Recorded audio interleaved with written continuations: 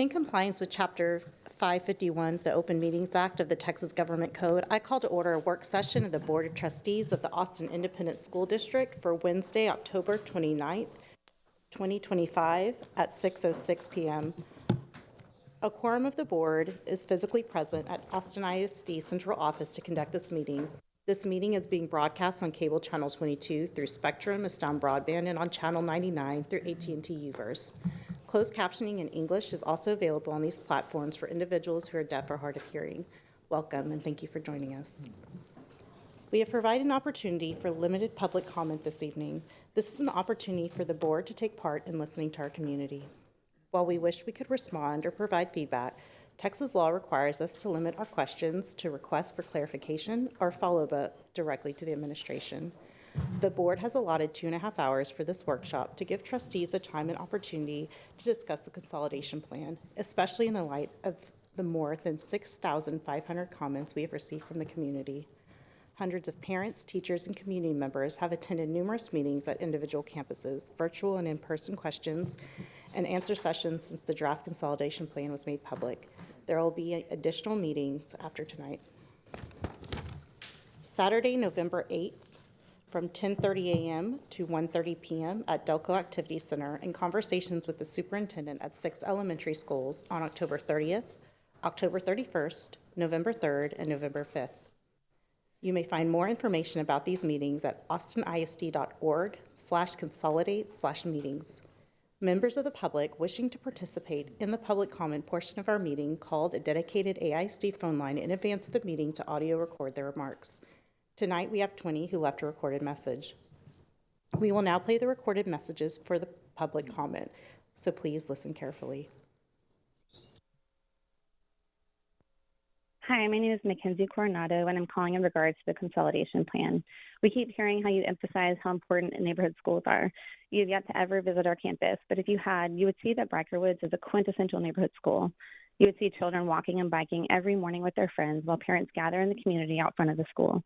You would see our neighborhood association meetings happening in our cafeteria in the evenings. You would see the neighbors having a football game on Thanksgiving Day on our soccer fields. Briker Woods as a neighborhood does not have a park, library, or meeting point. Our school is essential in this community, and it would forever change the historical nature of our neighborhood for generations to come if it were closed. We need a concrete answer as to why Briker Woods is closing. Our trustee has said that she does not agree with it being on the closure list. Lastly, we are very proud of our IB accreditation, one of which our own PTA is paid for. You all have planted a seed as if our new zone school could somehow transfer our accreditation or work towards a new one, but that's just simply not how the IB program works. Our staff and parents have gone above and beyond to make sure that our children are receiving the best education possible, and it seems as if our amazing program is somehow working against us in the eyes of TEA. Is this true? Thank you for your time and consideration. Hi, my name is Gracie Hines, and I'm a Bear Creek Elementary parent. Grisky is our neighborhood middle school and should serve all Circle C kids, including those from Bear Creek. The proposal fractures our tight-knit community, isolating parts of our neighborhood, including Avania, where I live. We already have a cohesive and successful feeder pattern where all Circle C elementaries attend Grisky and then Bowie. This should be a model of success for the district, not one that is destroyed. The rationale for rezoning Bear Creek to Bailey is to alleviate overcrowding at Grisky. However, AISD's own projections show Grisky's enrollment is trending down, and with our current zoning, will be only 87% full in 2029, making these changes unnecessary. It is short-sighted to say that Circle C has outgrown Grisky. Additionally, travel logistics and safety are serious concerns that our community has been incredibly vocal about. Switching to Bailey means longer, more congested, and less safe commutes, requiring use of a high-entry network road, highways, and potentially a toll road.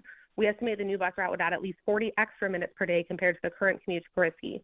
AISD should be focusing on improving enrollment at our schools to tell them, not moving kids around like pawns and making it harder for those of us who want to choose public schools to do so. Thank you.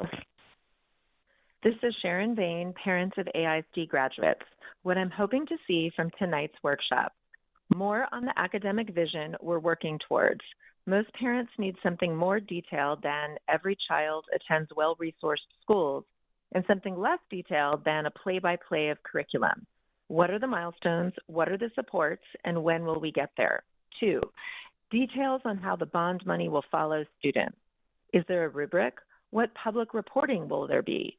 3, more specifics on the plan to ensure that special education students will continue to have access to necessary programs amid consolidations. 4, Can you explain with examples why some options are only options because consolidations and TAPs are being voted on together? And last but not least, what is the plan to bring more emergent bilingual students into the wall-to-wall schools once they move? Simply creating proximity is not a plan. Good luck and thank you. My name is Ben Hooten. I'm a parent of 2 Briker Woods children, and this consolidation plan has a fatal flaw. It ignores attrition. AISD is assuming Briker Woods families will simply accept reassignments, and I'm not sure what that's based on. The data contradicts this entire premise. Briker Woods is in good condition. The facility is sound. The community is engaged. You're closing a functional school during a capacity crisis where Austin is growing. Here's what actually happens. Families leave the district, not just Briker Woods families, but families across AISD who see that neighborhood schools can be closed arbitrarily regardless of condition or community. Every family that leaves costs AISD $13,000+ in annual per pupil funding, and when you multiply that by hundreds of families across multiple school closures, that isn't speculation. It's documented in every district that's tried this. You're not solving a budget problem, you're creating one. So my question is, how will AISD recover when this plan triggers the exodus that you haven't accounted for? Hello, my name is Maddie Caton. I'm a parent of a kindergartner at Briker Woods Elementary, which is slated to close. As a former ASD graduate myself, I'm strongly supportive of our public schools, and I want healthy community schools that anyone in Austin could access. The decision to send our daughter to an AISD elementary school was an easy one because we have an AIAB-rated school with an IB curriculum, the only elementary school in Austin with it, within walking distance of our house. This school is actively keeping kids in Austin and out of private and charter schools. And in surveys, 2/3 of our families have said that they would strongly consider leaving AISD if the school closes. This is not just a couple hundred kids. This is generations of Central Austin kids. They'll be more inclined to go to private schools because AISD has closed their neighborhood school. They have no proof that closing our school will save a single dollar. And in fact, taking into consideration attrition, transportation costs, and recapture, closing our school will cost AISD money. Closing good schools will push more kids out of AISD, leading to even lower enrollment overall and a spiral downwards for AISD. This is the last thing I or any other Briker Woods parent wants. Please do not let this be your legacy. Stop. My name is Catherine Lyons, and I'm a parent at Briker Woods Elementary. My comment is around the budget deficit and closing schools. This administration has already conceded that closing schools doesn't save money, and Briker Woods has provided research that backs that assertion up. Closing schools does not save money. It will not fix the budget deficit. There will not be money to support schools that are implementing TAP plans, and this district is sitting on hundreds of millions of dollars of real estate. The solve here is to sell property and take time to do real thoughtful analysis on how we can balance the budget going forward. I've heard that this is a Band-Aid. I love Band-Aids. I have kids. We use Band-Aids all the time. They prevent infection and further injury. And this plan is an infection for the district and will result in a loss of faith across our community. Please, please, please take a beat and reconsider this plan. It's not going to work. My name is Annie Edmonds. My son, Owen Edmonds, goes to Briker Woods Elementary School. Look, people are losing trust in our public education system, and this plan is going to spiral the loss of the trust. Families are going to leave AISD. We can't have that. We know AISD has a history of bad data, and we saw in 2019 that they did not get money back. We're going to continue to see loss of money. Data scientists have pushed this. We need the trustees to get this right and push AISD to focus on avoiding the TEA takeover and not pursuing this boundaries and consolidation plan right now. Do not let this death spiral of AISD be part of your legacy, trustees. We need to demand better data and invest in a process that will bring families to the district. Please pause the consolidation process. Please keep high-performing enrolled schools like Briker Woods open. It's such a special IB school. We moved to this neighborhood to send our sons to this elementary school. Please, trustees, get this right. This is not the time to invest in this consolidation plan. We will not save money through this plan. We need to focus on avoiding a TEA takeover. We need to focus on keeping good. Hi, this is Jackie Kelleher. I have a student in 4th grade at Bear Creek Elementary in the Avanya and Gray Rock Ridge communities.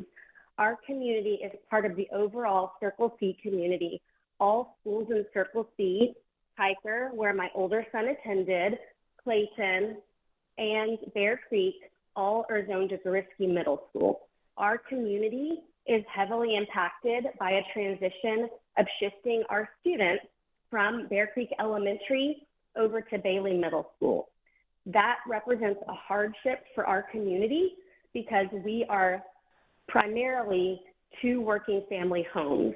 We need support from our community for transportation, for after-school events, to get our students to and from school just about every day. In middle school at Gariski, this means we have neighbors, older siblings, and other community members already at the school that can support our families when we need it most.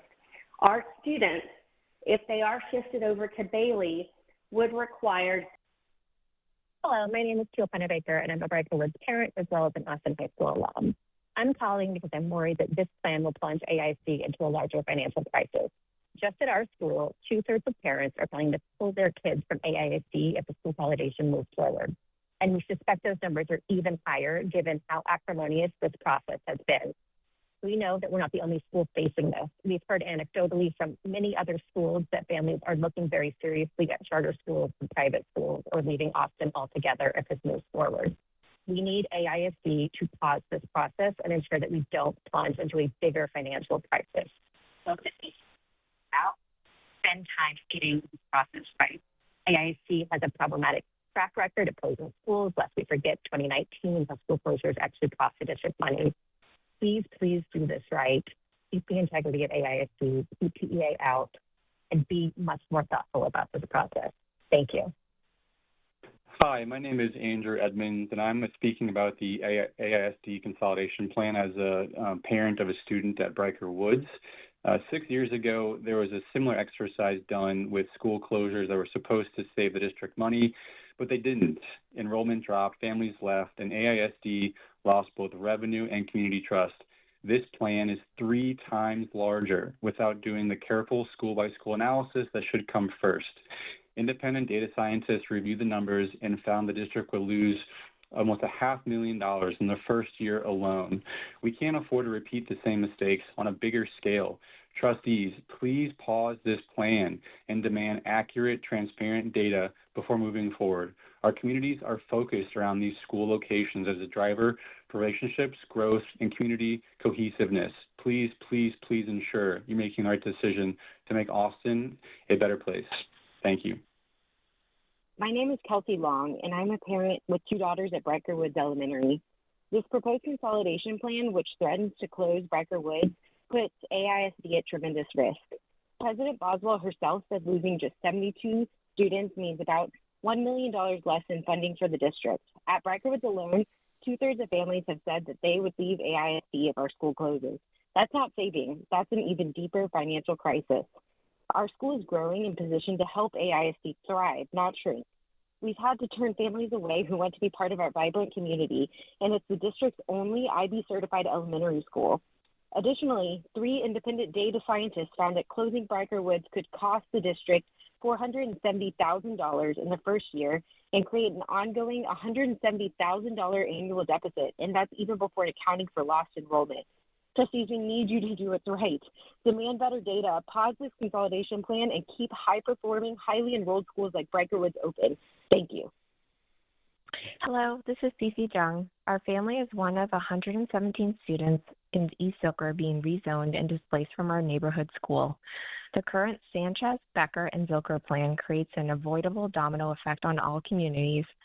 Why has it not been further explored to keep Sanchez open with a robust turnaround plan, merged Becker and Dawson together as a non-zoned wall-to-wall school to satisfy the goal of supporting the local emerging bilingual population, redistribute the Becker and Dawson zones equitably between Zilker, Galindo, and Travis Heights, and keep our East Zilker boundary in its pre-draft version. The draft recommendations create nonsensical disruption for all families. The proposed plan is vying to be season 3 of Nobody Wants This, except with confused parents, new plot twists, and no happy endings. Hi, my name is Caitlin, Caston. I am a mother of a child at Patton Elementary with another child that is not currently in public education, but I would like her to be. I have been involved in this process all summer from the beginning, and last night on the Q&A session, I heard some things that I really just do not feel like are being applied equally across the board. Multiple times, multiple members of the district mentioned that highways are being used as barriers and boundaries, yet my neighborhood, Beckett Meadows, and Western Oaks were moved under MOPAC to attend a new school. That is 8 to maybe 10 kids per grade level, maybe 50 families that already still choose AISD. The rest of our neighborhoods have chosen to get their education somewhere else. We have invested in AISD and in our community and in our schools. And we were told last night that the reason that our children are losing their friends and connection is because we happen to live between a school boundary that is too big and a school boundary that is too narrow. Those are the fault of the district, not. Hi, I'm an Austin ISD parent of 2 girls, and I'm calling today to urge the board to reconsider this draft consolidation plan that AISD has given you. Right now, AISD is at a crossroads, and we need to focus on the pending TEA turnaround. This has been a distraction from our students, from educators, and it's frankly not needed at this point. There is budget cuts to be made both at headquarters and at administration that can bridge the budget for another year. However, AISD is not providing you with those options because that would be hard for them. They want us as parents to do the hard thing. And I'm asking you as the board to ensure that you are our voice as public servants and that you tell AISD to decouple the TAPs from this plan and focus on our students, and we can come back with a community-based plan later on. Thank you. Hi, this is Melissa Brown. I am a parent of Sadie Brown at Briker Woods Elementary. And I just wanted to emphasize the hope that you guys will reconsider closing or not closing Briker Woods. We are an IB school. We have a great rating. We are a neighborhood school. And there's really no justified reason to close Briker Woods. We've done the cost analysis. It will actually cost the district money. I think in the first year, we've assessed that it will cost the district $470,000 and then an ongoing over $100,000 per year to keep that if you close Briker Woods. And there's really no reason to close it based on data. Like the rubric data that you had was incorrect as well. Because of all that, it is irresponsible and unethical, really, to close high-performing schools without any real justification other than optics, and that's kind of how it seems. So just want my voice to be heard. I look forward to engaging with the district more on it. Thank you. Good afternoon. My name is Laura Ramos, and I'm an Avania resident with children in 2nd and 5th grade at Bear Creek Elementary. While we appreciate that AISD may allow our current 5th grader to attend Gritsky Middle School, which is where they're now zoned, they would no longer have a bus, and this doesn't address our concerns for our younger child. You mentioned that Gritsky is being over-enrolled, yet GMS currently had allowed student transfers into the school. The plan also rezones kids from small to Gritsky, taking our kids away from the school that they're currently at. GMS enrollment is predicted to decline by ASD prediction reports. Why not stop the transfers at Gritsky and not move kids from small to GMS? Yesterday was also mentioned that bus routes will be decided after boundaries are set and that no one has driven the routes yet. That worries us because decisions are being made without understanding the true cost, safety risks, and daily impact on families. Many in our community have already said that they won't send their children to Bailey. So families are leaving AISD, and it's already affecting our Bear Creek enrollment. We want our kids to stay in AISD, but options like Valor, Veritas, Regents, and Eames are close by. I ask that you consider Pecan Springs Elementary as the new unzoned home for Austin's Montessori program, a school closer to the current Montessori campus at Wynn. Our Montessori community has built something incredibly valuable, a program where students are thriving academically, families are deeply engaged, and educators are trained and committed to the Montessori and dual language model. That continuity in staff, leadership, and students is what makes it work, and that continuity will keep it succeeding and growing. 84% of Wynn Montessori families live within 5 minutes of the current campus, including more than half of our transfers. 19 Wynn Montessori students already live in the Pecan Springs zone. Relocating the program to Pecan Springs would keep these families connected and sustain the culture that's already producing strong results. Regardless of the location of the Montessori, we ask that the district provide transportation for current WIN students to ensure accessibility and equity as the program transitions. Please commit to continuing the two-way dual language model that's the cornerstone of our success. We ask the district to identify specific recruitment resources so families in the new area know about this unique unzoned opportunity and how to apply. Thank you. Felicia McLean, Becker parent. In 2015, there were 83,720 students in public education here in Austin ISD, and in 2022, there were just 33,000 students.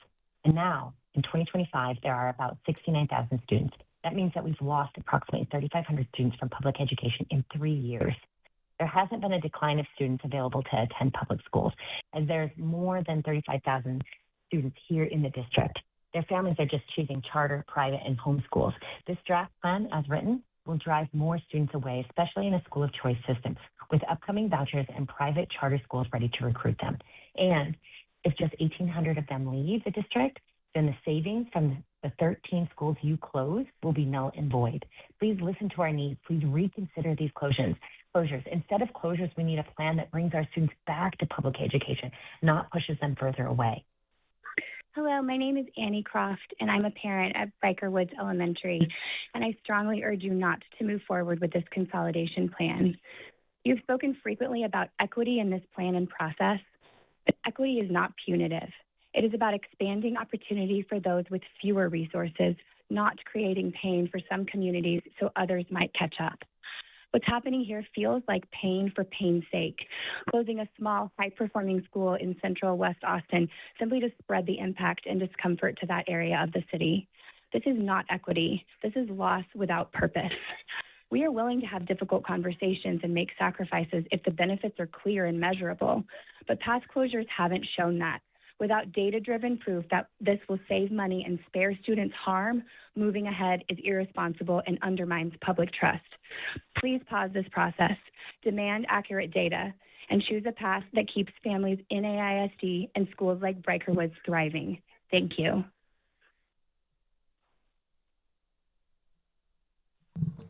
Thank you. Hi, this is Gerardo Coronado. I'm a parent at Briker Woods Elementary. I would ask of the trustees to take the time to get this process right and push the administration to get this process right, and to have the district focus on avoiding TEA takeover, and also maybe add some additional time to pursue a process that factors in student attrition, how many students the district may lose if this consolidation plan does proceed as it is proposed. And then also of the administration, I would like to ask who on the academic leadership team has successfully turned around a Title I elementary campus or facilitated a turnaround plan. If no one has, how is the district ensuring plans are informed by proven experience and facilities changes? Thank you very much.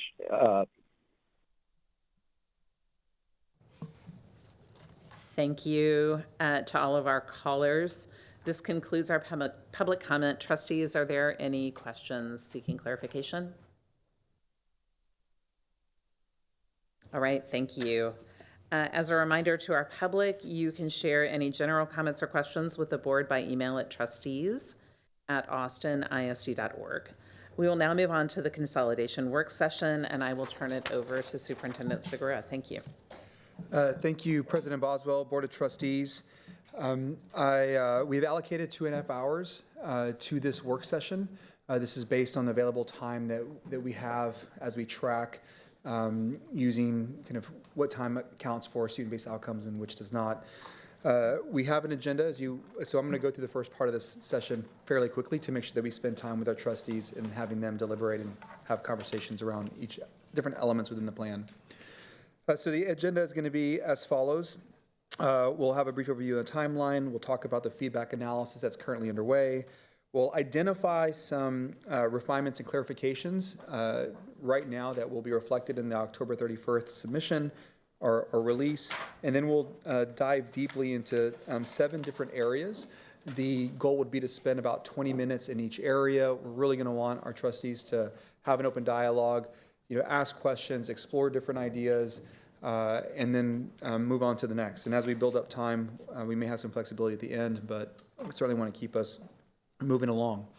And so as we move forward, you'll see different folks kind of come up to the table here and engage with the board. As we get going, we have Dr. Maxwell to my left, Assistant Superintendent of Academics K-12. We have Lakeisha Drinks, Chief of Staff.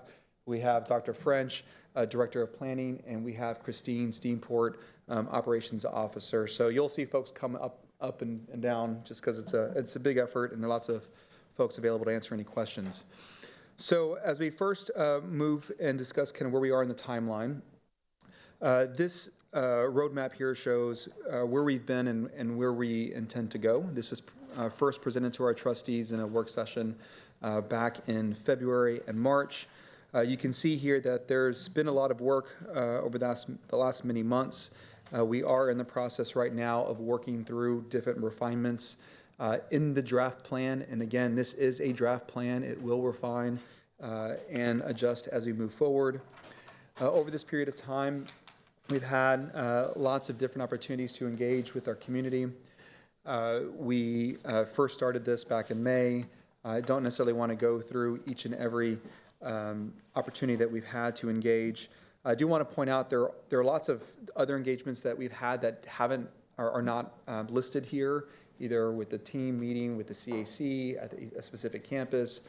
Many of these are by request. We're trying to be very responsive and be wherever we can to have those engagements to learn and to improve and to refine.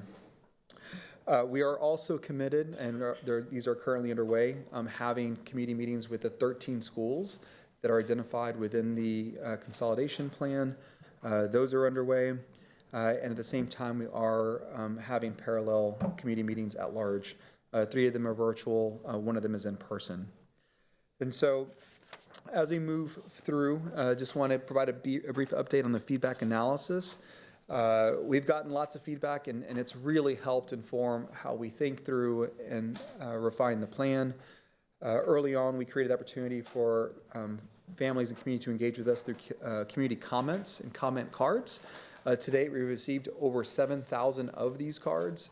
They're really great. There's lots of information in them. And I want our community to know and our board to know that each one of these is evaluated, it's read. We spend time thinking through what it means, what themes are coming out of the information we're collecting. We're providing responses, and as themes build, we will take action and explore, and then if there's an action to be taken, we will make those adjustments. We're also capturing information through these community meetings as well. As we hear things from our community or from our principals, that also comes into the process as well, and certainly this opportunity here as we engage with our trustees. As we move forward, one of the things that I want to do is communicate to you all as our trustees, as well as our community, some of those things that we've already identified and we know will be reflected in the next version of the draft plan, which is going to, again, be released here in a couple days on October 31st. I also want to note that I know it's Halloween. We are going to be looking to release earlier in the day. We're striving to release, early afternoon. I certainly do not want to provide an update late in the evening when our families are, collectively together, engaging in whatever they may be engaging with that night. But some of the clarifications are around transfer policies, transportation boundary updates, and programs. And so a couple that I wanted to share and just be really clear about was in the new plan or in the draft or in the update, you'll see a couple, and I'm going to read them out. I think it's really important that we list them. Continuation transfers will also include rising 6th and 9th graders if their feeder school has changed. So this is based on feedback that we got from our community around the fact that families plan. They plan to go to a middle school. They spend their entire elementary school planning to go to a middle school or a middle school to a high school, and to have a disruption take place in that last year is something we wanted to address. We wanted to be really clear and show a commitment to ensuring that those students, no matter what happens, have the opportunity to go into that school that they had been planning for all along. The next one, transfer students in a school proposed to close or have a program change will be guaranteed a spot to stay with their peers at the new school location. So this applies in multiple scenarios in the plan. What we're saying here is we recognize that families transfer into a program or access, say, a school or area at a school, and if that school changes, we want that student to stay with their cohort of students, right? Their friends, the families to stay together. And so we didn't have a mechanism prior to the initial release on October 3rd. We now have created a structure around it to ensure if a family chooses to continue on with the student population in the cohort, they're able to do so. The next one, pre-K students will be allowed to continue at their current campus. Just wanted to kind of be really clear about what that means, and that is a change. We can make that commitment, and we're very happy to be able to do so. This is a big one. Staff and sibling transfers will be automatically approved unless otherwise not approved by the superintendent. And so what I want to, when I'm out in community, what I talk about is I, as a superintendent, never want our families to have to go to 2 elementary schools to go drop a 3rd grader off and then go to and drop a 1st grader off. Like, that's not who we are. But I recognize that without having that clear kind of mechanism within our system to ensure it's an unknown. And so I know our trustees, whenever these appeals come up, we are very clear about not wanting to have that burden be placed on our community and our own families. So we kind of systematically address it in that way, but we want to be really clear. Like, this is going to be preserved. If you are a sibling, or you have a sibling in the school, we're going to automatically approve that transfer. When it says not otherwise approved by the superintendent, what I'm trying to call out here is that you may have a student that's at Ann Richards or at a magnet program. What we're trying to say is sometimes we do have transfer requests for siblings into that program. That's an application-based program, and that's different. So just wanted to make that clear as to why that was identified at the end of that statement. Students in attendance zones for new school-wide dual language programs will receive transportation. So when we talk about how we as a school district want to support school-wide dual language programs, we wanted to be really clear about the intention of placing them in Austin ISD, where we had numbers of emergent bilingual students who could support all dual language programs. But the one thing that we wanted to ensure is that these students had access, right? That's really what we're trying to do. Not moving the program doesn't ensure access. We wanted to go to one step further. We heard this from our community loud and clear. We've heard it from trustees. We've heard it from families. And so we have looked at it. We can do it. In this plan, that would mean Pickle, Sanchez, Wooten, and Odom. We would provide transportation for the students that reside in the attendance boundary of the new location. Does that make sense? Go ahead. The school-wise don't have a boundary, so they would be the current boundary of the school that's being. That's exactly right. Thank you. That's exactly right. And we kind of we're working through the words on the way to describe that accurately. But essentially, what we're saying is, the attendance boundary of the school, as you just said, that's receiving the program, we would want families in that attendance boundary where the emergent bilingual students live to feel welcome and to provide that access. And one way to help ensure it is to provide transportation, but within that attendance boundary currently. So the Sanchez would be the attendance boundary we would use, for instance, for that program. The next one, Jocelyn Language Immersion and Go Valley Montessori students will receive transportation unless within the 2-mile radius. If there's a designated hazardous area. This is not too much of a deviation. We know that district-wide transportation is already provided in many cases, but we want to be really clear that even with the move and with the changes that we're going to be able to provide and support that. The next one is current 3rd or 4th graders not enrolled in dual language can stay and participate in temporary English ESL strand at non-zone dual language campuses. This is really wanting to ensure that students who had been in the school still continue to feel welcomed and can stay in that school until they move into the next kind of school type, middle school, for instance. We've worked through it. We have a way to support that transition, and that will be reflected in the next version of the plan as well. And the last one I wanted to just clearly communicate was that The Mandarin instruction that currently is at Riley will be offered at Wooten. This is one of those things that we heard loud and clear. We went back to the drawing board. Given the accessibility of DOS, where Jocelyn is, we really felt like given the opportunity and if we could facilitate it, we'd like to do it. We've gone back to the drawing board and we can do it. So that's going to be reflected in the next version, which will be released on October 31st. So, go ahead. Sorry. Trustee Dad, what do you say? Just to back up, on the 3rd and 4th graders, would they proceed to the new feeder pattern of what their homeschool would have been? No, so once we move school types for all transfers, then they would go into the newly assigned feeder pattern if that's changed. Does that make? But I'm asking for if they're at the non-zoned one, are they going to go from where they would have been zoned? Yes. Okay. So the other thing, I'm not sure what happened on that screen, that I wanted to share is that we are going to be adding additional deliverables. I know when we uploaded our documents on October 3rd, I think there were 11 or 12 attachments. We want to be really clear about all the data, being very transparent. So we're going to update all those, and when you see the new version, it'll have a kind of open parenthetical kind of revision with the new date, so that it's very clear. This has been updated, this has been updated, this has been updated. Perhaps there's one or two that stay the same. I don't think there'll be many of them, but it'll be really, really clear to our community what's been changed.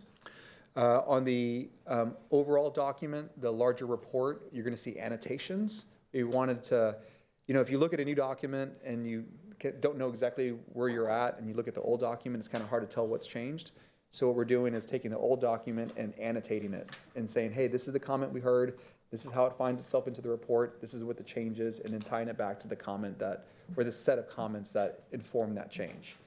And so that should help kind of connect and show to our community the work that we've done and how it's making its way into the document. We are also going to be releasing additional documents to include a couple attachments. I'm going to read them out. The academic framework addendum, which was previously a narrative or portion of a narrative in the report, that's going to be pulled out as a standalone document. Special education transition plan, the finance addendum, that was previously embedded. It's going to be pulled out to allow for the detail and not get lost in the larger report. And then enrollment and transfer policies addendum, just given how important that is, just having that be pulled out and be really clear, it allows us to make adjustments as we move forward and not be tied to all the other things that are in that larger report. Additionally, this is going to be a little challenging, but I think it's really important that we share the data that we've received from our comments. There's a lot of it, right? And we have to redact much of it because when people have shared with us, they're sharing with us things that are personal to them. And we don't want anybody to read a comment and from it be able to understand where it came from or who it is. So that's a pretty significant effort. We are committed to doing it. It's just, I want you to know that there's a lot that is going to be pulled out because of just what people shared, and that's okay. The comment card community feedback themed. So as you can imagine, we have over 7,000 comments, cards. You can group them in themes. Sometimes they're actually in conflict, right? Where there's, Matthias, what about this idea? And there'll be comments around this idea. And so what we decided to do was to theme it out as well. So we'll have the raw data, and then we'll say, this is what these sets of comments around this particular area said to us. Trustee Hunter. Yes, I asked to have access to that document to read all of them. Do we have access to that? I'm not sure if we've been able to provide access. I mean, we can. Yeah, we can provide access. Okay. Yeah. Do we know when? Perhaps by tomorrow, midday. By tomorrow? I think tomorrow midday, yeah. What I will say is, what you're going to see is a working document from us as well, because we're adding columns, adding responses, and it's building all the time. So it is a lot, but yeah, we're happy to provide feedback. What I was attempting to do is to provide it without showing, like, there's a lot that's deliberating in the cells to the right of the comments, and so we're trying to clean it up and just show you what the comments were opposed to all the different iterations, ideations after that we're doing. So that's kind of added to the complexity, but we'll make it public to you all and make it available. What goes public will have things redacted. Proposed changes tracker. So anytime there is a change in the plan, we are tracking it. We wanted to have that as a log. That'll be included as well. And then outstanding areas of exploration. I recognize that there are things that we're not going to be able to complete an analysis on or get to a recommendation before we have to go pencils down to update the document on the 31st. And so I want to be really clear about what those things are. You know, hey, this is something that came out of the work session. It's going to require some more energy. I'm exploring it. We are exploring it. And so it'll be communicated out as a cover sheet as well as an attachment to this deliverable that is still ongoing work. And so now what we're going to do is to transition to the next section of the work session and go kind of focus area by focus area. These areas were pulled from different conversations with trustees, different things that were shared with me. We are trying to find the things that really require discussion so that we can get feedback and then take the next step. This is based on kind of our pulling of information from our trustees as well as conversations we've had with you all and what we've heard in the community. I'm going to pause. I've said a lot. I'm trying to stay on time. President Boswell? So yeah, do we have questions? Anyone have quick questions about what we've heard so far in the adjustments? Trustee Kaufman? Yeah, I just have one quick question about the commitment to transportation for students in the new non-zoned dual language schools. Would that apply based on the same existing rules for transportation that they have now? Yes. Like a student across the street will not be wheeled over. It'll be the 2-mile radius and the safe Correct. safety. Okay. That's exactly right. If you could just be really clear on that. I don't want someone to feel that that's a broken promise if they're a mile away and they think they're going to start getting transportation when they didn't previously. That's a good point. Thank you. We can make it very clear. Okay. Thank you, Trustee Quintana. I just want to clarify that any recommendations or thoughts that are shared tonight will be a part of the draft on Friday? No. Well, so there's a lot in this, so it depends on what it is. So if there's something that comes out of this conversation that is a simple adjustment, and we can make that adjustment, and we can get it into documents, get it translated, then we will do it. If it is a bigger idea that requires more work, then what I'm going to do is make a statement and say, hey, for this part of the report, there is still work ongoing, and we'll release an update, over sometime in the next week to kind of pull that back in. There's simply just a lot that has to get done between the idea, the testing, confirming we can do it, the translation, developing the documents and posting the documents in a way that's accessible. And so that's why I want to be really clear about what we're continuing on. So there will be some things, but I can't say that all things, depending on where the conversation goes. Is that helpful? Thank you. Trustee Foster. Just for clarity, so as we focus, it's sort of kind of school by school and region by region, which is sort of geographic and so focused on the schools. Where do sort of bigger picture or sort of cross-cutting issues come into our conversation? So for instance, if there's ideas about the theory of action behind transportation and how it should be applied, that's not to one campus, that's kind of across. And there's a couple of other examples. So where do we bring that up in the conversation? I think if there's an area where you would want to kind of apply that or have that considered, I would share it. I don't want to have like a separate area to talk about everything else. Like, sure.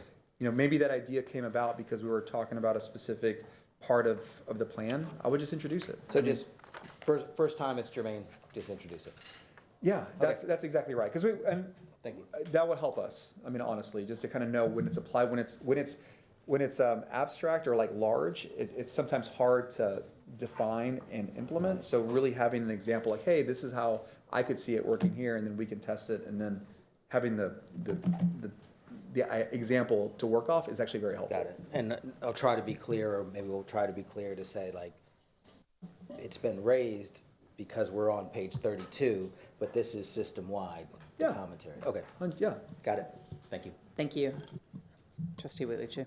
Yeah, just quickly, I want to say I'm really grateful for clarifying and improving some of the transfer policies. That I think they're very family and child focused, and I've been I'm excited that a lot of the stuff I've been advocating for is on here. So I do want to take the chance to advocate for another transfer policy. So we have, students who have transferred, staying with their group. Right now, the district does not have a policy that gives a child any preference in transfer policy if they were zoned and then they have to move. So as a teacher, I'd see that a lot where a child's, had to move to a different apartment when their lease went up. And even, changing a street can mean that that child has to go to a different school. And I know this is something that Trustee Singh has advocated for a long time, that with a charter school, they don't have to move to another school. And we've seen families a family gets divorced and now the child can't continue at their school next year. So I just want to put that out there. And then. So, just because this is helpful, would you expect that child to have lived in that attendance zone for a period of time? Would they have had, would they have to have been in the school already? I think a child who's in the school already. Okay, so a student is in the school, I'm in second grade, I move away because of some other extenuating circumstance. Maybe it's rent, maybe it's something. Be given a transfer priority because that's where I was previously. Be treated the same as someone who had a continuing transfer? Got it. Does that make sense? Yeah, I know. And I think that can come to our policy committee too. I think that would be a great thing for our policy committee to work on, so thank you. But I guess but once they leave that school, that wouldn't continue, just the way our other transfers don't, to middle or high. Like if you moved out of a boundary, then you wouldn't continue on to the middle school if you weren't already in that middle school. So yeah, I'd ask that they'd be treated the same as someone who had a continuing transfer. Got it. Given the same priority. Okay. Yeah, that's helpful. I just wanted some clarity on how to interpret that. Thank you. Thank you, Trustee Singh. But did you have another one, Trustee Willie-Chu? This is just a question that y'all might not have the answer for yet. With the split schools, how would that work with staying with the cohort? Because some of the cohorts are being divided in the current plan, and maybe that's being addressed that there are fewer students. Yeah, that's one of the things. So that's really going to apply to the students that are transfers in, right? So if you're zoned, then you're going to get the ability to go to the school that you're going to. If you're a transfer in, one of the things we're committing to is that you can go with the cohort. What if a school gets split 50-50 or 70-30? We would allow for flexibility to be one of the two schools effectively is what we would do. That's kind of one of those nuances. And so as we move forward, we're going to add kind of more clarity around the sub-bullets. But that's one thing that could happen. Thank you. Okay, now Trustee Singh. Sure. Okay, so I noticed that there's a finance addendum in additional deliverables list, so thank you for that. So I just wanted to request that in that financial projection, we have various models that have different assumptions that are from more conservative to less conservative, and acknowledge different scenarios for enrollment, different scenarios for transportation. All of these things sound great, but they do have a cost. And I think it's really important for the trustees and the public to really see that we may not get a whole bunch of money, saved in the first year or two, because we are making a shift. But, whatever the projections are going to be 3 years out, 5 years out, 10 years out, I think that's going to be really, really important for us to have public and documented. And in addition, a way to monitor that. That is not something we did after the 2019 closures, and it's really biting us, where. And I really want to not repeat, that mistake, and just make sure that we are very realistic with the public about what the anticipated savings could be, and when, and really do look at the enrollment, potential fluctuations in enrollment, and the additional costs of transportation in particular. Thank you, Trustee Hunter. Well, I was just going to say, one of the things, this is one of those areas that it's challenging to determine kind of the max and min of the sensitivity analysis, because there's going to be a disruption, and we recognize that. It's just, the certainty around 5%, 10%, 25%, and there's different school districts that have gone through this that have seen different things, and then we have our own experience with what we went through, right, in 2019. Now that was obviously right before the pandemic, and everything kind of went in a different direction, and so what we're going to do is do the analysis, and then at the end apply kind of a sensitivity analysis on it, being up or down. What I worry about is campus by campus. I think it's easier. When you think about the entire school district, the question becomes, well, what's the weight of vouchers? What happens if you actually begin to improve academic outcomes and stabilize schools in East Austin, in parts of Austin where they hadn't been previously, and you align feeder patterns? There's lots of arguments that you could actually see an increase in those areas as well. So there's both that I have to kind of work through. I really wanted to focus the analysis on the impact of the schools tied to these changes, and then we can add on top of it other considerations. It's just that second part is pretty hard to quantify. But yeah, we're going down campus by campus, so you'll see that in the version. I think sensitivity analysis is the way to do it. It's just the assumptions that you apply are everything.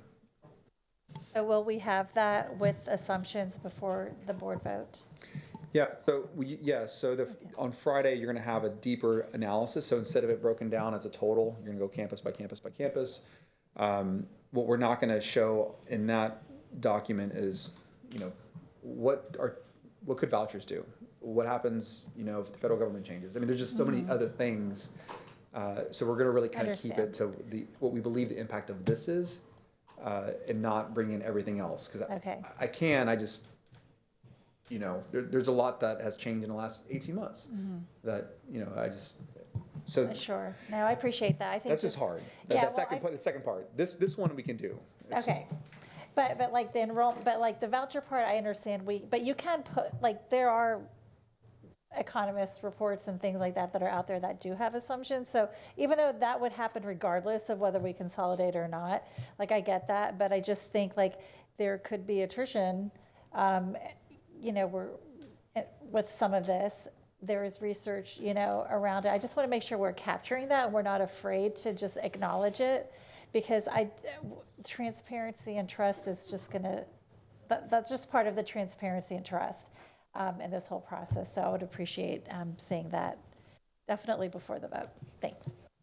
Thank you, Trustee Hunter. I was just going to say the ad hoc budget committee already asked for plus 1%, plus 2%, plus 1%, 5%, no, 1, 3, and 5%, and then negative 1, 3, and 5%. And I think those are really good, round figures that we could have. And so that they've asked for that. And they've also asked for the budgeting account of the 25 million. So I think when they share that with the budget, just share it with us. I mean, it's one task. We all see the same thing. Thank you.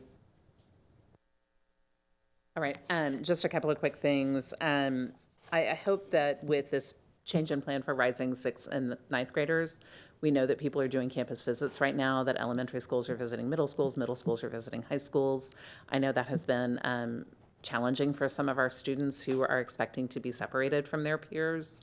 How are we notifying families that this change will be included, no matter what happens going forward, that those kids will have that option? I hope we're notifying those families very quickly, because people are in the midst of making decisions right now.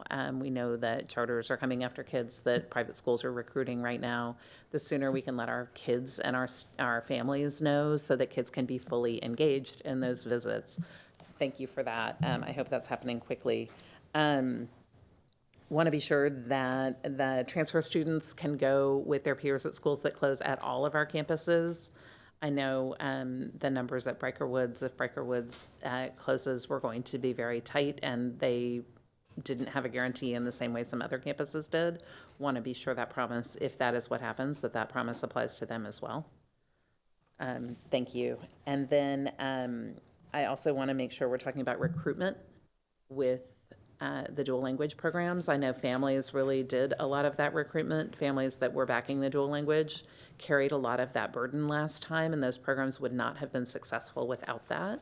and really want to be sure there's a robust plan for that. We've heard that loud and clear from families who were there 20 years ago when those programs were created and carry that history with them. Just want to make sure that is heard and planned for. And then, so the boundary responses, we're not going to talk about tonight, but we'll see on Friday. Is that correct? Yeah, if we did boundaries right now, there'd be Understood. 6. So on the back of the presentation, did we add some of the slides or we took them off? The slides should be printed. They're at the end. So we have examples of ones that we've already been able to address and accept at the way end, but going and doing it one by one. Yeah, I know we can't do all of it. Just want to be clear on what people expect because it's listed on the table of contents but not shown in the same way. So Yeah. just want real clarity because people will be wondering and asking. So thank you for that. And then I just want to add my voice to the financial information. I've asked quite a few financial questions that I know many of my colleagues have shared. That to me is a really essential thing to have ahead of a vote, and I appreciate the modeling. I know it's a wild card. I know that. But I think it's not going to be zero in either direction and really want to have that really clear understanding. And in addition, a really clear understanding of what this will and will not solve with our budget next year. I think we need to be really transparent with our community. This is an immense amount of disruption, but it's not going to close our budget gap. But I want to be really, really sure no one is taken by surprise when we get to budgeting and still have to do some painful things, more likely than not. And I want to be really honest with each other and with our community about that. Thank you. And appreciate that, President Boswell. And one of the things that keeps coming up is offset for turnaround plans, right? And I caution lumping all of it all together just because we don't save any money or we don't do anything and then we're still going to do the turnaround plans, right? And so I just, whenever we pull them together, I think it is not telling the whole story because there are lots of other things that we spend dollars on. It's not just the turnaround plans. It's not just transportation. So my preference would be to have both of them it's important to talk about them, share what they are and progress them. But if it ends up being that you're not saving money because you're spending it, well, we're going to have to spend it anyway. So that's something that we get kind of stuck on sometimes when we tell the story because it is going to be a cost reduction, but we're also, like we said, we're going to spend resources where our students have the need, where we have the need to spend. So that's one thing that has been challenging as we model this because there's been a lot of ask about, well, you're going to offset this, and the reality is, but we're going to have that expense regardless if we're going to be responsive to these turnaround plans. Thank you. I appreciate that. I want to be conscious of our time. I think Josh can help us. Oh, Trustee D'Odioste. Yep. Sorry, I just wanted to touch quickly on the special education transition plan for some of the outstanding questions that I know the community has. One, early in the discussion, we talked about locations for centralized placements and programming, whether, especially at the elementary level, like SBS and scores are not on every campus. And so just how those are dispersed on the district, within the district, but then also for the staffing assignment and, where students are going to be. I know families are already asking teachers, particularly at schools that we're closing, where they're going to end up. Yeah. And, they're wanting to track with that. And I think that also kind of affects when they have other siblings and whether the sibling's going to go here, the other sibling's going to go there. Just, how we're going to be able to look at that and give information that the families can then use to inform transfers or any other decisions they're going to be making. And I think ensuring that the staffing is going to kind of follow the student or the student's following staffing, like kind of how that piece is going to go. And then the last one, just, we're going to have to do a lot of ARD meetings in the spring, I'm assuming, and making sure that we're ready for that volume of getting those through, plus everybody else that had an annual due in the spring. Do you want to, I know we're going to be kind of tight on time. One of the things I will say is that we have spent a lot of time talking about transitioning students that have additional needs. And what we're going to do in the document that you see on Friday is kind of outlining the overall steps, processes, procedurally, what to expect and when. Each campus obviously is going to have a different different approach and strategy for that specific student group and student population.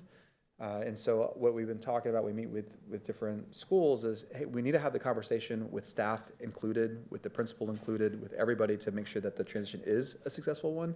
We had a conversation yesterday at Woodane that I thought identified some of the things that absolutely have to be in these plans.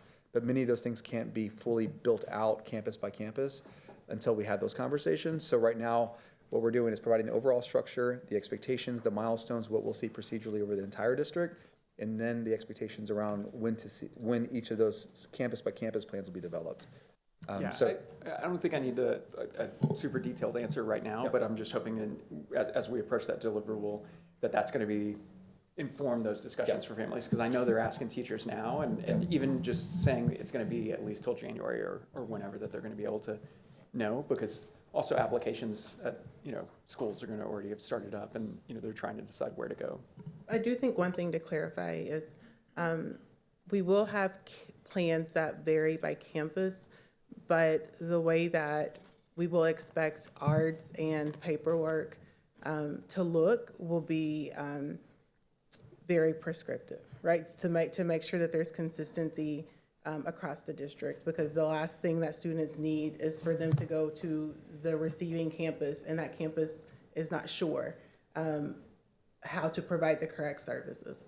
And so we talked to the vertical team leaders yesterday. Dr. Lee presented a draft of this plan to get their feedback.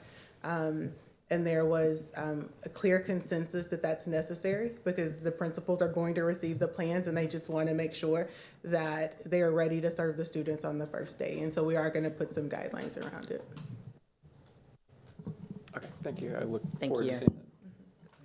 Can I just do a time check? I feel like we either need to continue asking general questions about these overall programs, or we need to go into the focus areas, but we will not have time to do both. I just want to make sure that we make a deliberate decision about that. So we have 2 hours-ish left. We have 8 focus areas. We had planned 20 minutes for each, but we had this conversation. I would propose that maybe we spend 15 minutes on each and go through. Do we think we're in a good spot to do that? And Trustee Foster, I see that you have a question. Do you want to ask it now or hold? Well, I think, not derailing, that's the wrong word, but I think part of what's happening is we know we're getting a document, and there are things that I want to ensure are in the document and actually have asked for them so that there's no upset later. Yes. So do I hold off on that or ask it now? I mean, as far as, so there's lots of things that we're producing as part of this next deliverable. Yeah. If there's something specific that you want to share with me, you can share with me now, it's fine, but also I'm happy to take it, because we're doing a lot to push this out, lots of updates that I've heard from not only the trustees, but also the entire community. I guess, so I'll be brief. To be clear, because this is responsive to literally dozens and dozens and dozens of folks that have asked for some specific things. One is that when it comes to the academic framework addendum, and I really appreciate you saying there's specificity and there's generals. There's things that's like universal, and there's things that's going to be specific. I would love to see, or my community would love to see specificity around the academic, like what's going on at Northeast, what's going on at Crockett. Some of that might be general, but some of it might be specific. So a granularity when it comes to the academic framework. I'll ask again later as we get into it, but around dual language theory of action, why school-wide, why not this, that, and the other, that be really clearly articulated in the academic framework. And then also, I don't know if this is another section mirroring some of the work you've already done, but some sort of from day one planning to implementation, something that tells us how's the community going to be involved each step of the way, and how the campus leaders are going to be involved, and how we are going to be responsive to our emerging awareness of shifts that are happening. Like this many new kids are coming to this campus. Folks are super hungry for specificity on, once we've decided, how are we going to ensure that we follow through really well? So I would love specific attention to that in the next version. Thank you. And Superintendent Segura, do you want to give us a deadline for getting deliverable requests to you? I know we are firing a lot of requests at you. There are lots of requests. All the things that Trustee Foster said are already in. I think I'm not going to go into it because Yeah, just give us a deadline for new things. Just and do it. I mean, tomorrow, tomorrow by close of business. I was Okay. going to say, not all of them are going to be in the 31st Yes. deliverable, but They'll be there by the 6th. I can review everything, see which ones actually end up becoming a whole deliverable versus modifying existing Perfect. deliverable or already in a deliverable. 'Cause Okay. So, yeah. Thank you. Tomorrow by close of business, so. Okay, thank you. I think it's also important to acknowledge there'll be a delay on translations. We hope to have them translated by early next week, but as we get more feedback, we have to apply it and then send it to translation. So I do think it's important for the community to know that, like, we are aware that it's not posted in Spanish, but it will be posted shortly. Thank you, I appreciate that. That's an important thing for people to know. I appreciate that. All right, we ready? And are we good with 15 minutes each? So we can get through all 8? 15 and maybe. Yeah, we'll do what we can. We can talk fast. All right, so the way we have this structured in the topics is we are putting basically what is in the deliverable already, which I'm assuming y'all have all read. And there's also just some additional data from the original rubric that was released in August. So this is here just to reference as needed. And we really just want to kind of remind how we got to the October 3rd proposal. So in our first topic is really talking about Sunset Valley. And so we've pulled up other schools. If there are other campus data points y'all want to look at or maps y'all want to look at, we have all of that pulled up and can kind of, as y'all have questions and discuss, I'm happy to pull up whatever would be helpful. Effectively, if we look at Cunningham, Joslin, Odom, Pleasant Hill, St. Elmo, and Sunset Valley, they have space for 3,200 students and only 1,900 live in this area. And so what we proposed in October was that, October 3rd, was that 2 of these are non-zoned and then 1 would close, being Sunset Valley. Odom and Joslin would be the non-zone options in this area. And this, I'm sorry, so sorry, yes, Dr. French, of but course. I really want to save our time to deliberate. Yep, I'm done. And so. That was it. Okay, Yeah, good. now, Thank and this you. is just a map. That was the last thing I was I going to say. appreciate it. Yeah. Thank you.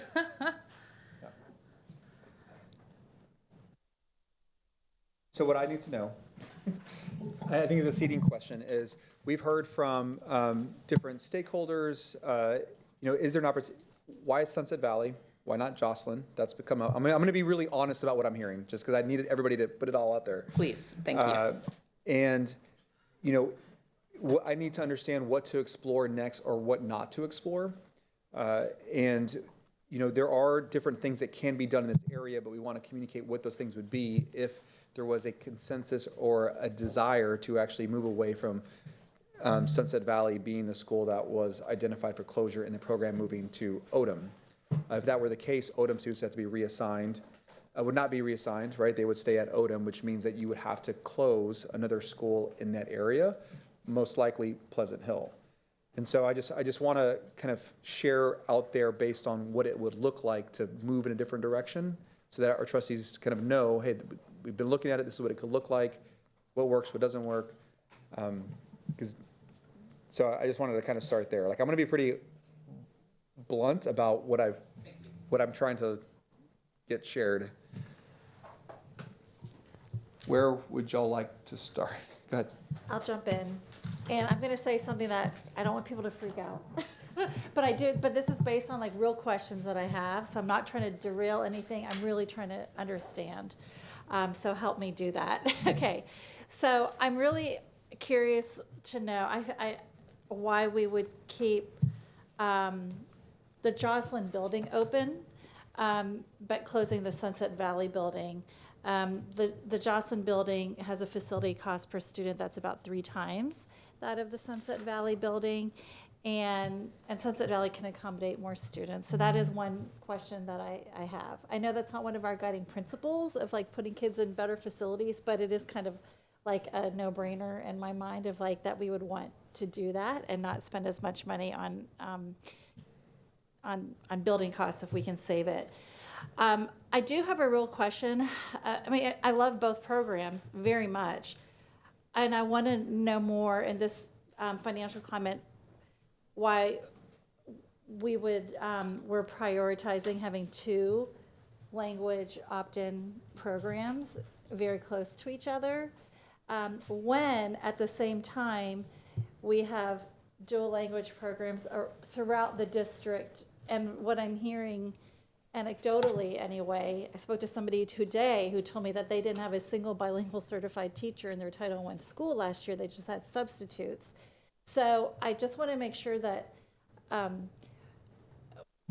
we're not creating wall-to-wall programs at the expense of programs that are already in neighborhoods, serving kids that are not fully staffed and not fully resourced. And I would love to see some data on that, like get a sense of like where we are fully staffed and where we're not. And so that's one thing.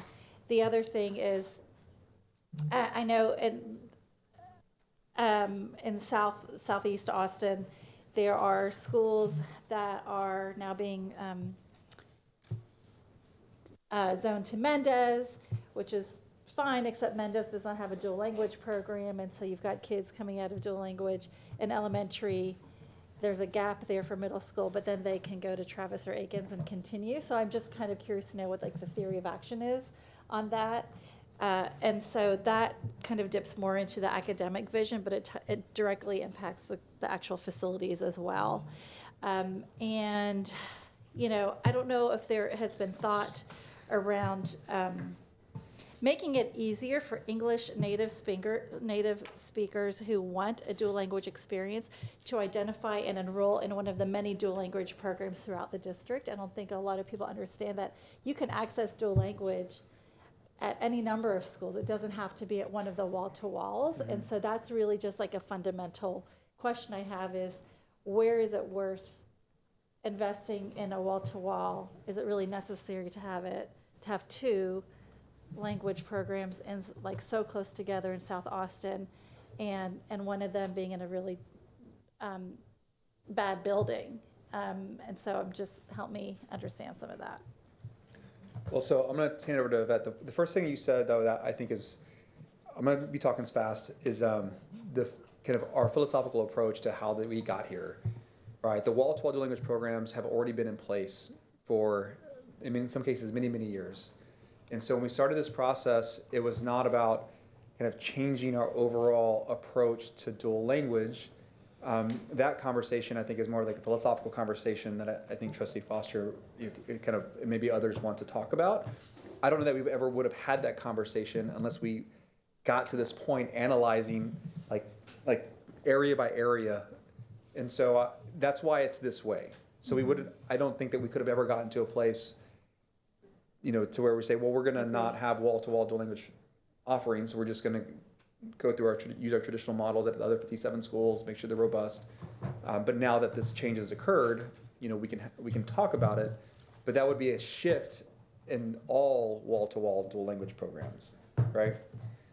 So when it comes to, I want Yvette to speak, but when it comes to Sunset Valley, I guess the question becomes, from the board consensus-wise, is that the question that needs to be answered and addressed? Because I don't even know how that would, what that would mean. I have to really think through from all the four what that would look like if we moved in that direction without. Yeah. Because I just want to, because if I pull that appreciate conversation into this, then I can't apply it to just Sunset Valley. Every one of them has to be applied to. Yeah, so the reason I brought it up for Sunset Valley in particular is because it doesn't involve a TAP.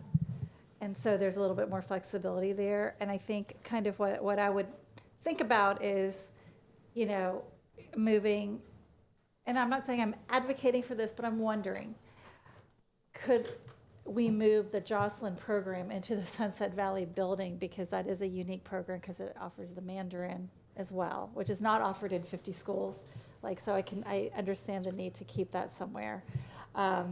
And then for Sunset Valley families who would want to have a dual language, access, they could access some of the other wall-to-walls or some of the other schools that would have that program. Now, obviously, that's hard because I love Sunset Valley and that community is very special. But I'm also worried about prioritizing a wall-to-wall when we have so much other need throughout the district for Spanish in particular. So thank you for that question. When we looked across, so there's also, when we think about, yes, the purpose of dual language programming is primarily, it's bilingual education for our emergent bilingual students. We also have a number of families, over 1,100 students, right, that have made a commitment to programming that are non-emergent bilingual as well. And so when we also look at locations across the district, there are many more dual language campuses in the north area, in that crescent, really the north area, than we do in the south. So in the south, there are not very many options for families that are non-emergent bilingual that would want to participate in a dual language program. In the north, again, there are many more options just because there are larger numbers of emergent bilingual students living in the north.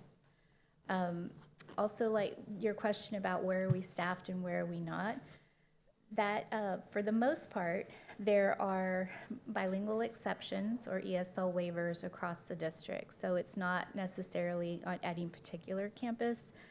There is one campus, it's probably the one that you mentioned earlier, that does have a very large number of bilingual exceptions and ESL waivers.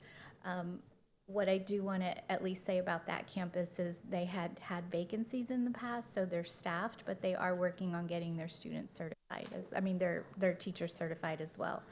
So when I look across all the campuses that have vacancies or across all the vacancies that have bilingual exceptions and ESL waivers,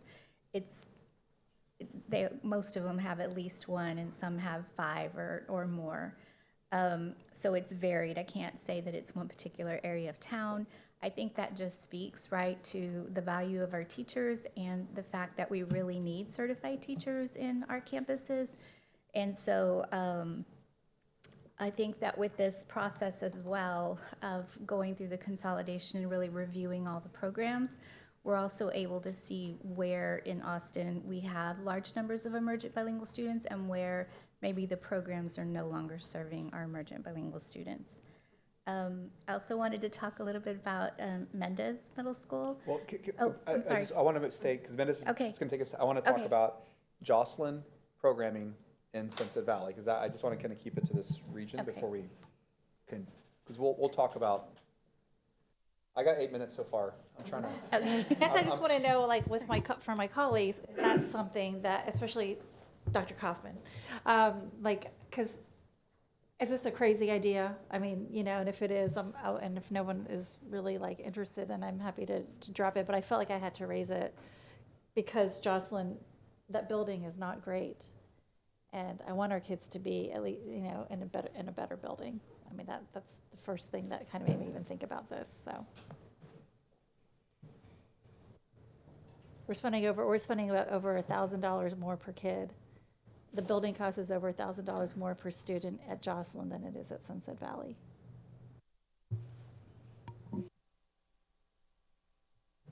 So can I just clarify, because I'd heard in the question is why Jocelyn, and I'm understanding some of the geographical stuff, but I still don't understand building-wise why Jocelyn. So what I would say is this is one of the areas where you could have gone kind of both ways. That's the honest truth. When we look at kind of where Sunset Valley is, the number of transfers that come into that area, its proximity against Ben White, neighborhood school versus other neighborhood schools, like what does it look like? And just kind of the need to take seats out of this geographic area. That was the school that kind of could be supported by Boone and Cunningham, also neighborhood schools kind of nestled in the neighborhood. And with a number of transfers, it just, being against Ben White kind of made it not as, what's the word I wanted to do for? It just, because you could have gone either way. It was really a function of the transfers versus neighborhood versus what impact you'd have to do elsewhere to actually pull the students out.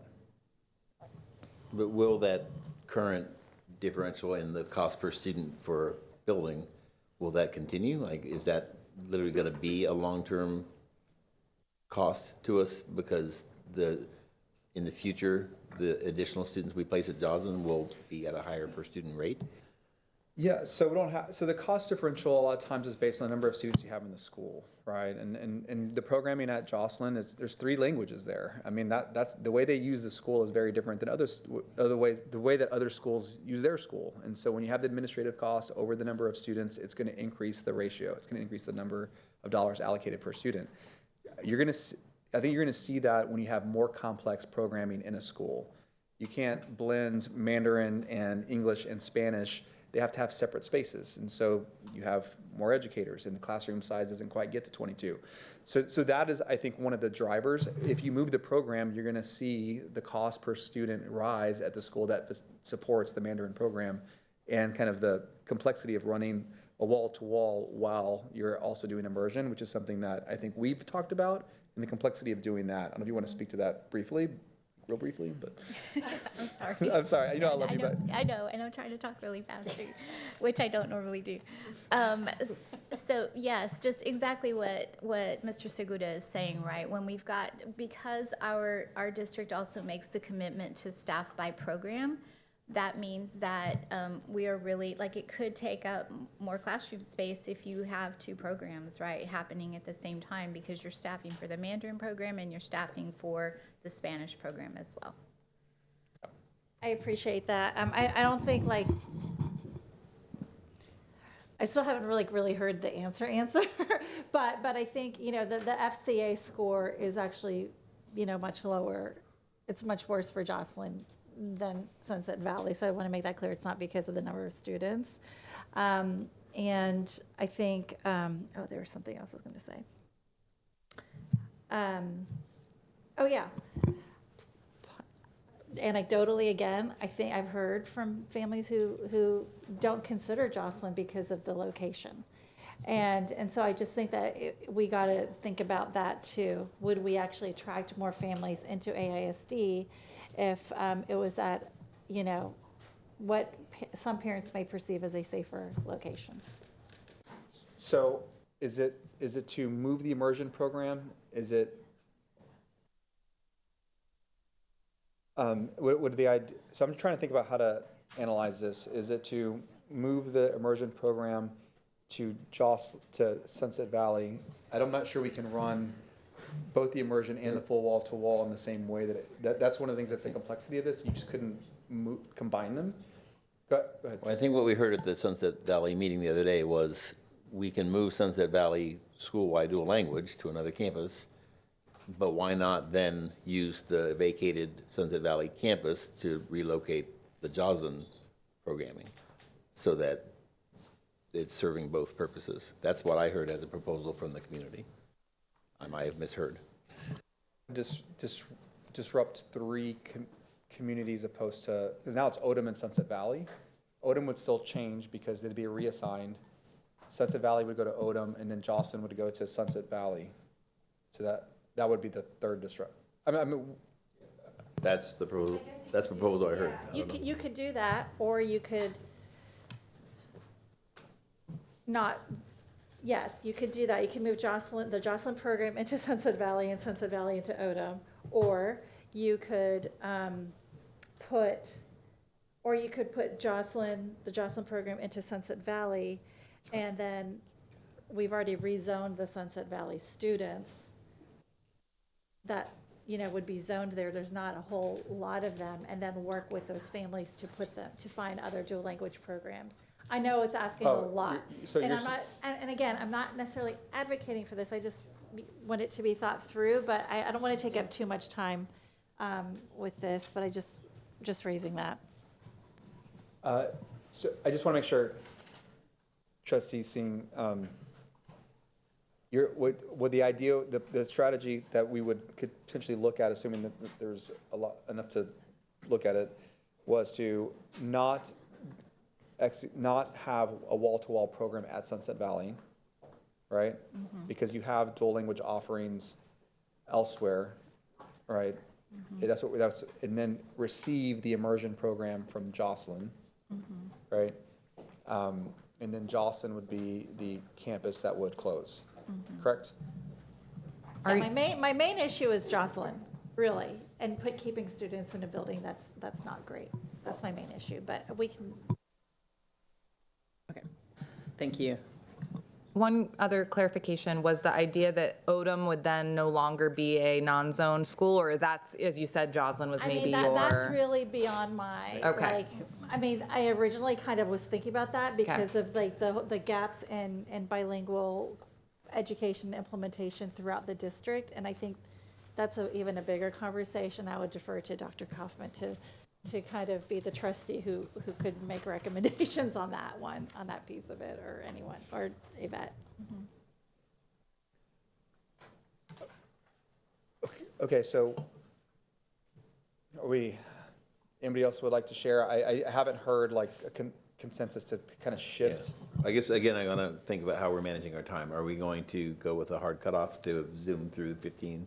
Or are we, because I've you been know told us, that we if can go till 9. I'm gonna start setting a 15-minute timer. We're at about I 18 think minutes we're on this. established to 15 minutes. I just kind of want to know, are we going to cut ourselves off, or are we going to do what we do, which is continue the conversations until we're done? I just want to get a sense if anybody else thinks that we should move Jocelyn's program over to, if we should close the building of Jocelyn instead of the Sunset Valley building. That's pretty much what I think would be helpful for the staff. That's what we need to hear. That would be helpful. That's the question. I am absolutely committed to having our kids in safe schools. I'm also committed into properly communicating the reality of our schools so we don't have misconceptions about safety. I find it hard to believe that our students at Joslin are in mortal danger every day they go to school, when the times I've been there, it's been a robust, lively, wonderful place to be, and I've been there many times. And so when we hear the concerns raised about it, I think those concerns are very real. But I wonder whether the conditions that people are concerned about are accurate. And so I guess I would just want to leave it in the hands of our administration. I trust that everyone who's running our schools and serving our district wants our kids to be safe and healthy. So I would say, make sure our kids are in a healthy, safe school. And I would leave it at that. So, okay. I mean, that's helpful. I appreciate that. You're going to bring a recommendation to us. I don't have any concerns about the current recommendation. Trustee Singh obviously does. So whatever you guys work out, and for me, whatever's in that recommendation is what I'll make my decision based on. I agree with the points that Trustee Kaufman has raised. I also would say that I did not have issues with the initial recommendation, and I've received a lot of feedback from Joslin families, because that's a campus that I represent, about how they feel about the recommendation. It seems to be, with some of the minor adjustments that you mentioned at the start of the meeting, that they're acceptable. I would be concerned about a pivot at this point and proper engagement with the Joslin community, because they're operating with, same as Sunset Valley has, a certain expectation of what's been proposed so far. There was something else that I was going to say, and it left me. That's the end. I'm not going to die on this hill. So. All right. Okay. And I would say Trustee Gonzalez's opinion carries a lot of weight with me. He's closest to the issue. Thank you. Thank you all. All right, another. Okay, so we have a few different slides of data for this one because there's lots of moving parts. This was one proposal from October 3rd that solved a lot of different things through one move, and that's what we've talked about a lot in this, is how everything's connected. So we had heard from the community that we want to maintain Montessori, but they also have 3 unacceptable ratings and a TAP, so we needed to move them or do something as part of their accountability requirements. We also have more seats in Northeast Austin as well as in East Austin. And so there's data here on Wynn and its surrounding campuses, which fed into those decisions. And then the next page has data on where we propose to relocate that Montessori program to Go Valley. Part of this move also allowed us to move it to a part of town that has twice as many seats as there are students. So it was an opportunity to keep a school operating as a school, because we just don't need as many neighborhood schools in these parts of Austin.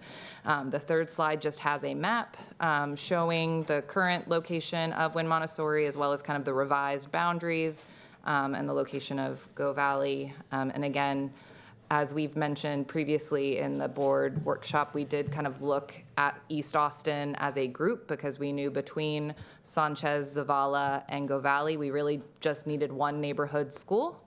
And so that was why Zavala, because the remaining students that live in that area live close to Zavala, that was initially selected. There's other data points you have that we can discuss and look at. And I'm leaving it to y'all. I have a question. You've mentioned the community wants Montessori. So we're displacing a community an entire neighborhood school for a boutique program. So I guess my question is, in this, how sure, because Wynn has a waiting list of 200 or whatever in the location that it is now. Do all those people want into Montessori? Have we like checked that out? Because displacing an entire community for this program and then people don't show up, even if they do show up, displacing a community for a boutique program, I really struggle with. And I love Montessori. I did Montessori. International House of Children, weird name, but great place off of Far West. Love sending my kid there. But I'm just really concerned with the pressure that we are up against with TEA, because I'm gonna be honest, and I don't mean any disrespect, y'all don't do a good job. Like Bridget worked her butt off, and everything she did on her own, because we are not set up to support Montessori. We're not doing it well, right? And so, I mean, no half measures. This is supposed to be getting it right. So whatever you put, again, in the plan, what the administration decides is what I'll base my decision on. But I am just telling you now, I have a lot of concerns about, are we fixing a problem, creating more problems? Like, will there be a domino? So, and that's all I'm gonna say on that piece. Yeah, I'd like to just echo those thoughts on, I just don't, I haven't seen clearly how the Montessori can perform well in a high stakes testing environment in the state of Texas. Like it, I also worry about displacing Argo Valley families. You know, when they fought to have a modernized building and then now, you know, potentially could not be able to go to the school that they fought so hard to be in. So yeah, those are my concerns. Yeah, so just briefly, when we started this process, what I heard from the conversations we had with various trustees and within the community was that there was a desire to have programming that was desirable, right? And there was evidence that it was desirable. I agree with Trustee Hunter that we as an organization haven't been figured out how to support one of 116, right? Which is kind of what is happening here. And so we have to do a couple things to support the program if we continue on. At the time we started this process, I had not heard that there was ever a desire to move away from Montessori. I'd heard the opposite, in fact, that we wanted more Montessoris in Austin ISD, that there's a desire to have that programming in Austin ISD. Obviously, I don't want to expand something until we actually get it right. So in an effort to address the weight of the turnaround plans, position the program to be supported differently in the district, we needed to relocate it and kind of rethink how we as an administration support Montessori. And with the added idea of not wanting to overburden closures in any one part of Austin, the solution was to move an unzoned school to East Austin because you have a surplus of seats. Originally, we had considered Zavala. We had considered other schools, and it really was really a conversation around, well, Zavala had been an historic school. You know, should it be Go Valley? I've heard now from community, and I understand that. Like, this school was built for that community, and now we're displacing that community. That's not necessarily what we would like to do. But I need to communicate that if we do not move a program there, then we're going to be faced with the reality that you're going to have lots of under-enrolled schools in this area, which may lead to a closure without the program. So that's where the tension between these two things come. And so I'm really looking for our trustees to share with us any ideas, because we could move it to Zavala. We could move it to Ortega. That could work. Keeping it in the area, which is something I've heard from different folks, there aren't lots of schools that are available that don't have taps themselves. So that's not necessarily going to be an option. I heard Pecan Springs has a tap. Sorry, I'll stop. Sorry. I just have a quick question. Is it possible in a school in an under-enrolled area to have two programs on one campus? So Dr. Maxwell and I have talked about this. I'll certainly let her speak, but it's kind of become, if you're going to do it all the way through. Splitting it up either by grade level or by strand kind of creates a really complex system within a school. I don't know, Dr. Maxwell, because that's really the guidance that we've been working off. Yeah, so and we've had this conversation, I think, in a few areas, but 2 programs within one school does present some pretty significant challenges to leading those programs and really setting them up for success. So we've seen some challenges with Montessori, even when everyone in the school, all the teachers, community included, all the students, begin to support and understand and learn how to use that program and become more successful with it. Having that on top of a traditional program, I think, does definitely pose some challenges. I think there, even if, having two strands of it, what I think would be almost impossible. If you had, I think we've had some questions around whether or not we could do Montessori at the early levels and then more traditional at the upper grade levels. That becomes a little bit of a question on how early and how long the Montessori program lasts. I think we've spent an entire year talking a lot about foundational and how important it is and what we're doing in K2, both in literacy and in math. That is where some significant, it's not just the tested grade levels that it's a challenge at Montessori, it's the foundational levels as well. They have first, second, and third grade. I know that could probably look a little bit different, but they have first, second, and third grade in the classroom together. What first graders are learning for foundational skills is significantly different than what third graders are learning for foundational skills. It's simple phonics and then actual more difficult word analysis in third grader is a good example. And so doing that within the same classroom has some real challenges for teachers and being able to perform at the rigor and the level of the standards. If it were younger, if it were just second grade right before that, I think also we have some challenges with first and second grade not getting some of the same foundational skills in Montessori that we do see in structured literacy and in our numeracy program. What Montessori does right now is they work very hard they're working harder on their systems to integrate those into the early classrooms so that they are set up for success as they get older and older.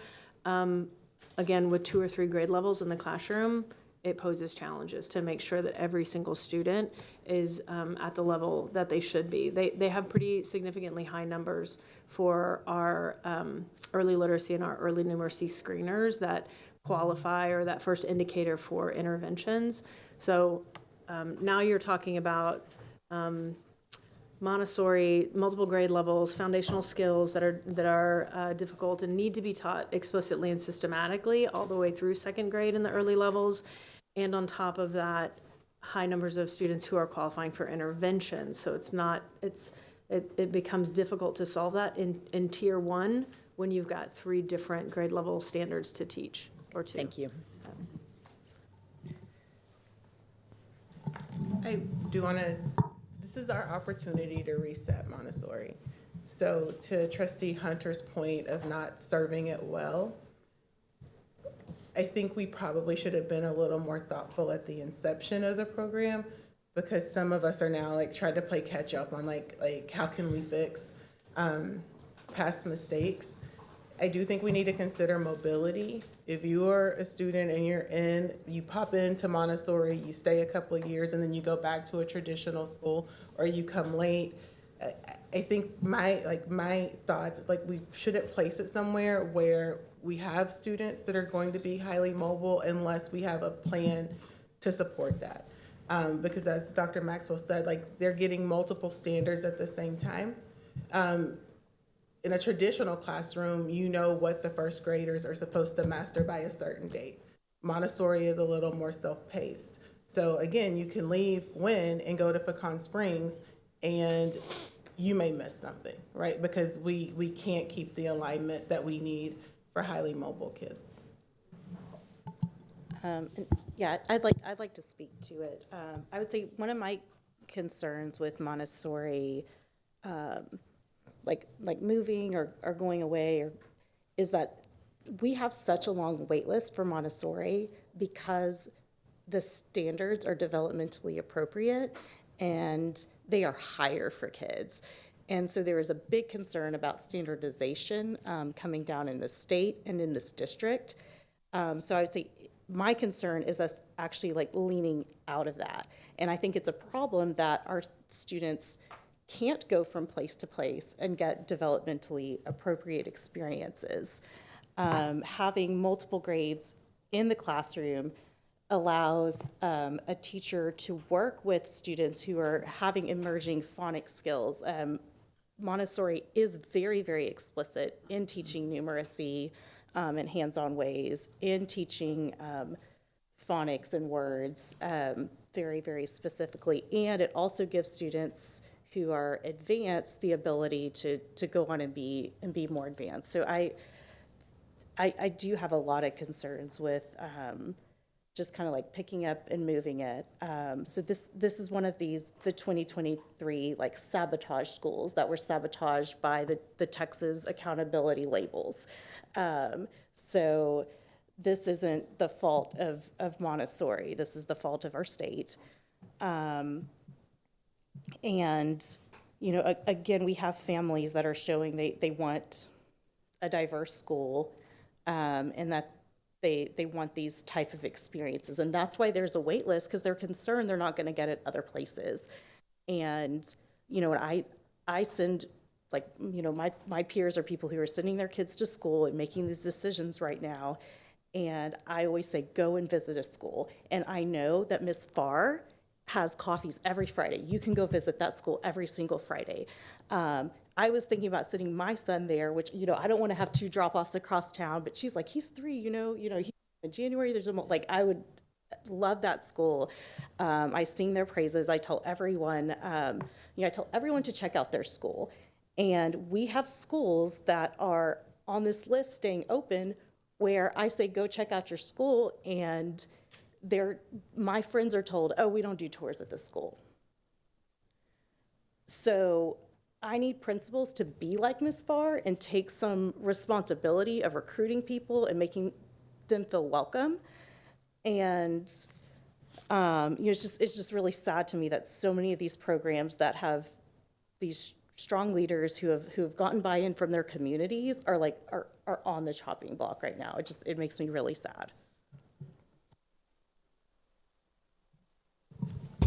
So then what I'm hearing is if we don't put a non-zone program in this part of town, we'd have to close more schools in this part of town. Yes, that will, yes. That's one of the reasons that we did it this way. If you're gonna move to a place to keep the school open, a school open. Have we considered other programs aside from dual language and Montessori? As far as movement into this part of Austin? For non-zone? Well, the wall-to-wall dual language program moving to Sanchez, so Sanchez, Zavala, Go Valley, Ortega, they're kind of all in this strand just north of the river. That would be the other one. I wouldn't want to introduce a program that we don't have already successfully thriving in Austin ISD. Launching something at this point to me is very risky. And as Trustee Whitley Chu said, there's something already very desirable. I think it's an opportunity to reset, do it well. I think the question becomes, you know, is it Go Valley or is it a different school? I think that's the question, because what I keep hearing and I agree is that you built a school for the community and now you're potentially going to displace those students. The reason it was chosen this way, not the other way, is because Zavala is a historic neighborhood school. So there's a lot that kind of, there's no school that's going to be, you know, it's just hard. But that's why the trade-off was there. And we're at 15, not that I'm trying to cut the conversation off, just time check. Thank you. So this one is exceptionally challenging for me from both angles, and I'm calling both angles our Montessori model and a historically rooted, multi-generational community that is saying, wow, this is going to happen to me again. I have challenges on that side of the equation, but I'll just focus on the Montessori piece for a minute. So I had asked couple weeks ago about the viability of Montessori in the context of the state of Texas accountability system. And as Trustee Whitley Chu pointed out, you know, there's a great extent to which the labels that are being given have not to do with the beauty and power and effectiveness of what's going on in the building, but rather a failure of articulation. Montessori and so many features of our accountability system just don't mesh. Ms. Drinks, you talked about a reset. You wonderfully and beautifully and troublingly showed us, walked us through just how complicated all of this is. Before we talk about student mobility, there's so much. I guess the nuts and bolts question is, well, what's the answer to my question? Is it viable? And if it's viable, I haven't heard anything to indicate to me that Montessori is viable within this framework. I know there's some places across the state that seem to be doing it, but as attested to far and wide, you have a really strong principal, you have really committed families, you have a lot going on well. I don't know what the student mobility rate is, but I'm sure that's a big part of the equation. Is this viable? Is Montessori viable, especially school-wide, up and down the line? So in an effort to support Principal Farr, a couple of years ago, we had a conversation, and I said, if we can find a school in Texas that is zoned, it meets accountability, and all of the things, we will go. We will find it, we will go, we will see what they're doing, and we couldn't find one. Most of the Montessoris that we found in large urbans are magnet or they are application based.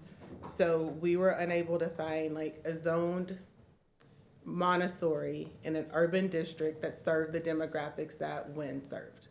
Again, that was a conversation we had about a year and a half ago, so maybe there's been some evolution, but at that point, and again, the disclaimer was that they're meeting accountability, right? And so it kind of goes back to your point, Trustee Foster, we have not found the sweet spot of navigating that, and it looks like our peers across the state may not have either because we can't find one. Again, maybe we overlooked it, but I also had CDA because they track districts across the state. We sat with Carolyn before she left, and we just looked up, again, Montessori's in large urbans, again, that are zoned. Real quick, have you reviewed the list that Nikki Schubert sent with urban districts with 80+% poverty with A and B ratings? Have you seen her list? Does that include that you looked at those schools? We have, and I know, again, I looked, but I asked Principal Farr, and I know that she goes in and she turns over every stone, and the last response she gave to me was that she couldn't find one. But at the end of the day, if we can find one, we are open to the successful model that they're using. But at the time that I had the conversation with her, we couldn't. And just to clarify, that was part of the reason why we're proposing it being non-zoned if it were to maintain, because that is one of the common denominators of it working in other districts. All right, so, this is important. Okay. All right, so there's a part of this that I'm going to try to say carefully, lest it come off differently than I intend. In the example of the magnet ones that are successful, so we can say non-zoned, we can say magnet, is it the case that the resourcing of the kids and families is significantly different? In other words, that the Montessori model, which is a beautiful model, also in the experience statewide depends upon a level of stability, food security, housing security, just less challenges, and then on top of the less challenges, greater supports because a family has a capacity to sort of pitch in and contribute this way or that way. I'm wondering if there is not a socioeconomic dimension to the successful Montessoris. I have the list here. So we have Dallas ISD, Ida B. Wells, Montessori, 65%. Economically disadvantaged has an A. Buckner Terrace Montessori, Dallas ISD, 86% economically disadvantaged has a B. Thank you, Nikki, for this list. Montessori Academy, Dallas ISD, 76% economically disadvantaged has a B. So what would you say is going, because you've looked at these schools. Yeah, So what would you say is going on what we did is there? we took the list, like Trustee Whitley Chu is reading from, and then we dug into the school's website to see how to go to the school. Like, if I want to go to the school, like, do I just enroll? And most of them took us to an application. And we did this not too long ago, probably right before Carolyn left. And we look, there's one in Aldine, there's one in, I think A-Leaf just started one, and everyone took us to an application. Again, it's possible that we missed one, but I would say a significant number, it is somehow tied to an application. So that which is in itself expression of a form of capital in terms of capacity for engagement, navigating an application, et cetera, et cetera. Although it's really useful and interesting information that we have examples of the low eco-dis in a critical mass and success. And then what low eco, like what schools with extremely high amounts of numbers of students who are economically disadvantaged are doing well in Austin ISD that aren't Montessori? Right. And when I go to the Austin ISD enroll page, it says start application. So when we go to Austin, it says we have to do an application to go to any Austin school. So I think that analysis would have to be a little deeper into understanding what their policies are. It wasn't the district application. Some of them were like the TEA charter school application. So again, it wasn't, like A-Leaf's wasn't like, I just want to enroll my child at A-Leaf. When you clicked on the link for their Montessori, it was, again, like they used the template that TEA provided for charter applications. So I'm hearing a back and forth on this, which is a very interesting and informative back and forth. And then another layer for me is the number of plans we are trying to execute and execute well. And I guess where I'm falling is that there's an extent to which we need to reduce complexity, and this is our one, the Montessori, and it requires different from Central, different types of support, all things that probably are things that every school should get anyway, by the way, and yet we have so many constraints on us. I'm still in the place, and this is, I guess in a sense why I'm here, and also why we're not always popular. I'm just not seeing it. I'm not seeing that this is a good way for us to go, giving that it is not a substantial reduction of risk. It does require a great deal of us. It's incredibly complex, and we haven't gotten it right yet. So I don't know where the conversation goes from there. Yeah, but We're at 25 minutes. I'd love to just, I wonder to what degree, I really like the idea of trying to be the district that does get really developmentally appropriate, ambitious education right. I give the example of Travis Heights Elementary, which is a real cross-section of our district and leads hard into project-based learning, even though they have to do a really heavy lift to make it work. And they have some of the strongest scores for some of our highest need students of any campus. They do extremely well. And I want to be the district that tries to get that right. I hate the idea of displacing a neighborhood school. It also is notable to me that you say something would be recommended for closure in that area. I think those are things that we need to kind of reconcile, the what and the where. and wonder if there might be a different location. I'd love to kind of explore that, or at least talk with Go Valley families and find out what they might be looking for. And then I think the next question I have is it the dual language Montessori together that may be adding those extra challenges? Because we are also not doing an extremely good job at many of our dual language campuses.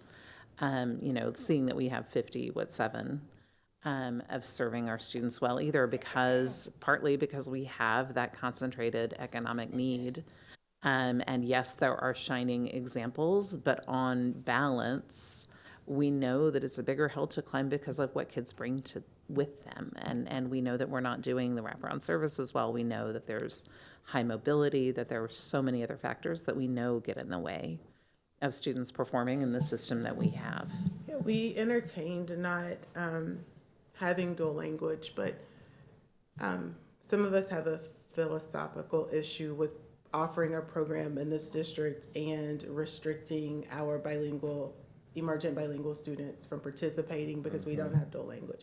So basically, we put families in a position to either opt for Montessori or opt for dual language if we don't offer that. It was definitely a point of discussion. I will say some of the proposals that we've worked on with Principal Farr included, like when it's non-zone, you have more control about making sure your ratio in dual language is aligned. You have better predictability of the number of sections and teachers you need to support dual language, whereas now, since it's a neighborhood school, anyone who qualifies for dual language that lives in that zone has to receive those services. So it makes it very difficult to plan year to year. So that is something we have discussed.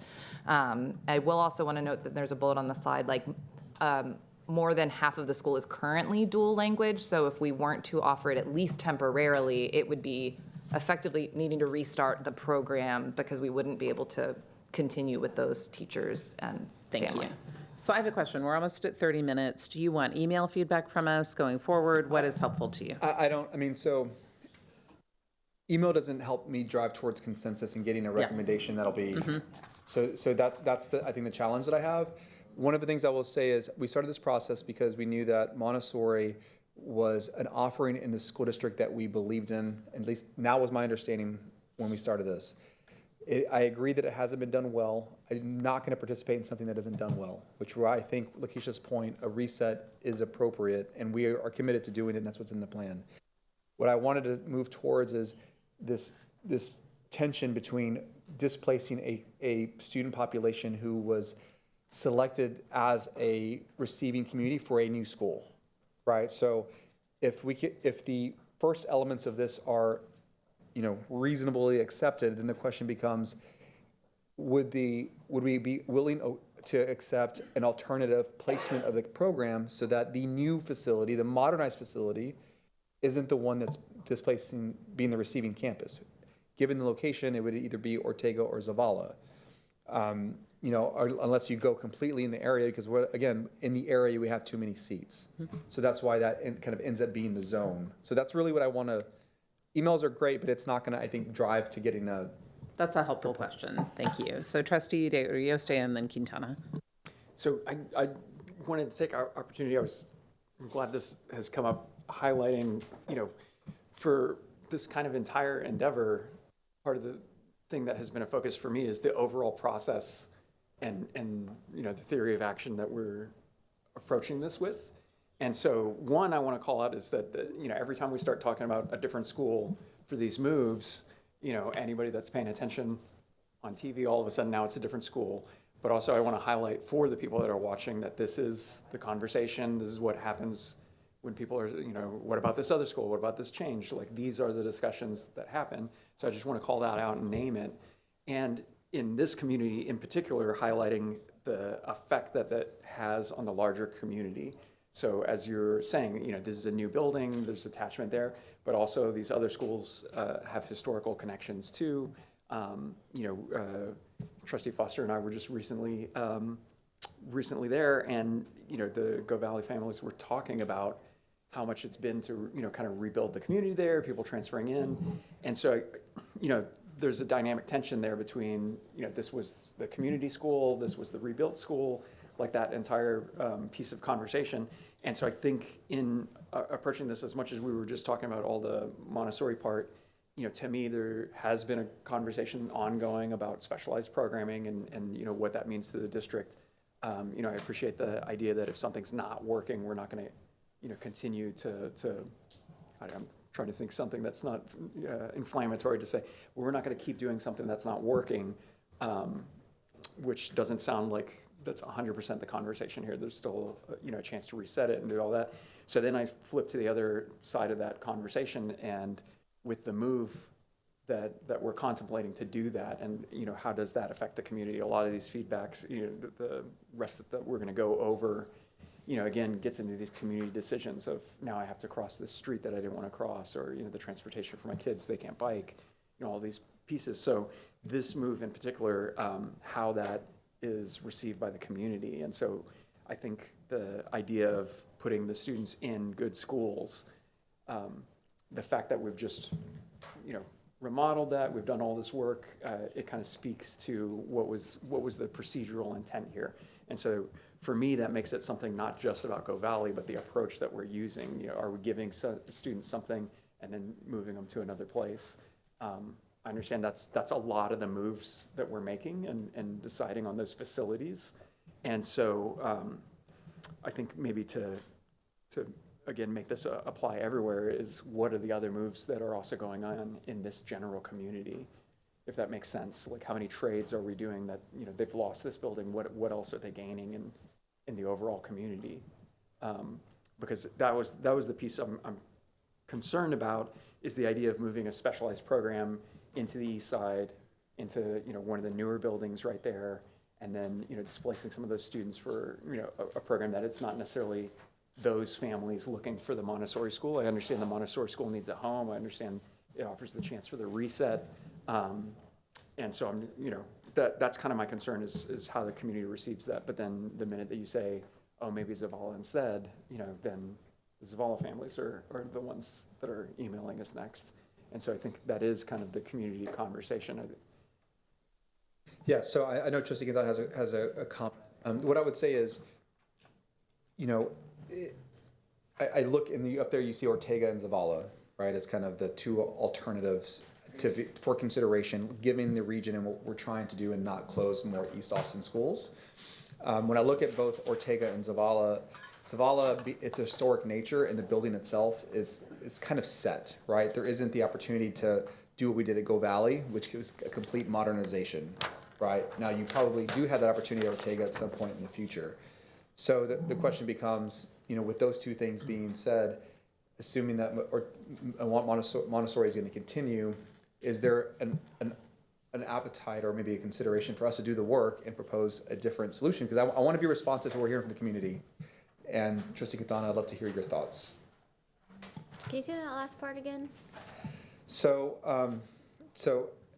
right now, one of the things that because Go Valley was modernized in 2017 by way of the 2017 bond program, and we don't want to displace, we're hearing not to displace community who that school was designed for and vision to support. If you look at the alternative site locations in the area that still remove the number of seats, then you have Zavala to the west and you have Ortega to the east. Given those two schools, if you think about future investment, one of them would support a full modernization, the other would not. So Zavala, its historic nature, the fact that it's confined, like adjacent to the Pan American Center, it's not essentially what you would see as a complete, modernized facility. So long term, if you were to look at each one of those, I would take that into consideration as well. Does that make sense? Like Zavala, it's a historic building. Like we're not ever really going to have the opportunity to completely modernize it. You could have that opportunity with Ortega in a future investment. So should that weigh into the future placement of a Montessori program? If so, I would potentially place them in a location where the building is fixed, the location is not likely going to have to ever be torn down and rebuilt. And if you were to do that and go completely modernized, it would be for a modernized neighborhood school. Does that make sense? Like that, I'm just trying to project out, again, future investment, future bond, future things, but I want to limit moves downstream. So I just wanted to offer that. I think that would something else to consider. Yes. I don't know. I'm not sure I'm quite following. So we would want to move the program to Pecan Springs. I'm sorry, not to Pecan Springs. Zavala to or Ortega. Or Ortega, because there's room there to modernize the facility. If a full modernization like what Go Valley experienced is not going to be available at Zavala in the same way it was at Go Valley because of the historic nature of that building, right? Yeah. But you could do that at Ortega. Yeah. So if you're going to rebuild a modernized facility, you might have that be for a neighborhood school, meaning that you would pick Zavala because it's unlikely to be able to support a full modernization. Okay. I'm just trying to kind of forecast and kind of share what is likely to happen in future years to limit whatever it's worth. Yeah, I appreciate that. Yeah, I guess I would like to see something that puts, I guess, the Montessori at Zavala. I can't think that far in the future with bonds and modernizations, especially because we don't know what our enrollment numbers are going to look like to even support doing that. I mean, Lord, I knock on wood, God forbid that we're back here having this consolidation conversation in the next 5 years. So yeah, I think I'd like to see, how it could work at Zavala and just how we can, make sure that we're not displacing the Zavala community, that because it kind of feels like we're just moving it from not displacing one community to displacing another community. And so I'm not sure, what that would look like. I know we talked about buses and things like that, but yeah. So then if families didn't want to go to Montessori at Zavala, they would go to Go Valley? Correct. Go Valley. So the map you see on the screen would effectively not change. That gray area that is currently zoned to Zavala, those same students would instead, their neighborhood school could be Go Valley, and Zavala is the non-zoned Montessori. So this boundary wouldn't change? Yes, the boundary can remain the same. It's just which school is serving which program. Mm-hmm. Okay. Okay. Okay. Trustee Singh, for 40 minutes. Okay, so, I'm kind of, what Trustee Foster was saying does resonate with me, so I appreciate the conversation. I think if we have to keep a wall-to-wall Montessori in the district, then I would not want to do it at Go Valley. Like, that's probably like my biggest thing out of all of this, is like, Go Valley has 36% of its students are special education. They don't have a TAP. I think, Well, like. they don't have a 3, they have a 2. They have a 2 UA tap. Oh, 2 UA TAP, but they're not at 3. They have a 59. I think they're gonna get over that hump. I agree. No, they I don't will. wanna mess with a school that's doing okay. I'll be honest, it's a brand new school, great community. It's not under-enrolled.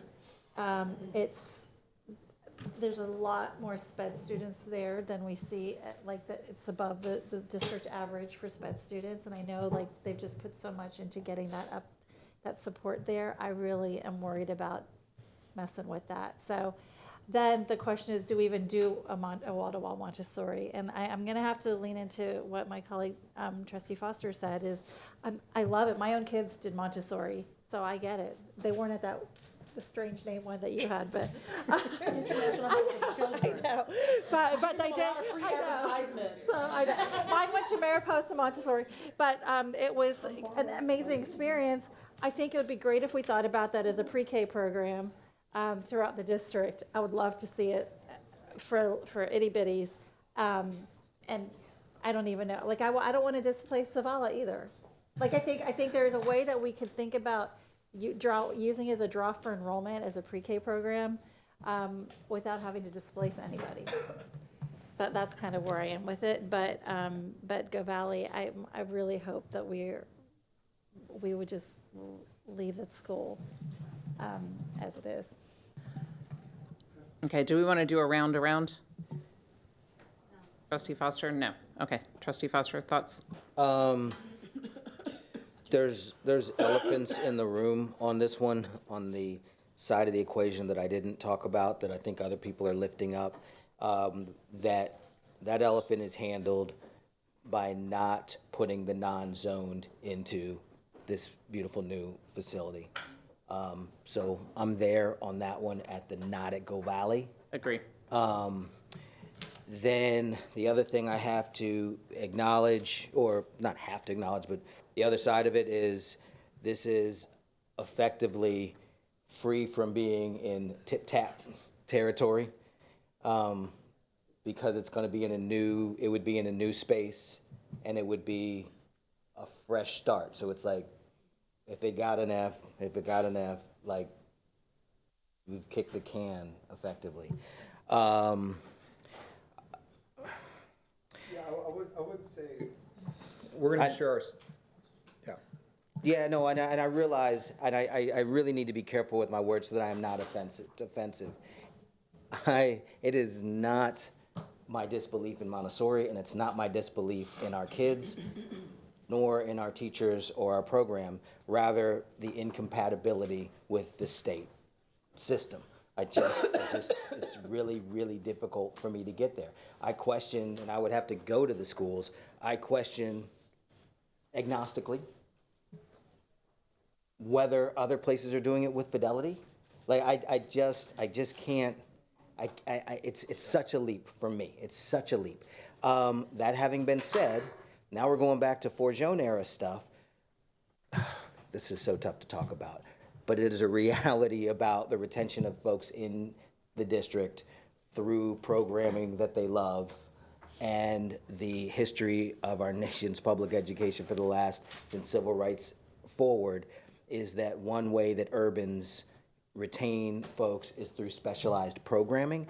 And then that's really cool, but the specialized programming invariably ends up trending towards inequity. We don't have the national models or instances where it doesn't, so there's like just so many pitfalls, so many dangers.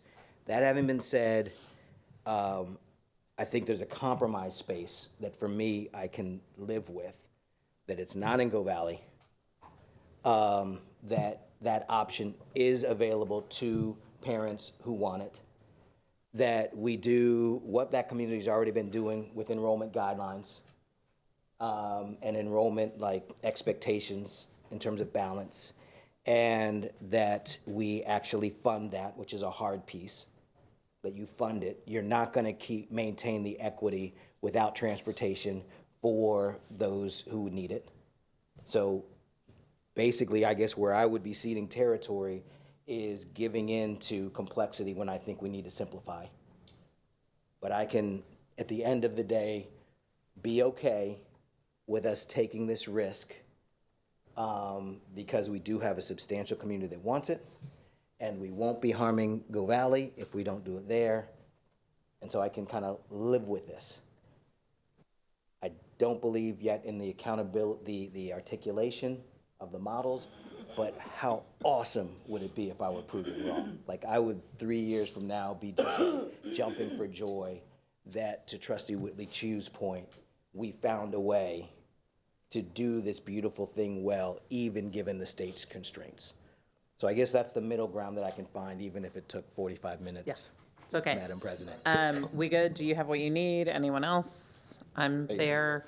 I just want to add quickly, please do not place a program in East Austin that does not have a bilingual program. Yes, thank you. With you. Okay, moving on. We're going to extend our meeting a little bit. Let's try to really keep it to 15 minutes if we can. Thank you. And I know I just want to say this is not the way to go about this. And I really want to take a couple of our precious minutes to speak up about the system we are expected to operate under, and that it is not a system that makes room for something that we're having to navigate with a funding crisis, an accountability system that changed rapidly a few years ago, and the economic need that we have and the need to serve our students well. Doesn't acknowledge the good work that the administration is doing and the progress that's being shown, and we're in a situation that is very difficult we should be able to talk about this as long as we need to, and I'm sorry that we're having to manage our time this way, because this all deserves this and so much more. Thank you. And our community members have 1 minute to make comments on these very important issues that are dear and near to their hearts. I think we can try to hold ourselves to the same standard and have a 1 minute comment each, which would be 8 or 9 minutes per topic, and we could get through a lot faster. All right, next one. All right, got my minute timer. All right, we're talking about Northeast Austin feeders. So effectively, this is looking at the boundary for Marshall Middle School and which elementaries feed into it. What you see on the screen is some of the logic that went into initially selecting what you saw on October 3rd. There were the 8 elementary schools that we considered because those were the 8 that were assigned. So that is Andrews, Blanton, Harris, Jordan, Norman Sims, Overton, Pecan Springs, and Wynn. And so we looked at Marshall is literally in Blanton's boundary. It is also our furthest comprehensive middle school east. So that brought in Overton, Jordan, Pecan Springs, which are on the east. And then we just looked at, well, how many more students could we fit? Norman Sims can all fit because we were really prioritizing no splits. That was what we had heard at the time. Harris and Andrews are closer to Webb, part of their new boundaries. So that was why they were assigned to Webb. But we have heard from the community that they were very disappointed to see that Northeast Austin was being split up. They saw this as an opportunity to bring together Windsor Park and University Hills. So we have looked at an alternative that we wanted to present to you all today and get feedback on. We did have a focus group with some Northeast Austin families that represented many of the schools of the 8, which just informed this approach. Just what you see on the screen on the left is the current October 3rd plan. The caveat, what you see on the right does bring Andrews and Harris south of 290 into Marshall Middle School. So it does introduce a split for those elementaries. Those students that live south of 290 would go to Marshall. Those that live north of 290 would go to Webb. It also sends Norman Sims to Keeling instead of Marshall. So those are the 2 changes in this. That does unite Northeast Austin at middle school. It also, when you see this from a percent utilization based on who lives in this zone, it will look over full.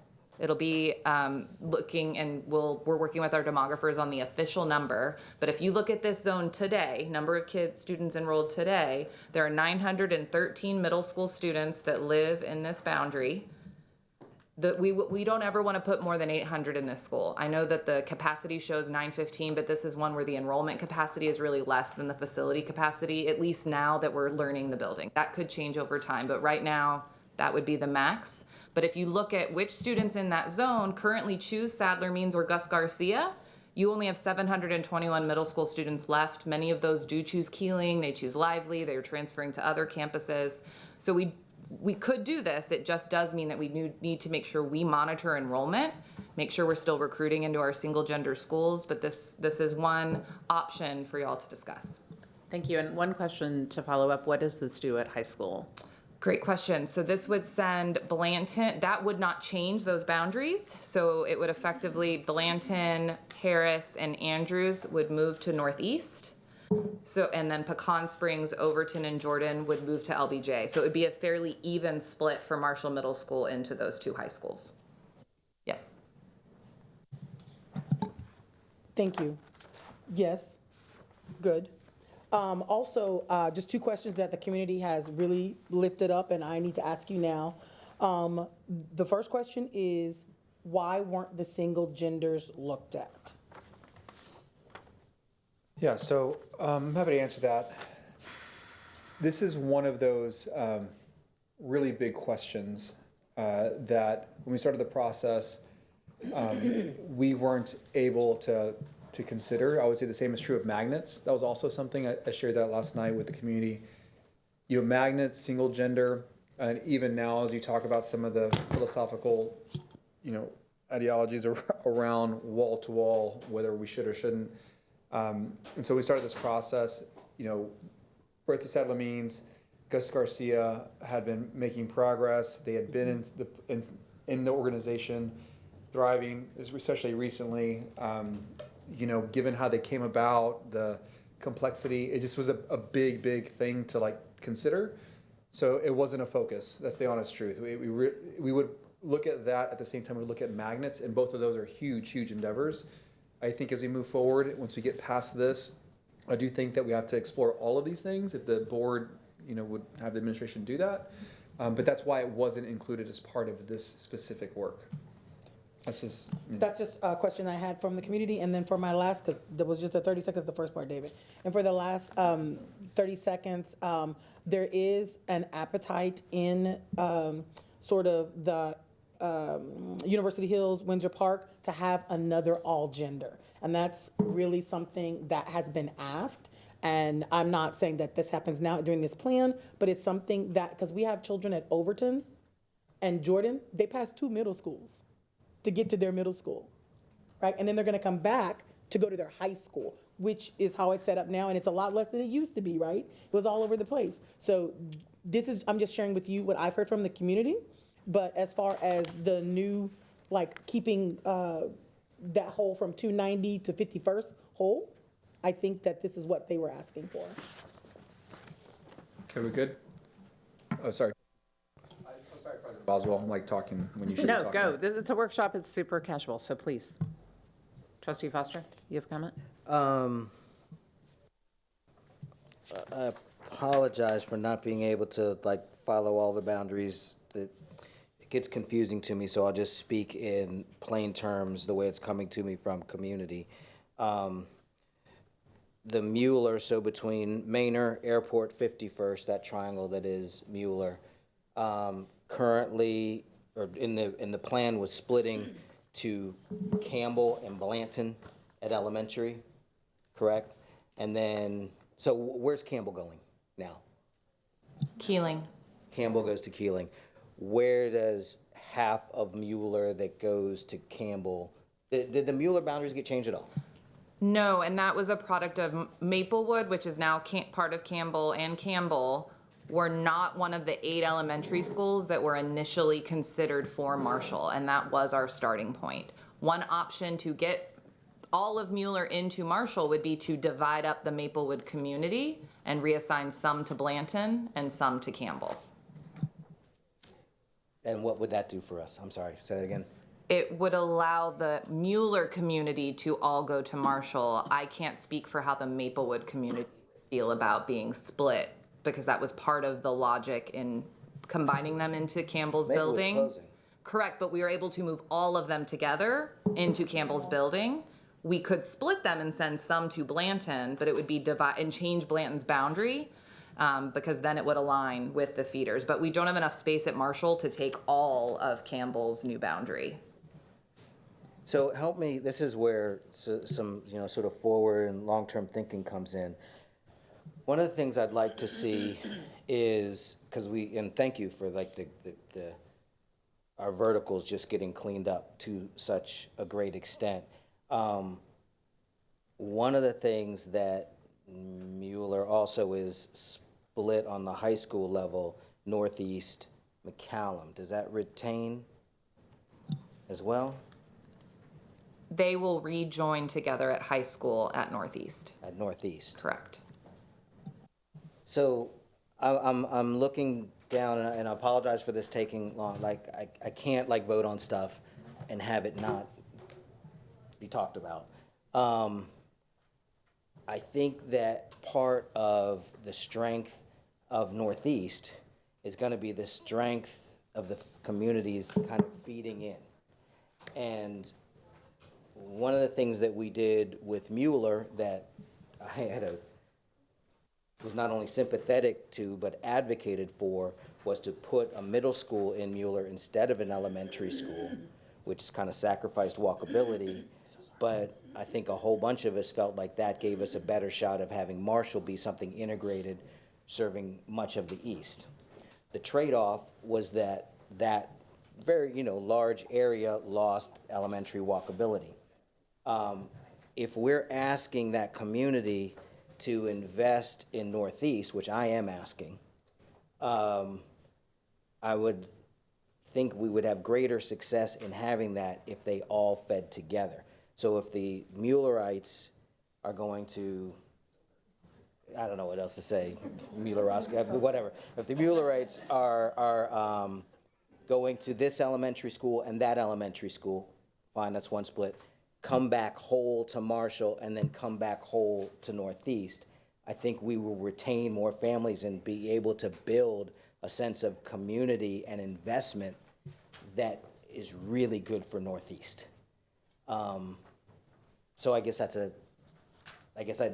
love to hear an alternative theory of action of how we're going to have communities invest in Northeast if we don't work with them to help build a good path. So one thing I would offer, Trustee Foster, is that this is, I hope, an improvement to getting to having alignment and having communities move together through the system. So I think it's an improvement from where we were. I think this is one of those areas where it comes into direct conflict with another guiding principle, which is if you're going to make a change and you can keep community together, then try to do that. And so the Maplewood split is one that I think, if we're going to consolidate a school, we had really tried to keep the majority of the campus together. A split would kind of run counter to that. So it's really two things. My offering would be, is this one of those things where as this plays out and then we commit to revisiting boundaries, every 3 or 4 years, you say, okay, like we've had 3 or 4 years of us operating in this configuration. What did we learn? What did we miss? Revisit it so that, as we progress on as an organization, we don't have to wait 20 years or 100 years to do something. This is just going to create a conflict, regarding that kind of guiding principles. If you're going to make a change, try to have everybody go together. They were already split up. We're trying to bring the other elements of the vertical closer together. To get all the way there, I now create a split down here at Maplewood going wholly into Campbell. So that's just one of the things that makes this so complex, honestly. Can I turn to Trustee Hunter? I don't know if you're like, don't put me in this, but do you, so we're serving the same communities. Do you have thoughts on what I'm speaking to in terms of the Mueller split and all this? Generally speaking, if you have this community go to 2 high schools, especially the 2 high schools that you have, there's already tension about they don't have fill in the blank. They don't have fill in the blank. I think even you mentioned every school has ours, or whatever, that sort of thing. And I think that's the tension. I would love it if everyone was zoned to Northeast. I think that's fantastic. Northeast is an actual wonderful place where my child graduated from. My other child would have gone there if she didn't, get an application into McCallum. So it's just, I don't know how, glad that's your job, but how do you kind of solve for that? Because then you're just gonna stress, unless you really line up and tighten up the transfer policy, you're just gonna have a bunch of people jumping ship or trying to jump ship. So if you keep the splits in high schools like you have them and you tighten up the transfer policy, I think it'll be fine, right? Just to confirm, what you see in maroon is going to Northeast. So they do all, this would be Harris, Andrews, Blanton, and part of Campbell. This is a split because this community is so close to East Side, so that does create a split for the new Campbell. But this is the area in the current proposal that would go to Northeast. I was speaking to what Kevin was speaking about Mueller. Right. All of Mueller would go to Northeast in this. They split it middle school. So this part of Mueller. Did they change it? Should I miss something?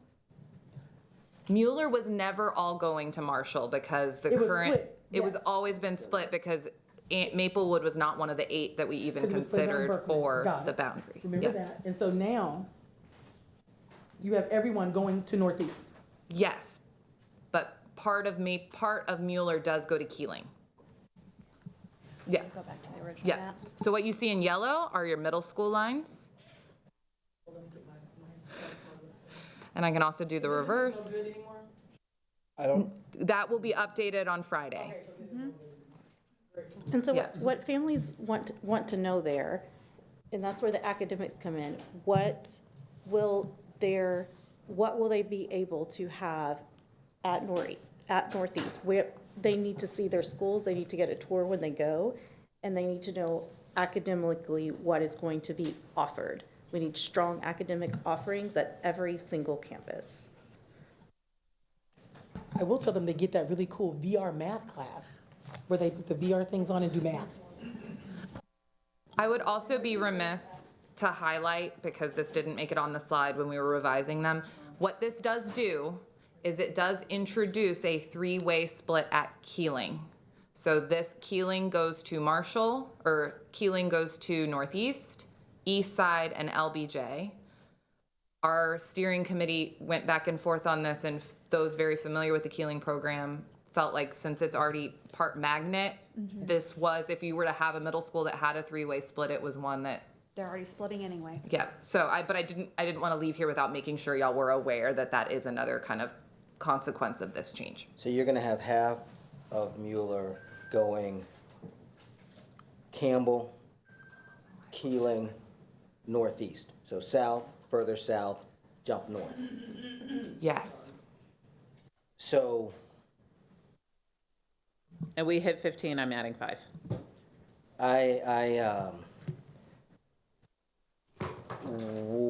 By principle, I have a leaning towards building in just equity in so many different directions.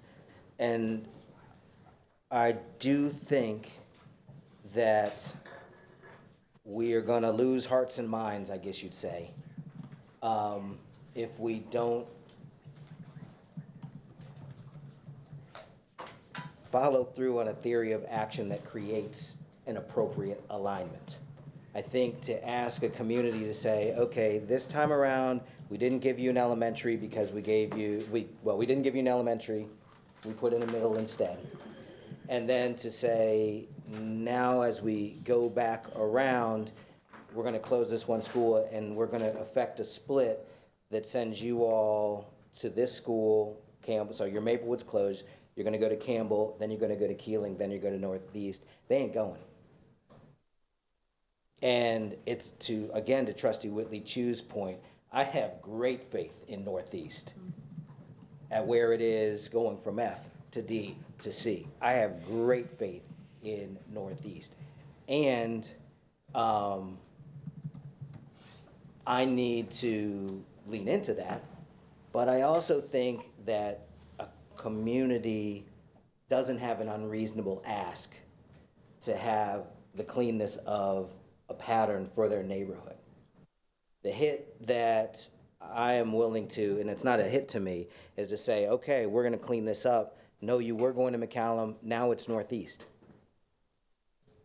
I should give something that's consistent with that along the way. Does that follow? Do you understand what I'm saying? Not really? So yes to what Trustee Whitley Chu said, yes to what I think you're about to say. That's part of the work that we're gonna have to do across the district, right? Any school, any transition that's occurring, what's occurring at high school A versus high school B, middle school A versus middle school B. How do we seed programming to communicate effectively that this is what your child will experience? We're gonna be prepared when you get here, but also, these are also the other amazing things that are happening at this school that you may not know about. That's happening now. That is also part of the problem, is that some families feel like what is happening at their school, this school is the only great thing happening. And then the other schools, like, these great things are happening, but they don't know about it. So we're doing that work now. We're pulling students, we're identifying their pathways, what programs have been attractive to those communities. So the programmatic side and the preparing side to ensure that those students they see themselves throughout the feeder pattern. Yes, that's all part of our work our work. This was meant to be, we heard from our community that this was a concern, the way that the issue we're trying to address, University Hills and Windsor Park. So if we can find a solution, which is what we're offering to do it, we can do it this way. Okay. That is really what I will need to understand, because that's going to have right? Because that creates a conflict in the three-way split that we talked about. 3A split is what I said was like in the ceiling, and then you challenged me to say get to 2, right? But this is gonna be one of those things where what is the trade-off? If I don't keep the neighborhood together, then I can go back to a 2-way split. But that doesn't, so that's what I really need, like, help to like guide the conversation forward and the work forward. Got it. So, and one of the things we talked about is the academic visioning piece. And so in the academic framework, the academic approach, and part of that articulation come plan, like 1.2 or 2.0 or whatever on Friday, is going to reassure people of a practice that we already have, which is to track who's likely to come to the school, who would have been zoned here, and what they would have been doing. And so we know, in all likelihood, we're going to need to provide this here because we're going to have students that want it. Yeah, so what we have ready for Friday, or what we will have ready for Friday, is the process that we're going through to make it just transparent, to look across the district at all of the programs, all of the courses that are being offered, gathering that, verifying that information, and then starting to run campus by campus analysis of the courses that are offered. But then we're also pulling specific student schedules who are being rezoned to see what classes those specific students are enrolled in, and kind of project what the future pathway of those students would be, and also to know the most enrolled courses at those campus. So we're starting there. We will be able to, on Friday, at the granular level, offer that campus-by-campus analysis from McCallum to Northeast, and also from Austin High School to Crockett. And your granular analysis, what you're saying is the granularity isn't just regional, it's not just school, it's really to the kids. So we can say, this is the trajectory, this many kids going in this direction. Yes, Okay. at these courses, at these schools, and then also explaining the next steps in the process. We see gaps here at this campus, or you may not even know the things that this campus has that they are doing, and so we want to highlight those as well. Alternative courses, but also started conversations and work with administrators today at the secondary level about course offerings, about new students coming to their schools, about different enrollment that they may have previously seen as under-enrolled campuses, and then starting to make preparations for having conversations with teachers, how we will make those sections and those courses happen and be able to find teachers for it and offer those courses at campuses that may not currently have it. So all of that will be part of Friday. And with apologies, I have over 30 unique comments to Northeast programming. I have over 300 responses in my survey, and I have over 30 unique questions about Northeast academic programming. Right. And so that's why I'm raising this up, with apologies. That's one of the Or not with reasons, in the apologies. comment card, we see that as well, and so that's one of the reasons we started with these two specific shifts, because there are significant questions about those campuses, so to highlight the programs that are happening, but also recognize where there are gaps and start communicating the process for filling any gap. Thank you. Thank you for that. And I would say that applies to people who've been rezoned to Crockett from Austin High, to people who've been rezoned to Webb, to people, and it's a middle school issue, it's a high school issue. And I would add to that, thank you for the work, and I'm excited to see that. Really hope that we'll start having open houses before a vote. Communities are hungry to come together. There was a community member who proposed having a meeting with the two principals getting together with community and having a principal-led meeting just to have that conversation together. When people get together, they have good conversations, they build relationships, they learn things about each other. I think there's real value in the more we can do to help people understand the offerings, I think the better. And I would also say it's not just what course is offered on paper, it's how that course is taught. It is who's reading novels, it's what the writing rubric looks like. We have had a moment, not in the very distant past, where our high school writing rubrics, one asked for a topic sentence, 3 body sentences, a closing sentence. It asked for capitalization and punctuation for a high school writing rubric. The other was complexity of thought, use of vocabulary. We need to understand the rigor and the excellence in all of our campuses. It's what we've been asking for as a community for a really long time, to make sure it goes back to what's developmentally appropriate. It goes back to that richness, to make sure we're also understanding how things are taught and being really supportive of trusting every one of our students to get a really engaging, exciting, rich, ambitious education. Because one English class doesn't look like another English class across our district. We know our teachers are ready for that, totally prepared for that. And we need to be offering that. And I want to be sure we're being really honest about that too. Thank you. Yeah, absolutely. And just a quick note on that, there will also be information on what that larger academic framework looks like that you do build out for all classrooms over time. We've been working, as you all know, to really build consistency across campuses and high expectations. And then this framework will talk more to the depth of that work and the long-term work and community engagement with that as well. Thank you. And I would say what we hear from our community is not that it's a cookie cutter approach, right? That it's a high level. Absolutely. And that campuses, we trust our teachers at high school with some autonomy. And I think that's what I'm hearing from the community. But that we have that richness and that excellence everywhere. Thank you. So quick comment, I just want to be responsive to something you said, President Boswell, around open houses before a vote takes place. I think as we move towards a vote, I certainly want to create the space for that. I worry about doing too much before a vote because there's still anxiousness in the community about what will or will not happen. If I go to a community and we just talked about that school being here, I can't set the expectation that they'll have. There's just a balance there, so I just wanted to acknowledge that. Thank you. Just sharing an idea from the community that says they would just be eager to at least start having those what-if conversations more than an it will be. And I really appreciate the responsiveness to our community, saying this isn't what will be, it's what's proposed. So thank you for that as well. Okay, right. Where are we on this one? I think I'm hearing... Just one quick 30 seconds or less. In regards to, you spoke about Maplewood as an example of the community, and I just wanted to highlight the difference between the feedback, at least that I'm getting, between elementary level and secondary level. The feedback I get from the elementary people is very much about community in the people sense. The neighborhood, the kids, the collaboration there, and how much of a difference it is in the feedback, even at General Marshall, the two-way engagement that we did about programming specifically, and whether those moves are resulting in equitable programming or that they have access to the same things that they were going to have at McCallum. So there is a difference there, and I think when you're approaching splits and those elements, to be mindful of those differences, because those elementary communities in particular are extremely sensitive to the effect on the social element for the kids, whereas it's just very different at high school. Like certainly there's still friends and you've known them, but I mean at that point you can. Thank you for making that distinction, because I agree with you. And as you get larger and larger attendance boundaries, the area gets larger than neighborhoods. It just becomes a whole area of the city. So appreciate that comment.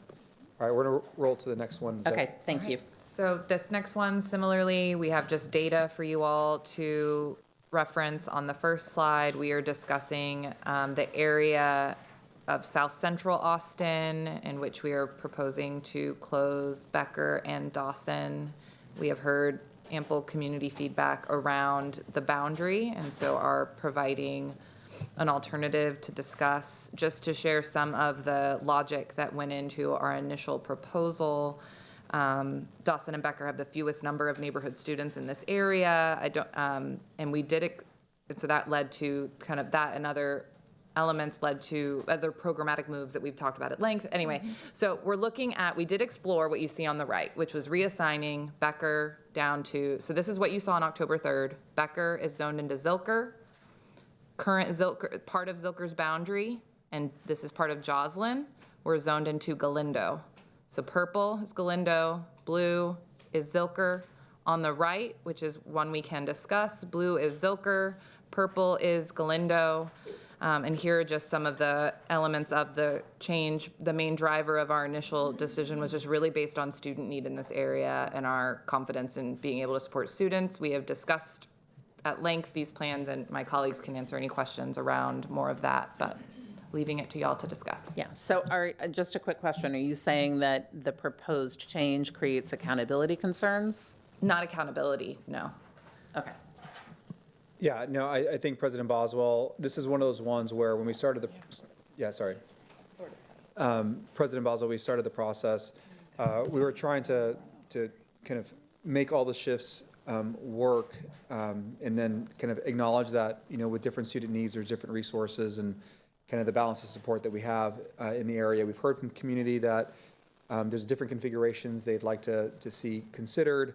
We have discussed as a team, like, Galindo's going to be successful, period. Like, we're very confident about that. So I don't have a concern. We don't have a concern. We've heard it from the community, but wanted to share with you all because it's one that's come up a lot, and I've heard it from lots of different trustees, and so wanted to offer it. So to me, we can accommodate it. We're very confident we'll provide the needs to our students.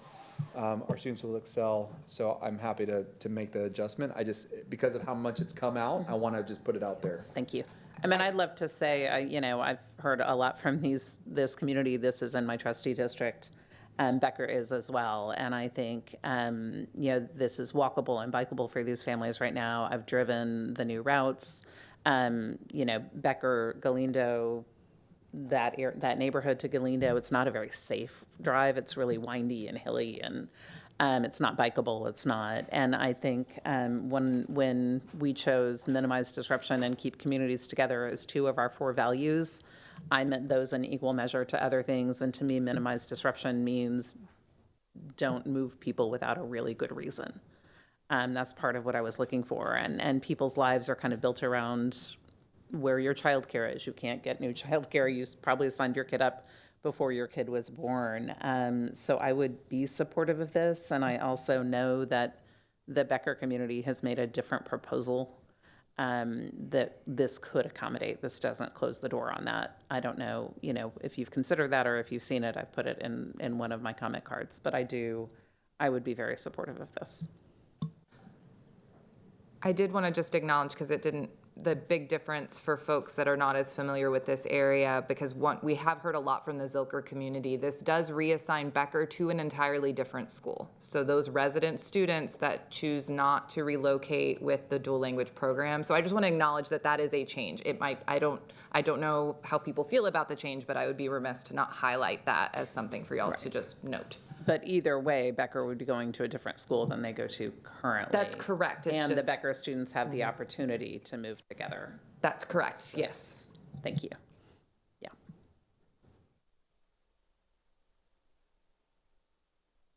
And I'll say I haven't heard a huge amount from the Becker community about this specific move, because I think the focus has been on remaining together, on having another option.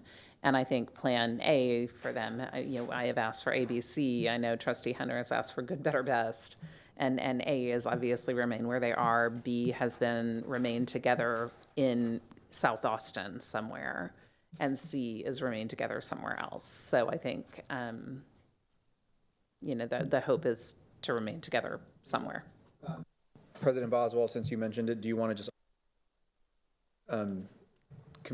community-driven kind of idea was? Because we've looked at it. I just want to make sure that it's clear, because it wasn't explicitly stated. Yeah, I will have to pull it up from my email, but it's a kind of a neighborhood-wide Becker, Dawson, Galindo kind of move that would do that and also support this. So I think and would keep those families. I have driven that Becker to Sanchez, and it is not an easy drive. It is not nearby. I know there are some families in the Becker community are also really concerned about students from Meadowbrook, which is a City of Austin Housing Authority development. They're very concerned about that. Thank you, Trustee Quintana, for sharing that. Yeah. And I know the families in the Becker community are really concerned about Meadowbrook families not having equitable access if Becker moves to Sanchez. And I know that's been a real concern as well.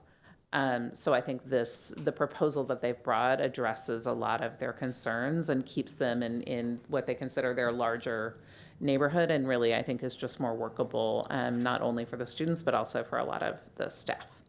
So I'll welcome the administration's input on that as well. But thank you. Okay. Trustee Kaufman, I thought you were about to say something. Well, I was just going to echo that same sentiment, especially around ensuring that you've considered the data and the suggestions proposed by the Becker group. Yeah, and as we get lots of different ideas, and so every time we can respond to them, they'll be in the comment. I mean, that's part of our work as well. Okay, so I appreciate that. We can hop to the next one. Okay, that was speedy. All right, so Martin Middle School, and just so everybody's, there wasn't a particular order. If anybody's asking like why we've, I was. We are going to make time for it all. It all matters, and we're going to make time for it. Yeah. So Martin Middle School, y'all are, I'm sure, aware of the plan. Martin would be closed. The students would be assigned to other schools, the majority being a Keeling. Keeling would receive the TAP. One of the things that we have heard is that there was really a desire to think through and kind of reimagine what was going to occur at Martin. And we, at the community meeting that we had, and lots of feedback that I've gotten, is kind of acknowledgement that, hey, we'd like to do that, but what does the timeline look like? And being transparent around the time that it would take to build out a program, work with community. There's been different ideas floated around, and one of the things we heard is like, well, we want to have input in, and I agree, and that's going to take time. And so to go through that process in the deliverable or in the plan to the board that ultimately gets voted, I want to have clear, concrete timelines and say, we're going to do this at this point, this at this point, this at this point, but that still really ends up being kind of a 27, 28 timeline horizon at the earliest because of where we are now and what's required and what the agency's role is in approval of any new school, et cetera. So I wanted to offer this to the trustees. Y'all, it's in the plan because there are other things that we've heard. Heard about pre-K-8, dual language. There's been other ideas that have kind of matriculated up that I'd like to kind of just pose to see if there's an appetite to have us consider it or not in an effort to kind of have Martin be activated sooner than the 27, 28 time horizon. If that makes any sense. So, does that sound like that's what I want to drive the discussion, because that's what I've been hearing from community. Like 2 years is too long. Thank you. So, yeah. A couple things that I would say, and I'm kind of going out on a limb here because to Trustee Singh's comment, you don't really, once you kind of get into it, as long as we have, and all the things that we're trying to see and accomplish, more things kind of, you see more things.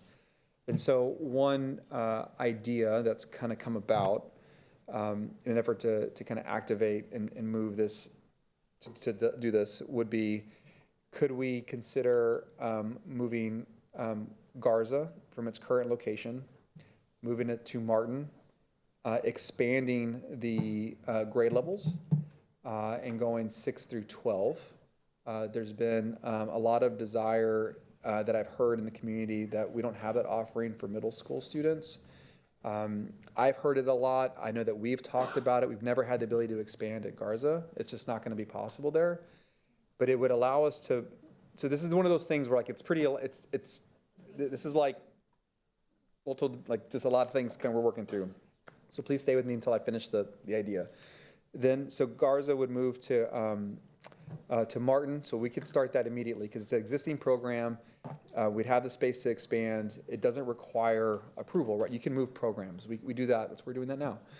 And then Garza would then receive the Alternative Learning Center at Mendez, because one of the things that we know right now is that ALC is temporarily located at Mendez.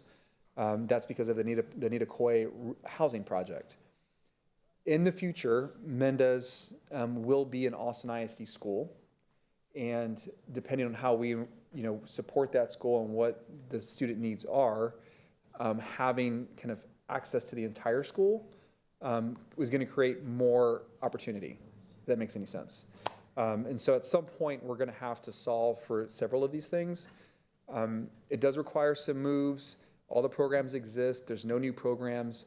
I think for us, what's really could be really exciting is providing an offering for middle school, and then because it's a hub, like right there, it could be activated. It's students in the community, which we know what the community would love to see. And then if there's any additional space, we could have partner programming come in and really build on that. We're just seeing more and more students in middle school need this support. So it is one of those things that addresses many things at the same time. I know I haven't shared this. It's not something that's been out there. I wanted to kind of see what the feedback might be, because a traditional process would require time and probably a couple years for sure to get there. And even at that point, the agency will still have to approve whatever that plan is and the CDN number. I know it's a lot. I apologize, it's a lot. But again, you don't see things until you see things, is maybe what I would say. So that's. Trustee Quintana. Yeah, thank you. I like it. I like the idea of a 6-12. Having gone to a 6-12 myself, it was a tad different, but we know it works. And you're right about not having to, entirely develop a new sort of model and program in the district. And I do like the idea of, starting back at Martin sooner rather than later, especially as we think about, as we go throughout this process and think about, students who leave us and might not come back. I did want to ask, though, if we put Garza and the Alternative Learning Center at Martin. No. Oh, you're saying a different idea? Yeah. Okay, sorry. Can we use the building that Garza is in? Could we do like an Anita Coy, like something there? As far as like a housing project? It's a tight footprint. I think the setbacks might be a challenge. Given the height restrictions, it would have to be multifamily. So it'd be more of an apartment complex, higher density. I would have to test that, honestly. I know what we could likely do, but I really want to test that and see what's possible. Okay. But I just wanted to throw that out there. But I really like the 6-12 or the pre-K 8. So the pre-K 8, so that's one that we've talked about, and I was committed to exploring that model, and we're still committed to exploring it. That model would still be on the timeline horizon of 2 years. Yeah, because it would require the planning time, it would require the approval process. We don't have that model now, so we would have to really ensure that it was going to be successful and we're able to support it. So to me, that would be available in a traditional timeline. Okay. So that's what I'm trying to, and at the end of the day, we're still going to have to perhaps solve for the other moves as well. I'm sorry. I would also just like to raise the concern around staffing and, seeing how we can bring Martin staff back with whatever we do. So just want to throw that wrench in there. Yeah, no, I appreciate that. We're committed to ensuring all staff are prioritized through this process. Obviously, I don't want to say obviously, but as part of this, the students that will be moving to Keeling, there'll be additional staff required at Keeling, and our expectation of Principal Estes, as he knows, is to ensure that he's welcoming staff first and foremost from Martin. That also being said, if there's an expansion of the program, if this were to be an idea that is worth, again, this is an idea, so we need to work on it, but we think there's enough here to really put energy into it. The 6-12, what's missing right now, Garza, is the 6, 7, and 8 part. Now, it's not going to be the same type of programming because it's a unique program. There's different offerings, but you have more of an opportunity for Martin educators to stay at that site with this type of solution than perhaps maybe the 2-year runway to go EC8. I think that the opportunity exists for sure, in another way that it also does already exist at Keeling. Right. Well, I'd love to hear what my colleagues have to say. I think I like the idea of adding, we've had a lot of families ask for a Garza-like option for middle school, and I know that's a need, so I really like the idea of that somewhere. And I just want to say, before we were to consider the other idea of putting ALC and Garza on the same campus, I would want to have a really clear understanding. And I know that's not what you proposed, but I know it's been mentioned, and I just want to say, I know a lot of kids go to Garza for a whole lot of reasons, and sometimes it's for a clean start to get away from something.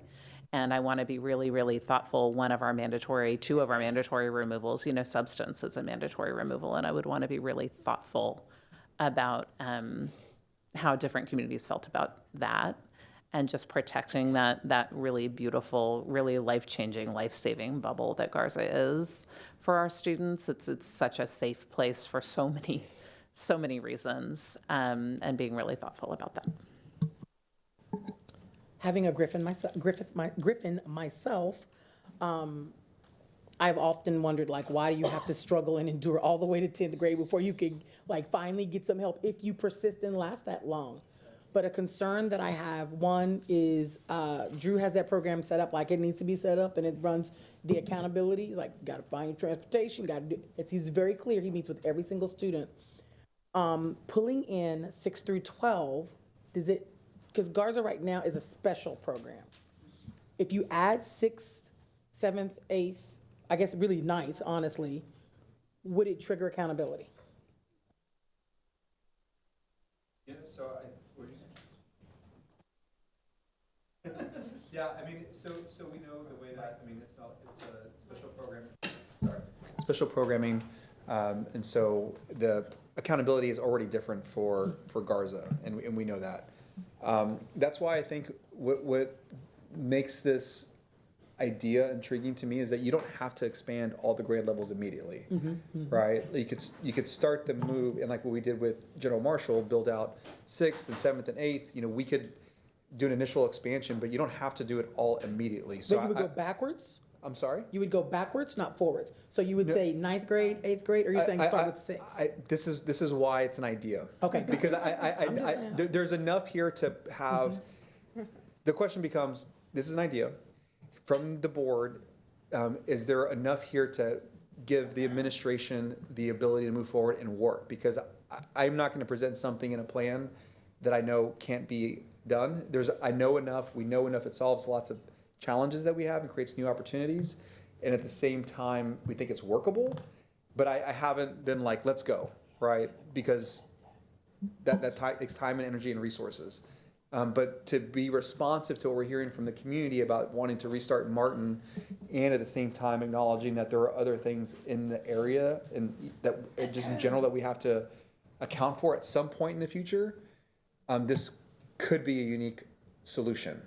But I don't have the details yet, Trustee Hunter, but I would do all of that work. That's what we're going to do. Especially, we would have to, the administration would most definitely need to talk with the experts, who are the people who are already doing that work. Oh, yeah, 100%. And so, 100%. I think it's an idea worth exploring. If you can answer that question for me. Oh, I will answer all the questions. I just want to make You sure. can answer that question for me, because Yeah, it that's sounds really like important. there's support to move forward with that. Do you want to move on to the next? Sorry, just quick, can it handle the transit? Like, is there enough parking and? Oh, yeah. Well, Martin's much bigger than Garza. Yeah, it's. With the added grade levels and everything? Oh, yeah. Martin is. They don't drive they had well, six. they not full. Yeah, so that when you think about, I'm gonna just touch on this, but Martin is severely under-enrolled currently. And so there is ample space to support the programming, to expand, and also probably add additional programs. Space is not a concern at Martin with the expansion. Yeah, I mean parking. No, yeah. Okay. Yeah.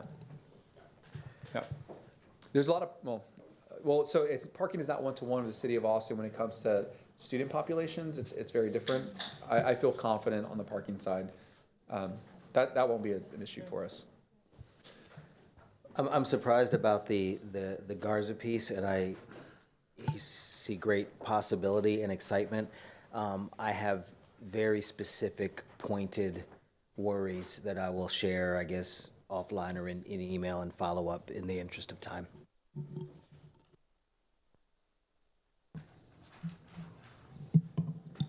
That a check? And I just have one question. If that were to happen, would that take away the opportunity for it to be a K-8, pre-K-8 at some point? Do we think it's a one-way door? Yeah, Okay. I would, because of the sequence of moves, I do not want to move ALC. We've been working with Dr. Green. There's been a lot of work about improving the programming, providing new opportunities and experiences for our students. Like, this is an opportunity to almost kind of reset ALC as well, the way I view it. A campus that's their own. I mean, they've always been kind of sharing. There's things to work through, but yes, it would essentially eliminate EC8 at this school, because I wouldn't want to make another move in the future. But for this specific site, not from our portfolio of offerings, but from this site specifically. But it could open up new opportunities at Mendez.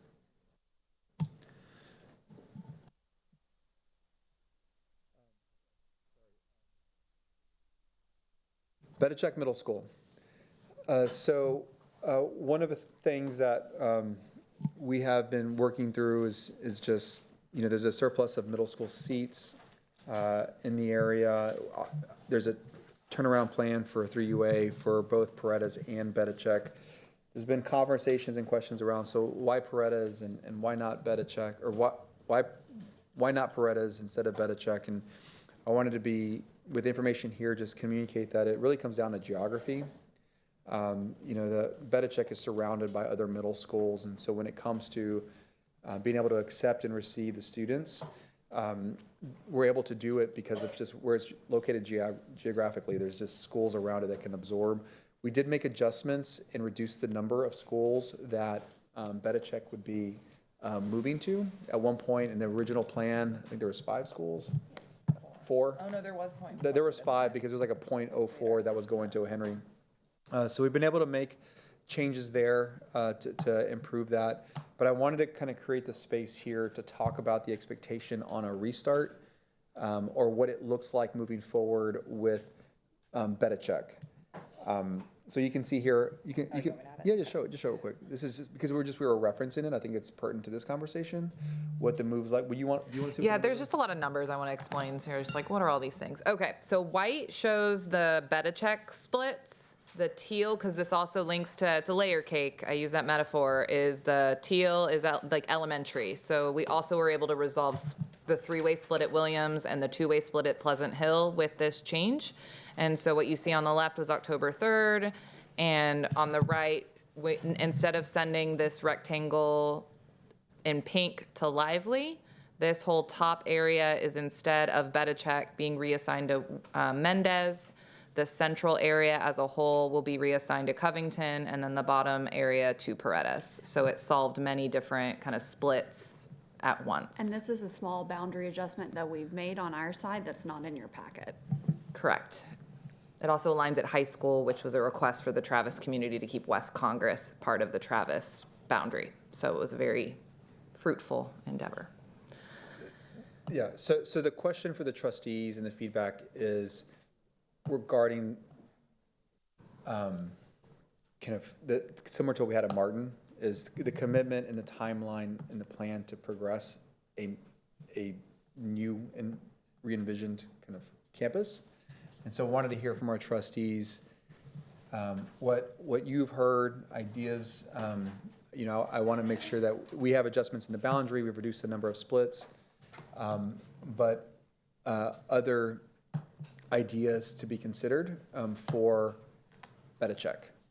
So just kind of wanted to open it up. I've gotten different things and ideas, but I really want to understand where we should spend our resources and time to progress, to provide that assurance to our community and to our board that we're going to go through a process and we will get there.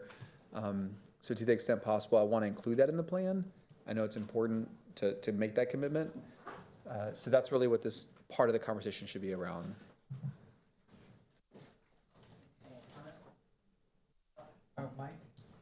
Comments or thoughts? I guess it's hard to provide specific feedback because the map is difficult to see and it's not in our packet, and I'm looking at it from the screen.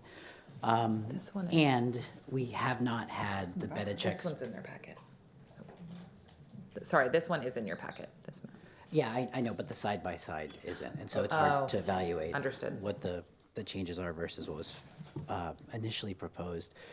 And I will say, unfortunately, the Bedichek engagement around this proposal has not happened yet. It's not proposed until next week, and so it's difficult to operate on anything other than what I've heard directed to me.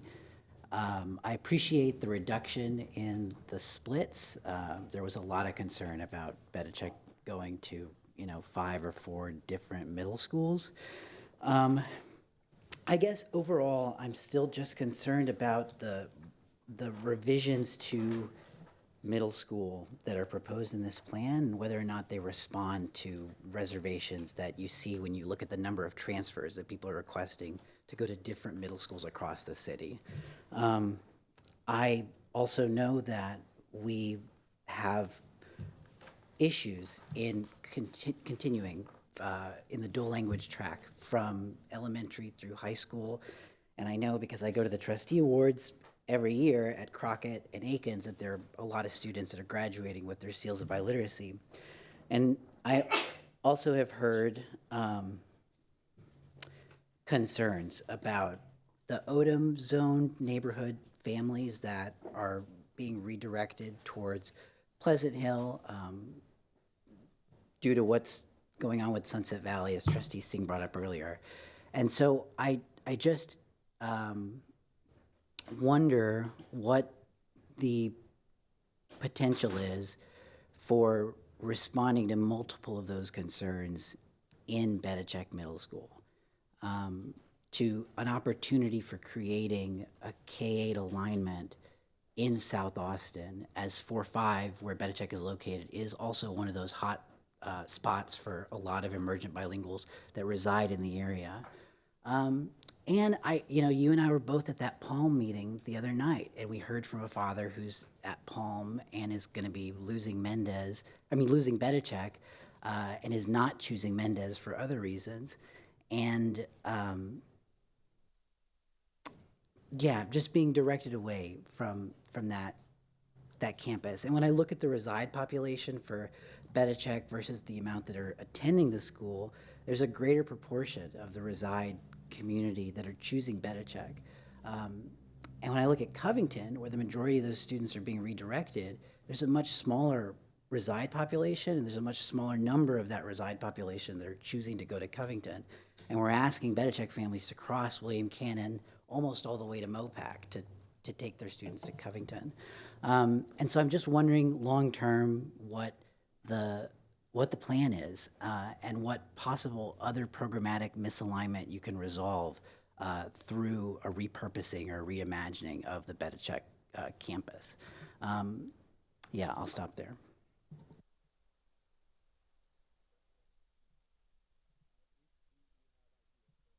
I mean, do you want to? Yeah, and I'm gonna probably talk to you that, because our idea was along the lines of expanding dual language, but instead of pre-K 8, we were thinking more of a 6-12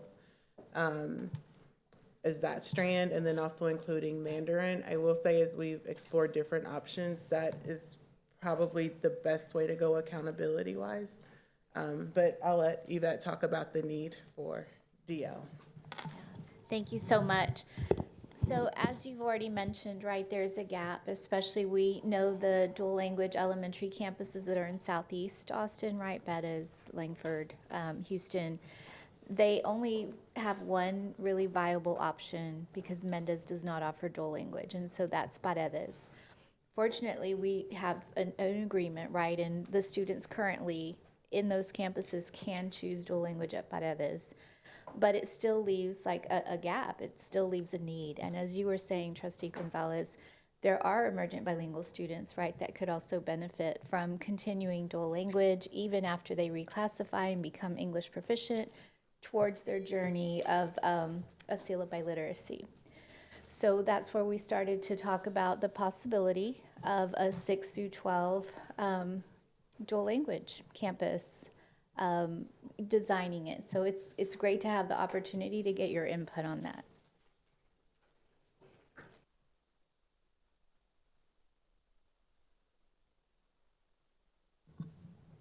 Thank you. Other comments?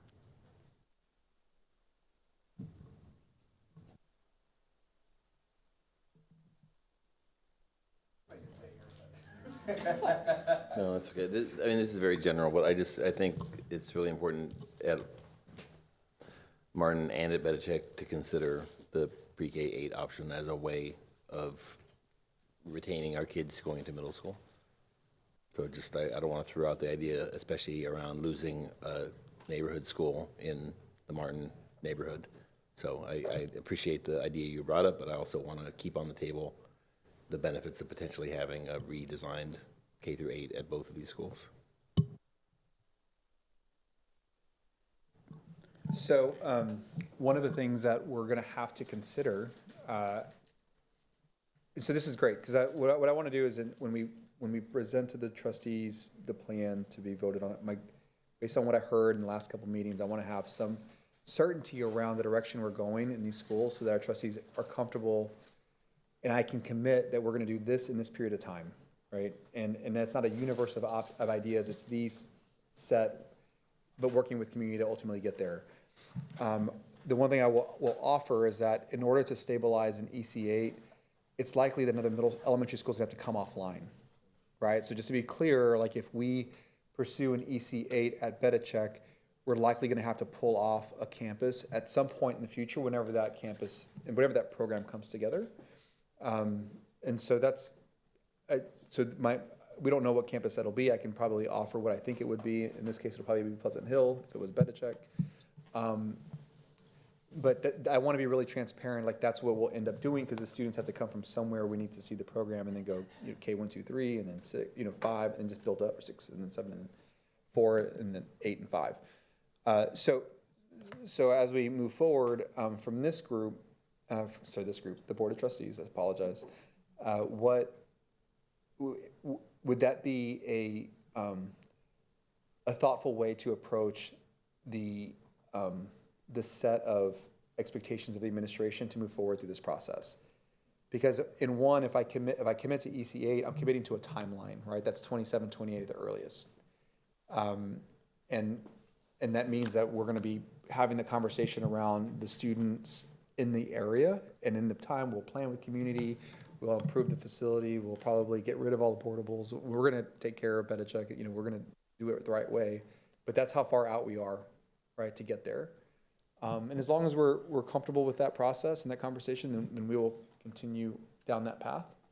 Martin, to me, given we would want to engage with the community, but being responsive to what we heard about wanting to activate, I can kind of solve for that in this plan.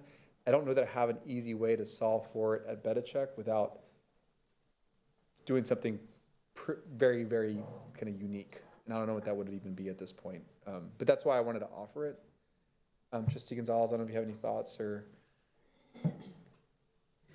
I guess when we initially began this process, I was expecting more of an EC8 approach because there's excess seats in middle school, and expecting that a closure of elementary schools would wrap into and lend itself towards a pivot to that model.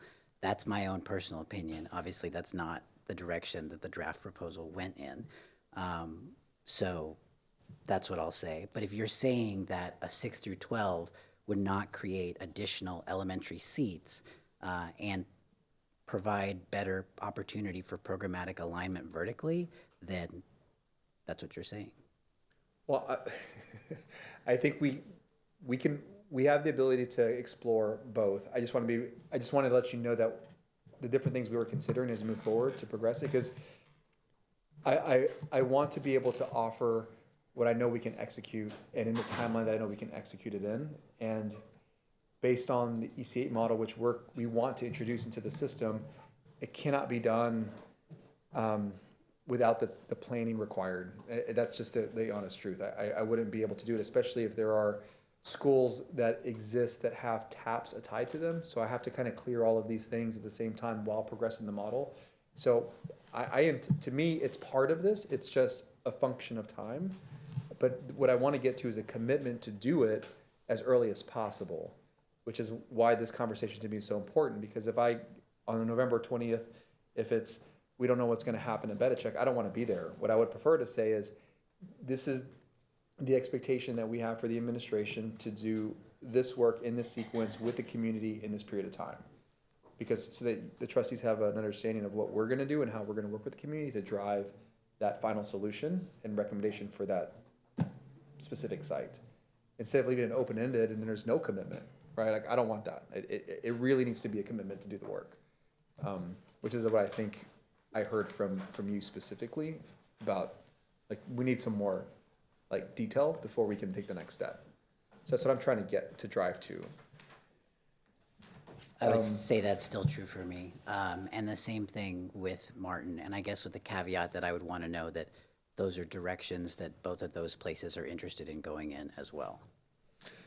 Yeah, and that's, I think the challenge is, like when we went to the Martin community meeting, that Trustee Quintana was at, one of the things we heard is, because EC8 was even, I think, proposed in, like, it wasn't proposed by us at the time, but it was said in the kind of group. And then there was another community group that said, well, we want to actually spend time and work to think through what it would be or what it wouldn't be, and not just offer a solution early. So I agree with you, we need a plan with community, but I don't know that I could get all the way there with all the steps to a final recommendation that it still wouldn't be implemented for 2 years, like in the time that we have. But I want to create assurances that what we will do and what we will explore and create, Martin, I think, is slightly different because we do have a solution that could be implemented sooner. Better check's a little more complicated. Okay, that's 15 minutes. This is my district, so I'm comfortable moving on. And I would just say, as we're thinking about pre-K 8 or 6-12, I know we have a lot of things to balance. I know we have a lot of some space at high schools too, and I know that some of our charters have been very successful with that pre-K 8 and creating that continuity for families. And I know that that transition from fifth to sixth is when we lose so many of our families. And I know there's really good data out there that shows that that can be a very successful model for communities, and to have that number of years together. When children are young, you're building those relationships, you're building that community that then can follow people when they do go to a high school. I really would love to explore that with the community really thoughtfully as we look, not just in that neighborhood, but maybe in some of our other areas as well, where there is a lot of mobility, there is a lot of, kind of break in those relationships, so we can try to, and a lot of that drop off from fifth to sixth. So thank you. Okay, next area. We have 30 minutes left, I understand. Is that the? 2 more. 32. 32 minutes left, okay. We'll get through this one, I think, at reasonable time. So this Southwest Austin, this is the 3-way high school split at Small Middle School. There's been lots of conversations around this. One of the things that I want to make sure our trustees and our community know when you look at the map is that, originally there was actually more of a shift from the Travis country community down to Crockett. Really that was a function of just transportation, distance, lots of different things. And so as we move towards the October 3rd deliverable, we try to balance that in a better way. That created a 3-way split at Small, right? And so as we've heard from community, there's been, a lot of comments around the specific area. It is a complex area. There's lots of things kind of converging in this kind of corner of Austin. There are a couple things that can and can't be done, so we want to kind of share with you, hey, if we go this way, reduce the split, but this is what you end up with as far as utilization at both Crockett and Austin High. If you don't do it, then you remain here. And I think that's just the question that we have to just pose as a group and say, are we okay? And I think we are kind of adjusting and creating, just creating adjustments whenever there's like 2 things in conflict with one another, right? Number of splits, as well as, utilization target. Like those are both, guiding goals of the work, but it's complex. Everything can't be done together necessarily. So do you want to just kind of walk us through very briefly or quickly? Yeah, so what you see in the image is high school. The colors reflect the high school boundaries that were proposed on the 3rd. What you see is the numbers or the parts of Small that split. So we have into Bowie, into Austin High, and into Crockett. What you see here, it was really driven by utilization at the high school level. So as y'all know, we have a lot of disparity between how many kids are in each of our high school zones versus the size of each campus. And that was part of our effort in this, was balancing that. So what you do see here would put Austin High at 89% and Crockett rather at 83.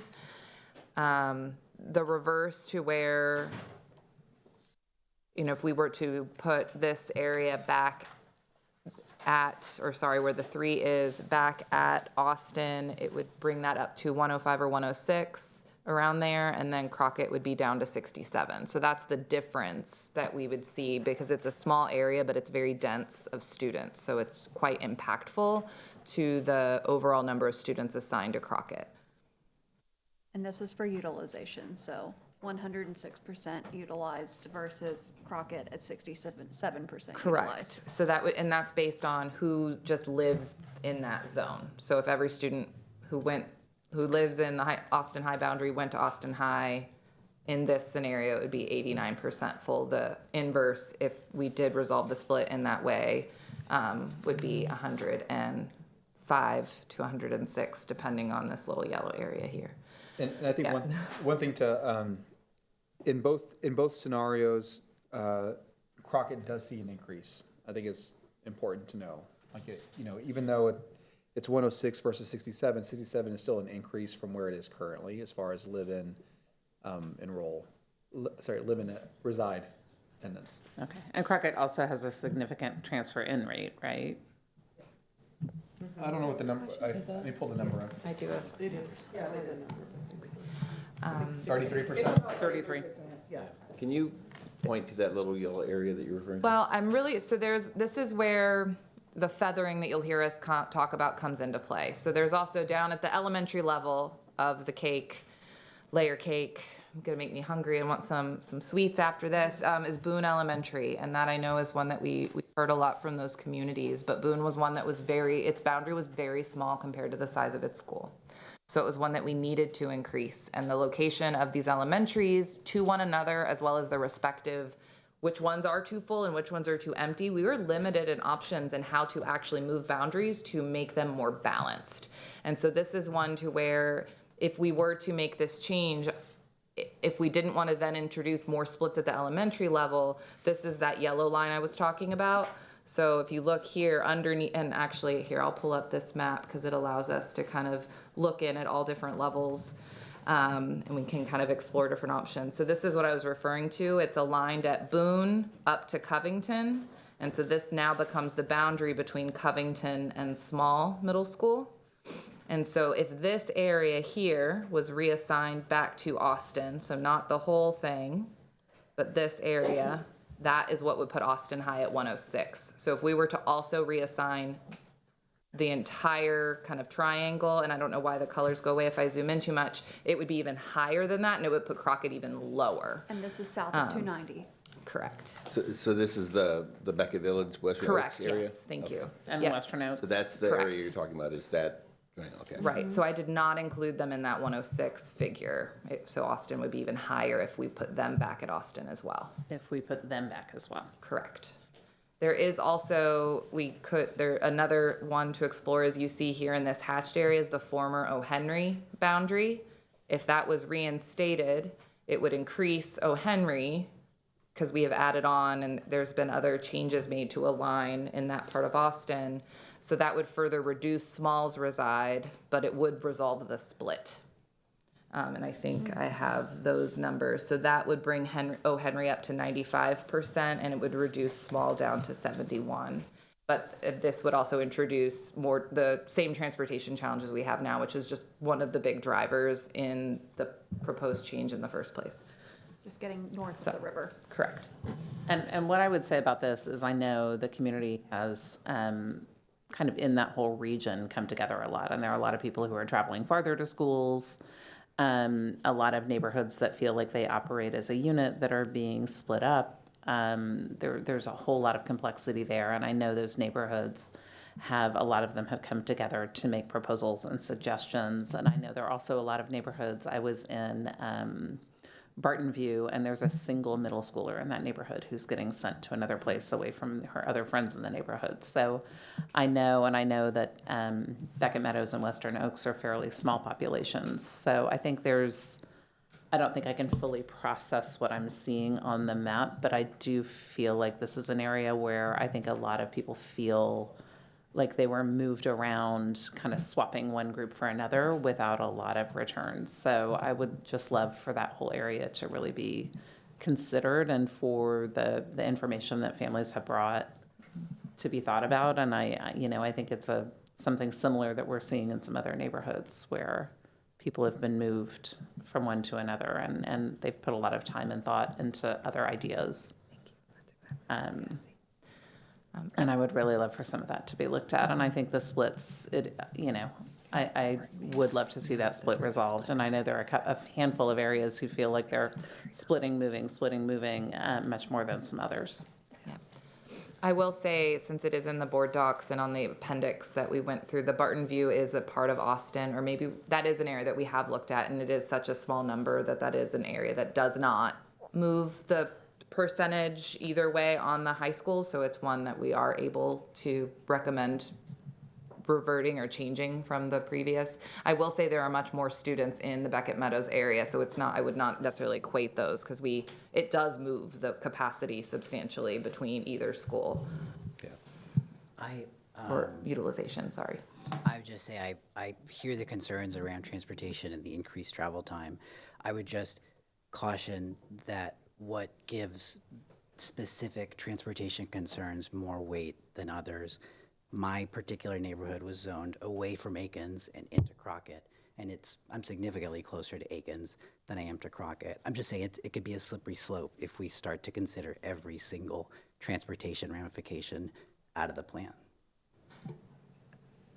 This one, and I'll have you chime in, Christine, if there's more detail, but this really had to do with our bus system and the cost. So it's not just travel time, but the distance that we have to travel, we're not able to actually use the same bus for different routes. It actually requires additional buses. Right. So any students that we're able to not have to make that distance will reduce the number of buses we require as a district. So I will agree, this is different than just travel time. And also just travel time in the bus for students.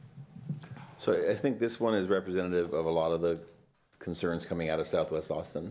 And Southwest Austin, I think, is unique in this plan because of the accountability status of schools, the capacity of schools.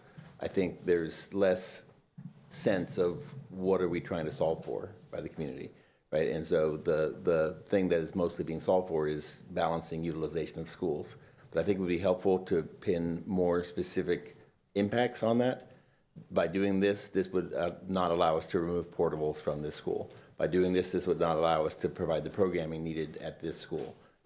Because I think in some ways it looks, again, like we're just saying these two things need to be closer to the same size rather than we're trying to solve for a problem.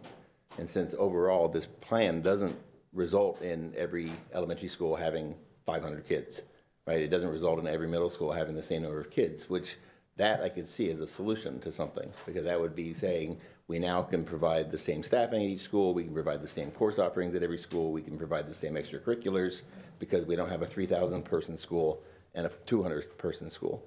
But when we're just saying let's balance the numbers some, I don't think people feel the benefit of their sacrifice.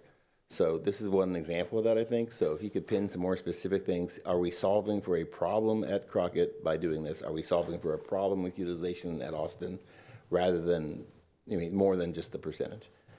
And so I think that is kind of what I'm hearing. I hear a lot from communities that they understand and are willing to make sacrifices to achieve better outcomes for kids throughout the community.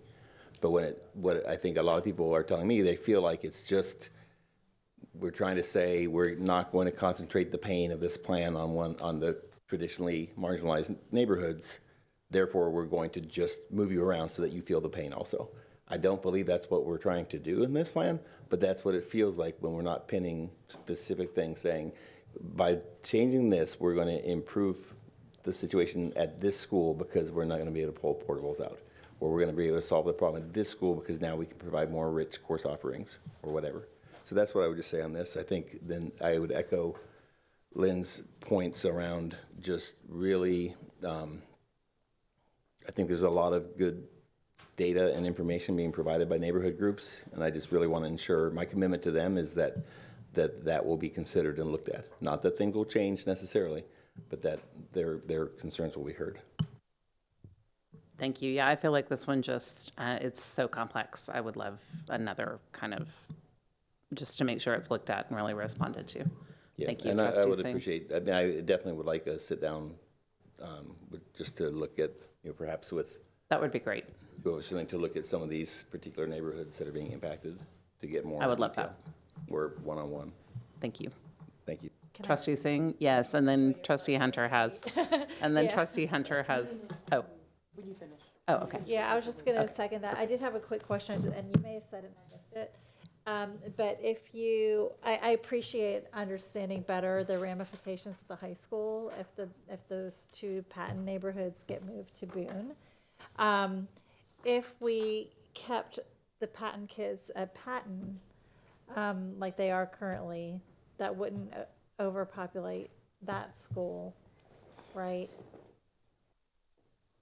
Patton did receive students from Oak Hill, which was too full. And so that is a portable situation that they are having to use portables. And so that is a campus, Oak Hill Elementary moving to Patton. And then Oak Hill with the new building has portables? Yes. Yeah, because it's a partial modernization. Yeah, it was, remember, the open space concept? It wasn't a square footage improvement.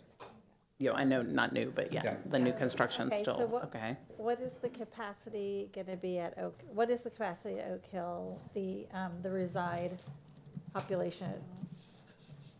Gonna, like, what is the actual numbers, I guess? Oh, it's gonna make me, okay, it's gonna break my computer. 620 is the capacity at Oak Hill, thank you. Okay, And the projected reside is 695. projected reside is 695, okay. All right, that's helpful. Okay, so by moving these two neighborhoods out of Patton, it would help, and moving the covered bridge into Patton, it's really to help Oak Hill. Oak Hill and Boone, and Patton is in between the two. Okay. And we do have a lot of dual language students that get transported to Oak Hill. So Yvette could speak more to that, but we do have a lot of dual language students at Oak Hill. Okay. Thank you. That will be fair. And just to be clear, when you say that, you're talking about students who are emergent bilingual students who are not provided a program at their school, therefore they're provided free transportation to be enrolled in a dual language program at Oak Hill. Yes, that is correct. Yeah, I think it's really important because I think there continues to be a mystique around dual language being a boutique program for rich white families, but I really want to make sure we're making that distinction. Okay, so sounds like the action is for perhaps a one-on-one conversation with, or two. I will figure it out. Some kind of more detailed yeah. conversation, because it's a very complex situation. Thank you. The one thing yes, and we will do that, but, and I took Trustee Kaufman to your comment around all the different things. I think it's important to know that that's not the purpose. We don't want to disrupt for the sake of disruption. It's not worth it. I just think we need to understand fully what it is other than that. No, but I also want to just kind of, like, anytime we can make an adjustment back or refine it or figure out a solution, we are, and you'll see that as the plan continues on. The other thing is just philosophically, when it comes to what do you lose or what do you gain by some of these shifts, like Crockett going down to 67%, it's still greater than it is now. But when we talk about offerings of larger comprehensive high schools, when you don't get to a larger student population, those offerings don't exist. So to go and say, you're not going to get this, it's really, you don't have this now, you will not have the opportunity to get it. So it's just, and again, it's still an improvement, but it's not as simple as saying, because of this, now all of a sudden this will change. It can sometimes be a little more complex. But I can try to talk about some of the benefits of these changes, area by area, opposed to. And just to clarify, the current reside utilization of Crockett is actually 67. So this doesn't move the needle for Crockett. It does, the whole plan does move the needle for Aikens. It moves the needle for other schools, but Crockett in this instance, while there are moves, it still ends up being the same utilization if we were to send that portion out of Crockett.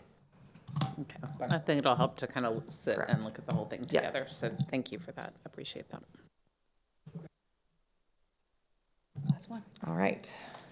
We are now going to talk about Briker Woods. This is one in which we have spent a lot of time doing more. There's two factors that are leading to this potential change for us to discuss. So this is one that very much want to hear feedback from you all, and we're meeting with this campus tomorrow. We heard that transfer students want to remain with their peers. There was room in the October 3rd plan to fit all of the reside Briker Woods students. There would not be room to fit the transfer students. So we've been working with space planning, looking at the floor plans of Cassis and Brentwood, the other schools that are adjacent to Briker Woods.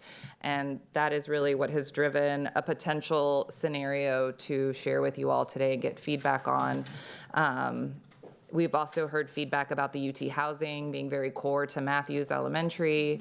And we've also heard feedback from Briker Woods families about just asking questions about proximity and why it was Matthews versus Cassis or Brentwood, depending on where they were. So we do feel like this does respond to a lot of those. The flip side of that is before we were trying to keep Briker Woods together, as we've kind of iterated, that was always our first goal, was to keep a community together, at least the reside population. So this does split that. It's a pretty it's a bigger split. You're not sending just 3 kids to one school. It's 80 to one.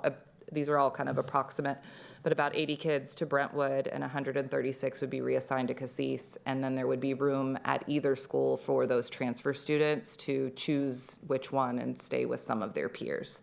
So this is just a kind of another proposal for y'all to consider. Okay. I would love to have the opportunity to hear from Briker Woods specifically about this tomorrow, since we're meeting with them and this is a change to what has been proposed. So I think it would be, I would love to hear what the community has to say about this. And I know, asking for ABC, good, better, best, this wouldn't be the first choice for the Briker Woods community, but I do think it would be valuable to hear from people about this. And I know that I've sat down and met with a lot of the transfer families who were really upset. And I know the excess of seats is a whole lot less in this area than it is in many other areas. And so I know there was, people were upset about that. So I think that's important to understand. And I also think as we look at it, the Ovetta Rosedale, the affordable housing community that's going in, 70 units, 30, 50, 60% MFI. There's 60, it is being marketed as a family-friendly unit. They've got high-quality pre-K on site. There are going to be 65 non-primary bedrooms at 30, 50, 60% MFI, and I am concerned. I know our demographer estimated 12 students. It's not in our main demographic report that I can see, but I'm really worried that there are going to be significantly more students in the neighborhood. It's the first affordable housing in Council District 10. I'm really excited to see it. And then I know that we've also seen kindergarten enrollment at Briker Woods really spike. 21 more students from 2 years ago, 11 more than 1 year ago, and just want to be sure we're not creating other problems. So I think it'll be, I'll be interested to hear what the community has to say about it tomorrow. And then I have questions about what alternatives can be explored instead of closing Briker Woods.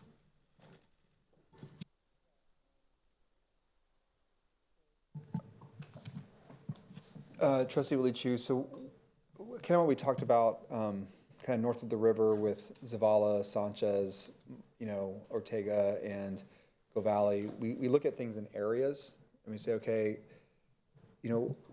how do we address a goal in an area, excess seats, feeder pattern alignment, programmatic alignment, and then we kind of take the available information and we kind of make adjustments, and then refine, and get to a plan.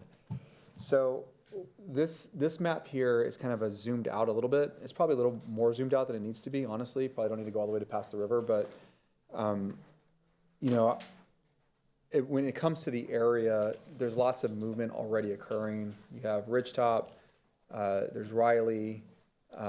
We talked about the 6th grade at Matthews. Maybe we haven't talked about the 6th grade at Matthews and Lee and some of the changes. So, you know, we are going to have to pull seats out of this area. Like, I mean, that is one of the things that we would like to have considered or be part of the plan. So the question becomes, like, what other opportunities exist in this area to find those available seats? That's the process we would go through. I will tell you, like, when we're going through this, there are lots of different ideas. You know, some of them include schools that are adjacent, some a little further away. You know, so to date, what we've been responding to is feedback from the community around how to improve, like, the movement of students. You know, so that's kind of the approach that we would take if that was something. Yeah, I would like to see a plan that has an alternative to closing Riker Woods. Because I don't see the financial benefit to closing Riker Woods. And if there's, you know, it's one that's not wrapped up in a TAP, it's one that is not part of a wall-to-wall change. And so I'd like to see, you know, see what alternatives there are.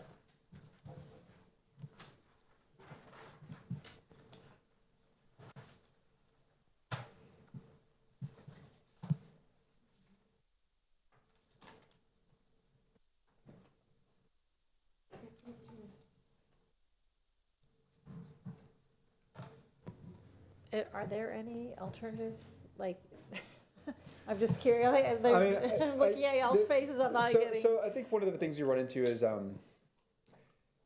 you know, an alternative would require the closure, likely of another school, which is why I'm hesitant to just kind of offer without, like, kind of spending the, like, that's what we would have to figure out. Okay, well, I don't want to just say a school name without really thinking through what it could look like.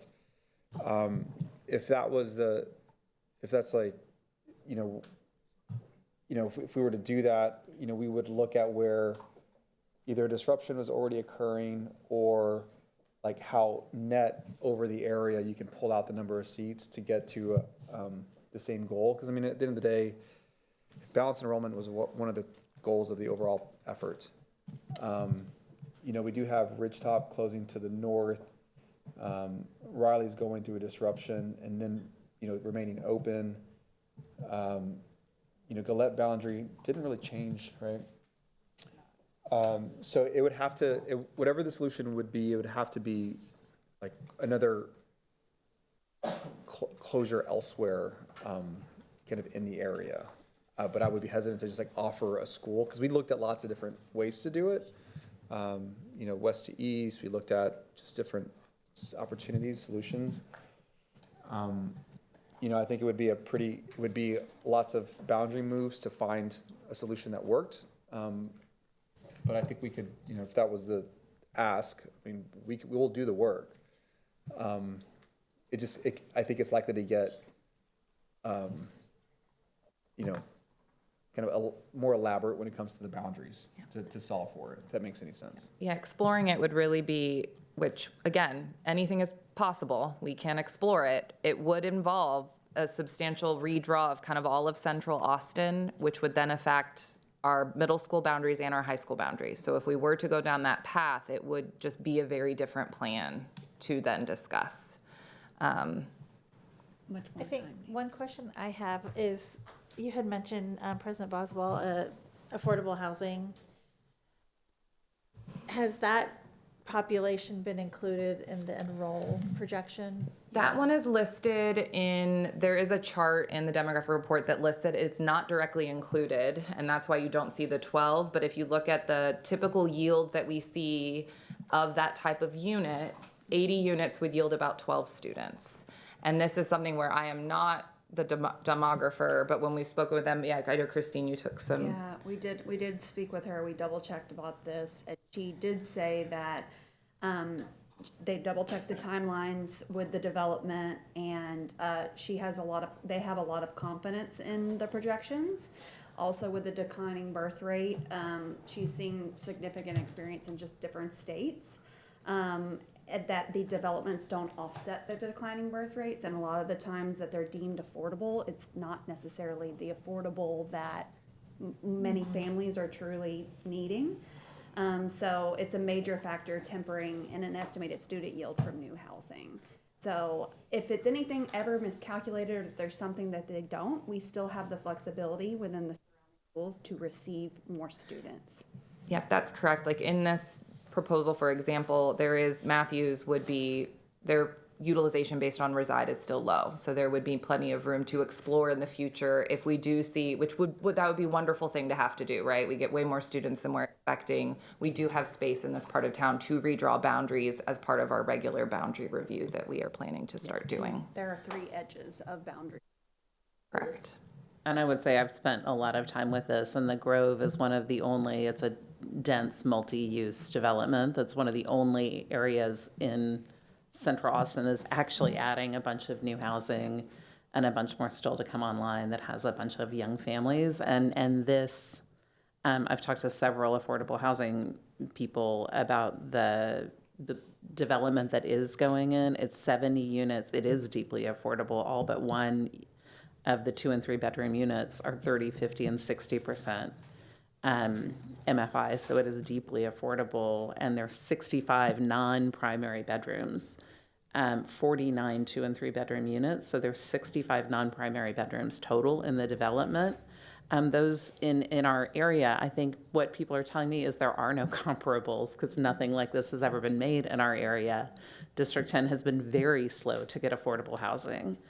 People are very excited this is going in. It has been marketed as close to schools, and there's high quality pre-K on site. They are expecting families.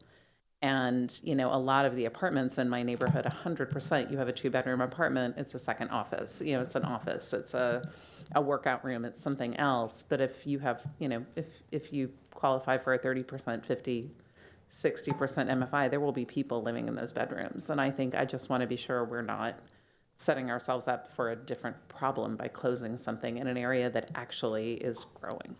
So, thank you. And so my answer is yes, I would like to see that an alternative plan.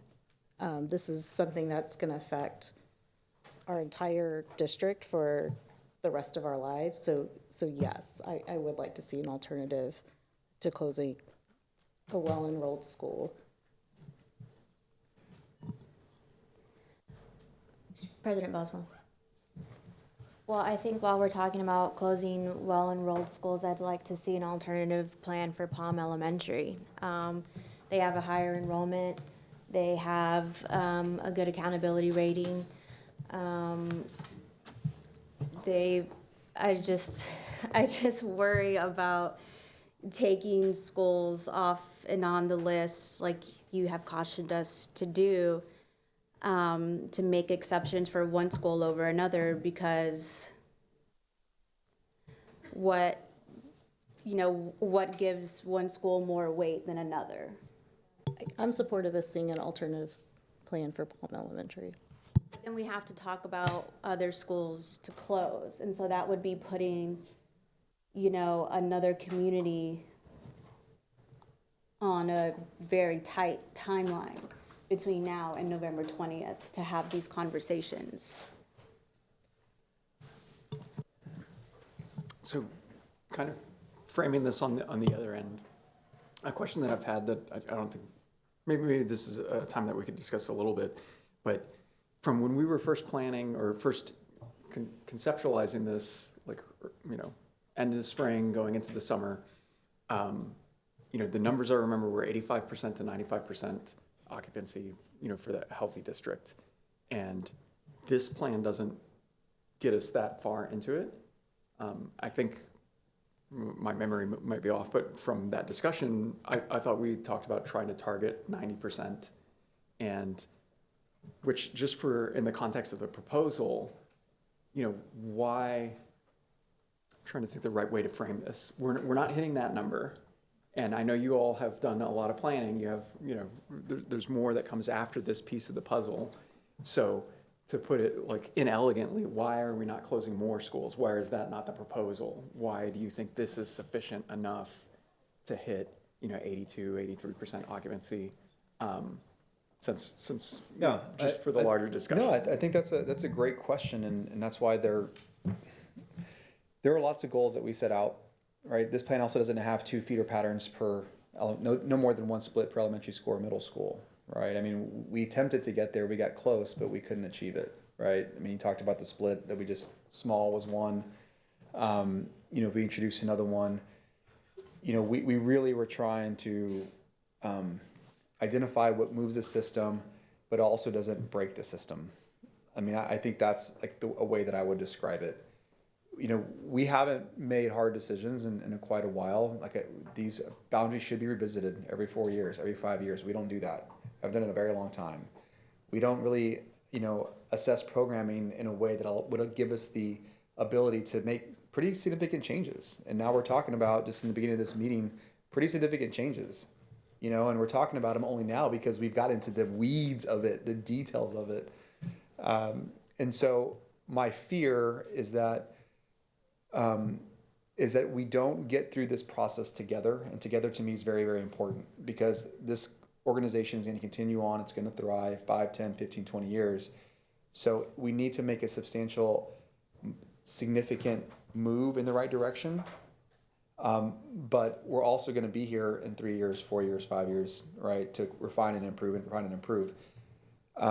So the goals were goals. I wish there was an easy way to find efficiencies without creating more disruption.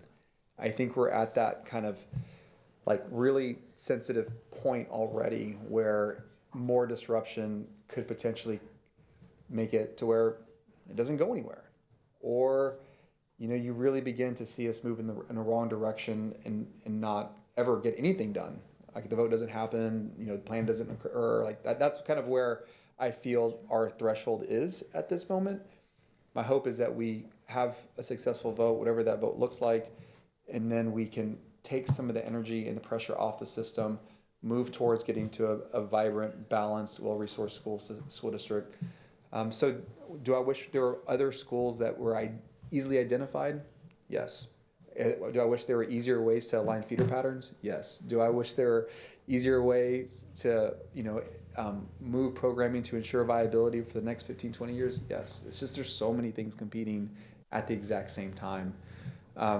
So that's what I would say about it. Is this, I don't know that I could give more without really introducing like pain that I don't know is recoverable, is maybe the way I would say it as a system.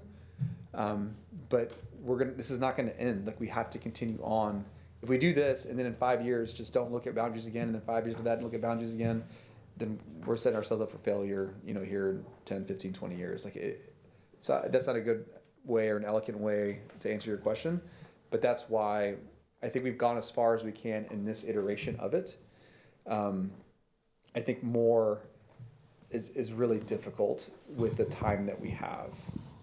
That's just my honest perspective on it.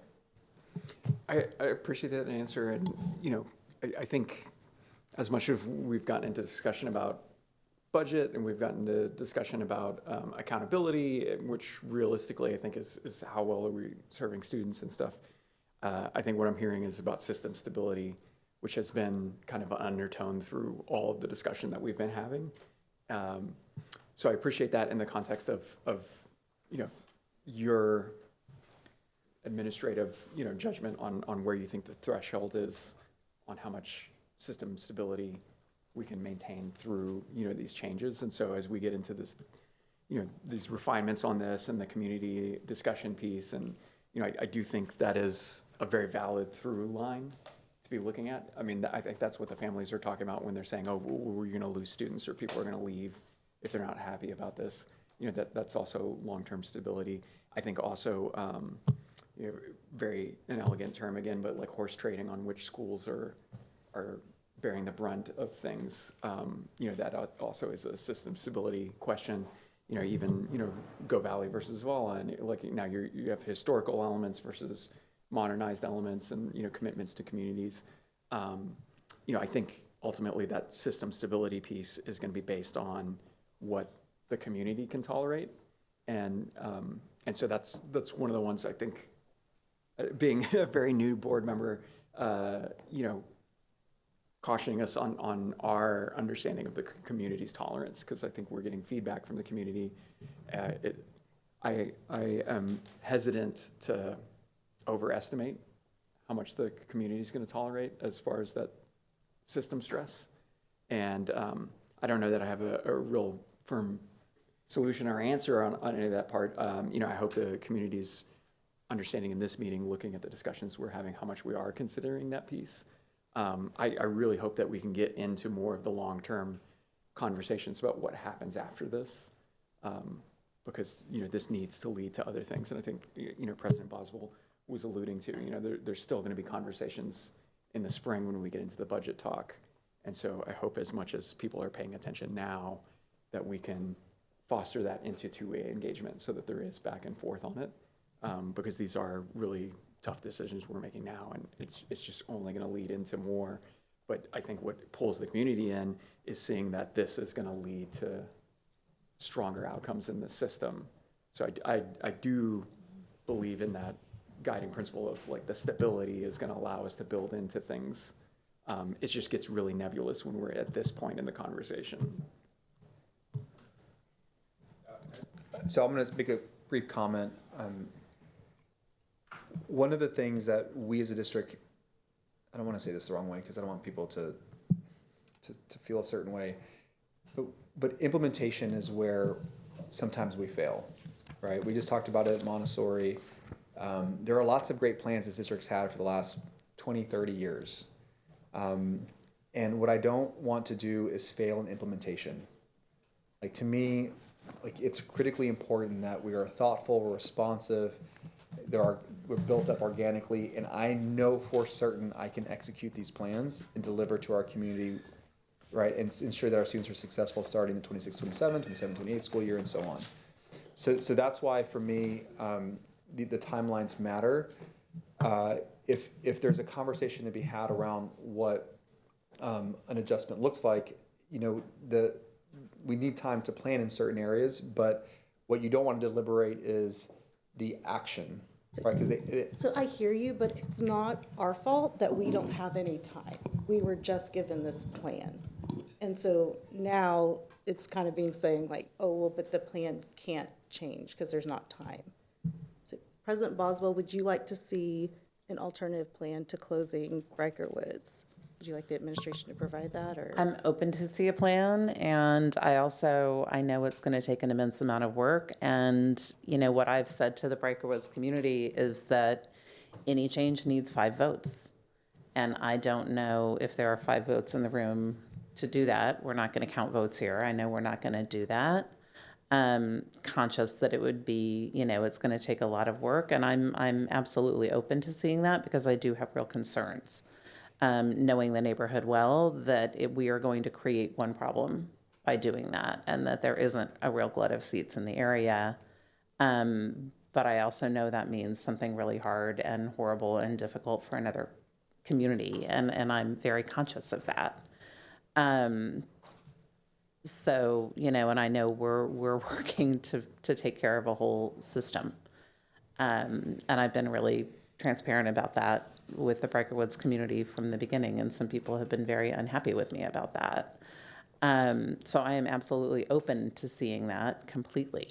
And if the will of all of our colleagues is that that is not a good use of the administration's time, I'm really open to hearing that as well. How many schools need to be restarted with a new principal, new staff under this closure plan? Like, can you name them, and I'll, yeah. I'm going to start. So restart. I'm going to be really precise in my response, only because some of them are TAPs, some of them are program, I mean, there's a lot, And then you right? could say tap or something else, yeah. 4 restarts? Okay, that was the easy answer. Which ones? So Pecan Springs, Uh-huh.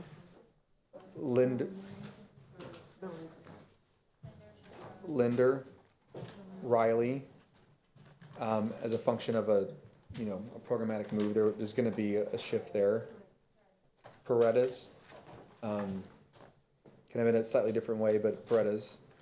What's the other one? Wooldridge. Okay.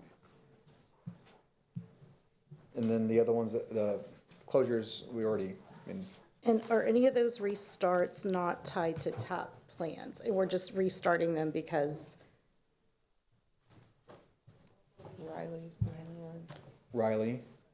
Which one's the one? Just Riley. That's it, just Riley. okay. So we're gonna close a school, and then what's the plan for Riley? To make So that a Riley desirable is the school? wall-to-wall dual language Because program that, they made it a wall-to-wall dual language program to make it a desirable school, and it has become one. But now that's moving. So what's the Riley- plan for Riley? yeah, so the plan for Riley is for the Riley program, the wall-to-wall dual language program, to move to Wooten Elementary School. And then for the Riley campus, the site, to convert into a neighborhood school. For the area, yes, for the area that's adjacent, which is southeast to Ridgetop, Ridgetop is closing. The program is moving and going to Pickle, but Ridgetop is closing and not returning to a neighborhood school. And what percentage of students transfer out of Ridgetop? What percentage of students currently transfer out of Riley? Yep, I'll have to pull those up real quick, trustee. Let me get my binder too. I threw it back over. Nope, right here. I have 37% of students transfer out of Riley. And most of those transferred to Brentwood or Briker Woods. Ridgetop, 28%, most of them transfer to Lee or Briker Woods. It's like, how many students would we expect to be at Riley next year? Like, how would we know who to hire? Oh, like, the projected reside, I mean, what do you wanna, I don't know, Chief on the table. Well, and I think, I mean, there is an element of this, and if Victoria needs to come up and clarify, but that is why we are working with our principals to get folks to tell us early where they plan to enroll, is to have more clarity, because we do have estimates on the reside projections and who lives there, but we also know that those families, as do really all our families, but they have choice.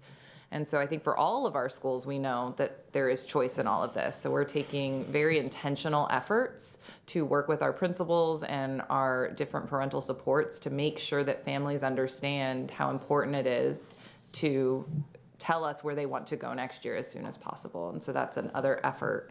So it's hard to give an exact number. We are doing a lot of space planning to look at kind of both ends of the spectrum and really more concerned about not having enough space. So that is what we are solving for. So what's the The total reside together would be, I don't have a Mac. I don't know how to do that.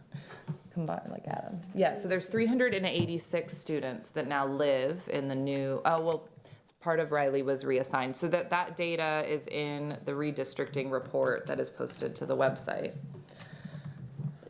So Trustee Luigi, would you be suggesting that Ridgetop could move to Briker Woods, that Riley could move to Brentwood?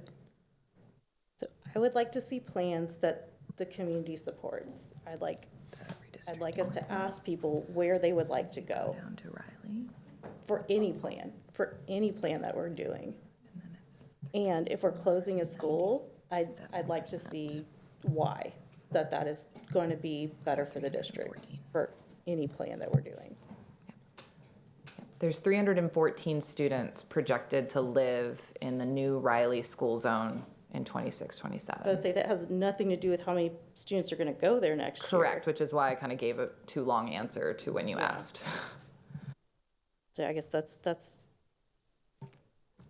a concern with the plan is, restarting a school that was functioning very, very well, with kind of no plan to restart, not knowing how that's going to be. And we're also having to do restarts that if they don't go correctly, we'll get our entire district taken over. So that it just seems like a lot of effort to do that well. So I'm concerned that either it won't be done well, or because there's not the capacity to do it, or we're going to be taking away from a restart that is required by TEA. So those are my concerns. I'd like to see all the options. I'd like to see what saves money. I want us to get to make a plan. And again, it's not any of our fault that we're just now getting a plan. And, I do feel like I am concerned that we're getting it very last minute, so there can't be any changes to it. And that's, I live in North Austin. That's the area I know well. And yeah, I'd like people to have options. I'm I'm always proud of Austinites. And sometimes I'm not proud of us in all of our moments. I'm not always proud of myself in all of my moments. But the families, the many families I've spoken to, the Riley community has really been amazing. Ridgetop has really been, all the communities have been amazing. One of the things that the Riley parents asked me in overwhelming numbers was about Mandarin Chinese going to Wooten, and I saw in the adjustments that was there. Another thing that Riley families are asking for, that is to say, the Riley folks who are going to be the new Riley folks, which is current Riley folks who are like, you know what, we're gonna stay. We're not gonna go to Wooten, we're gonna stay. And then Ridgetop families who are like now part of the new imagined Riley. One of the things, and the beauty and graciousness is like borderline overwhelming. What families have said is, let's focus on getting Wooten right, and please don't forget about us. We're going to be a neighborhood school, and we don't want to be kind of lost in the shuffle as we pay really good, close attention to what happens at the new Pickle, at the new Wooten, et cetera. So I would definitely share and ask in when we get to that academic piece, really with some specificity leaning into a Riley, a neighborhood school. These schools, well, all of our schools are just so important, and this just being one of them, it doesn't get lost in the shuffle.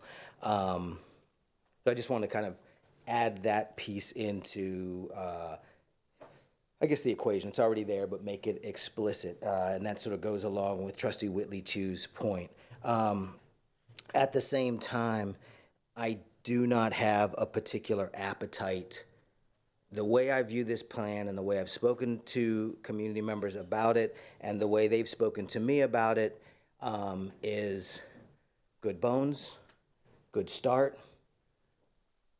Now it's time for version 2, and that version 2 is building on the bones, and that there might be substantive, I don't want to say tweaks, but substantive alterations, adjustments, but not taking the fundamental step back to a different list of closures or take these off or take those off, that sort of thing. So I guess I would say I do not have an appetite for a big switcheroo. I would have an appetite for what I see you all doing and what I think you're getting consistently prodded to do even more of, which is leaning in with specificity, creating greater detail, creating adjustments where necessary, but keeping this moving forward. That's where I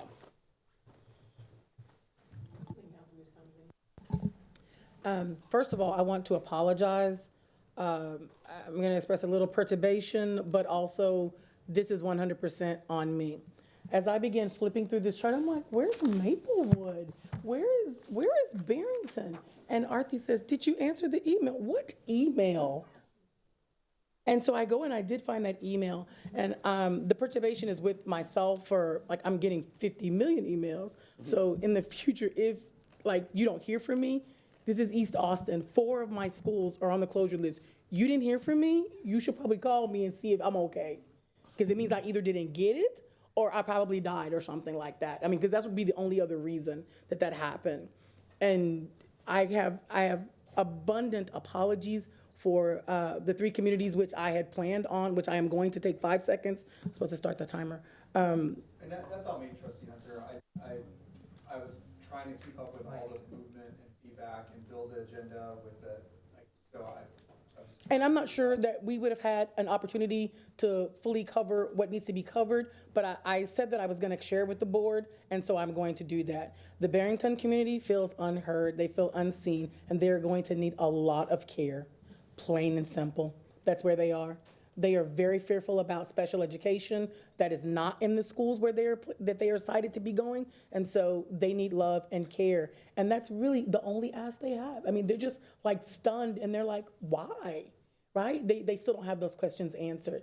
I'm not going to ask that Maplewood be taken off the list, and I told Maplewood that I would not ask that they be taken off the list.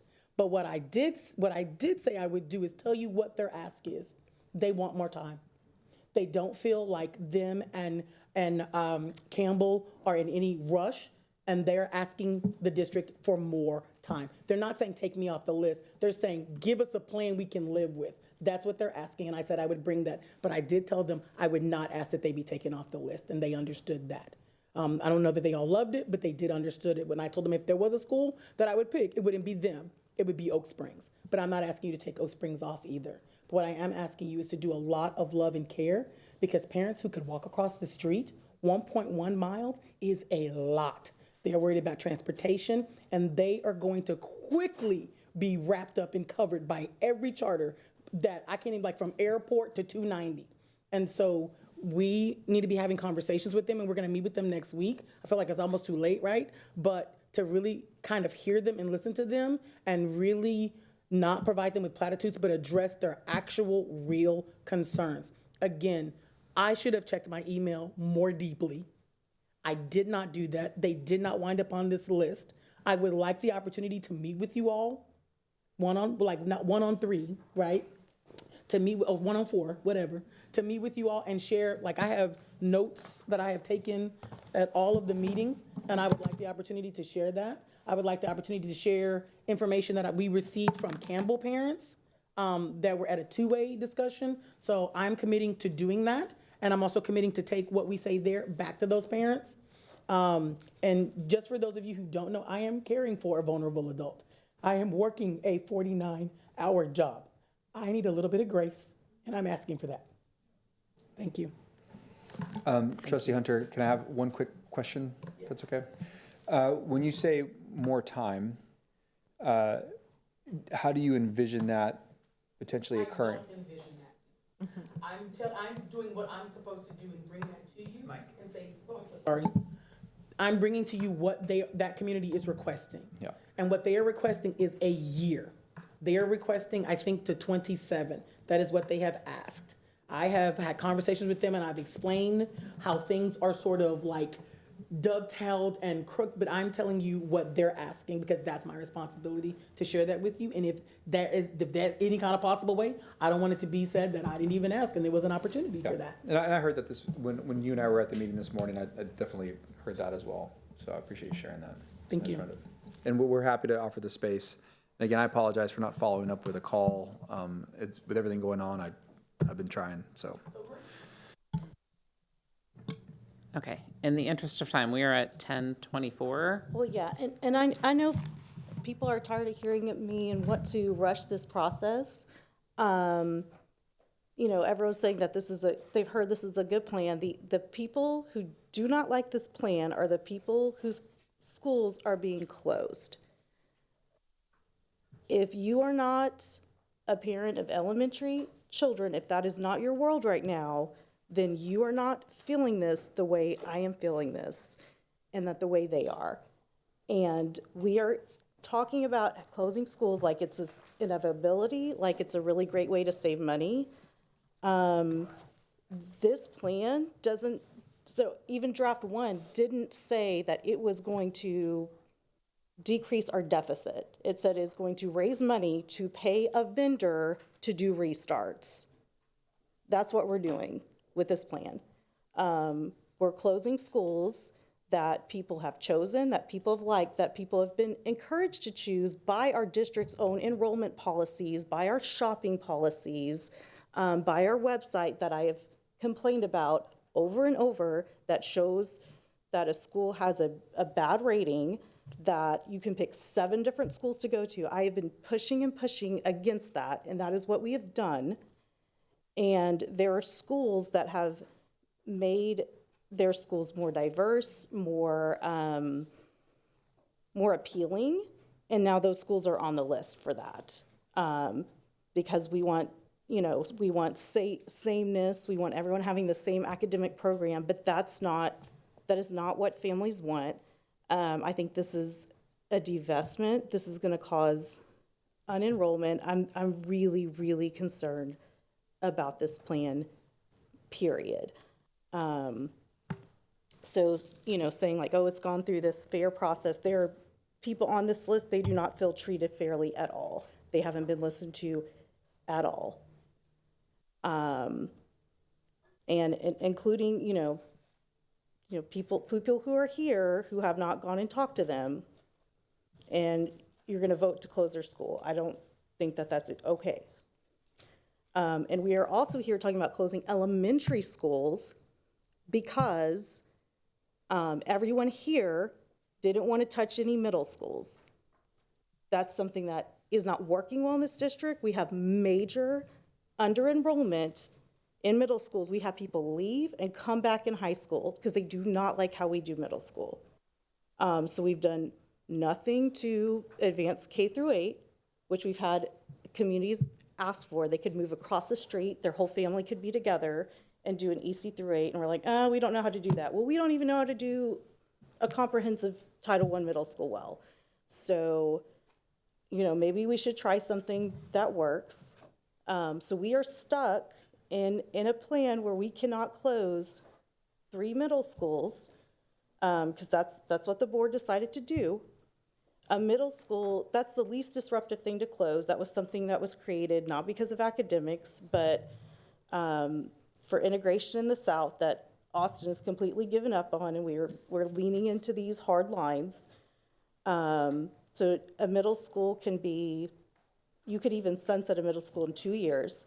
Elementary schools, people are there. If they start, we have kids who start in ECSE at 2, and some of our schools go through 6th grade. So we are disrupting the most vulnerable families at the most vulnerable time in their life and telling them to shut up about it because you were here in 2019 and you don't even know this is so much better. So yeah, I would like to not be the only one standing up for people, but if y'all want to just I'm close gonna the need you not schools, to do that's that. fine. I'm gonna need you not to do that. We all care for our communities, and I get that you're passionate right now because you're in that stage of life, but we all care for our communities, and we're trying to figure out the best way to get there. Because we're not doing it the way you feel does not mean we don't care. I'd like So to please see some rephrase. evidence that it's going to get us where we need. I see no evidence it's going to get us where we need to go. I see it's going to maybe save money, which I doubt.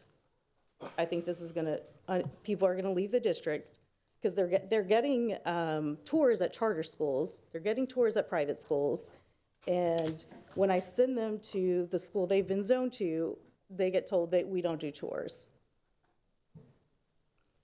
So I have a lot of concerns about us losing enrollment. I'm very concerned about this plan, and we need to see evidence that it works, and I don't think we have it.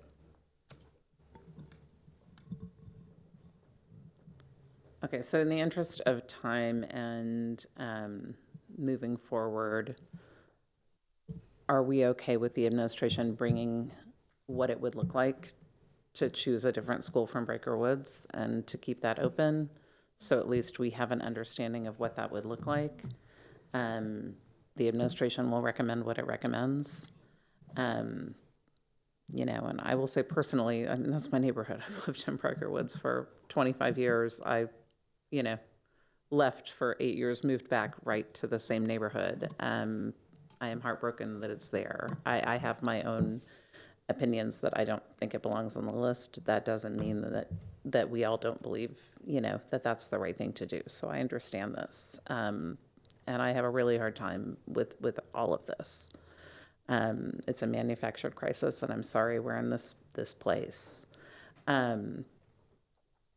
You know, we need to get to something that all of us can get behind, and I have major concerns that remain that I appreciate you addressing, you know, beginning to address them, and I'm seeing evidence here that a lot of what our community is saying is being heard, and I think that is essential.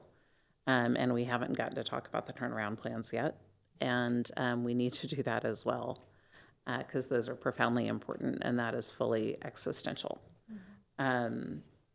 So in the interest of kind of moving forward, if that were to be created so we have a concrete thing to look at and respond to, perhaps a palm conversation as well, if that's important, and we can come back unless people have other thoughts. I would just suggest if we're going to ask the administration to spend significant time on an alternative plan, for my part, I would ask for a plan on what it would look like to do the 1-year delay that the community is asking.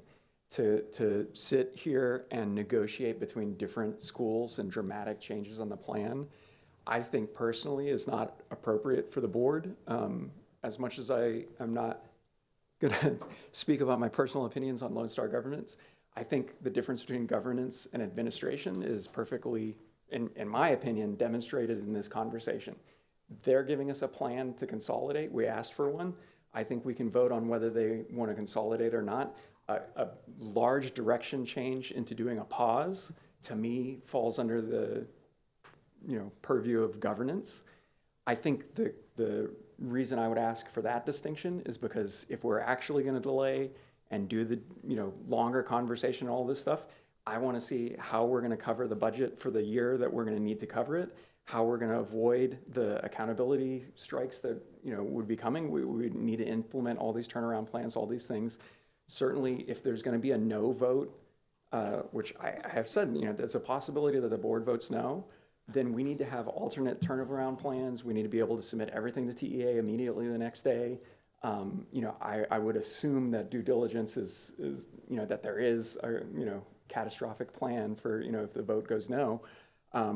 I think that makes much more sense if we're going to ask the administration to put a bunch of time into an alternative plan than just doing 1 or 2 changes to specific schools, because then that starts a cascade of every district having specific concerns, and I don't think we have time to do multiple drafts.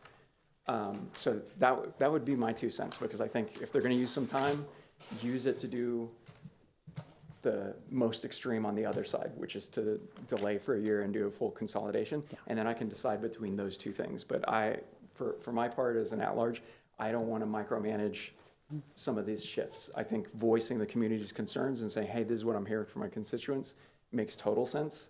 But yeah. I did ask that question. This is the time we have to deliberate, so I think this is an important conversation. Because I did ask a question in the tracker about the delay, the cascade, the ramifications, what it would take.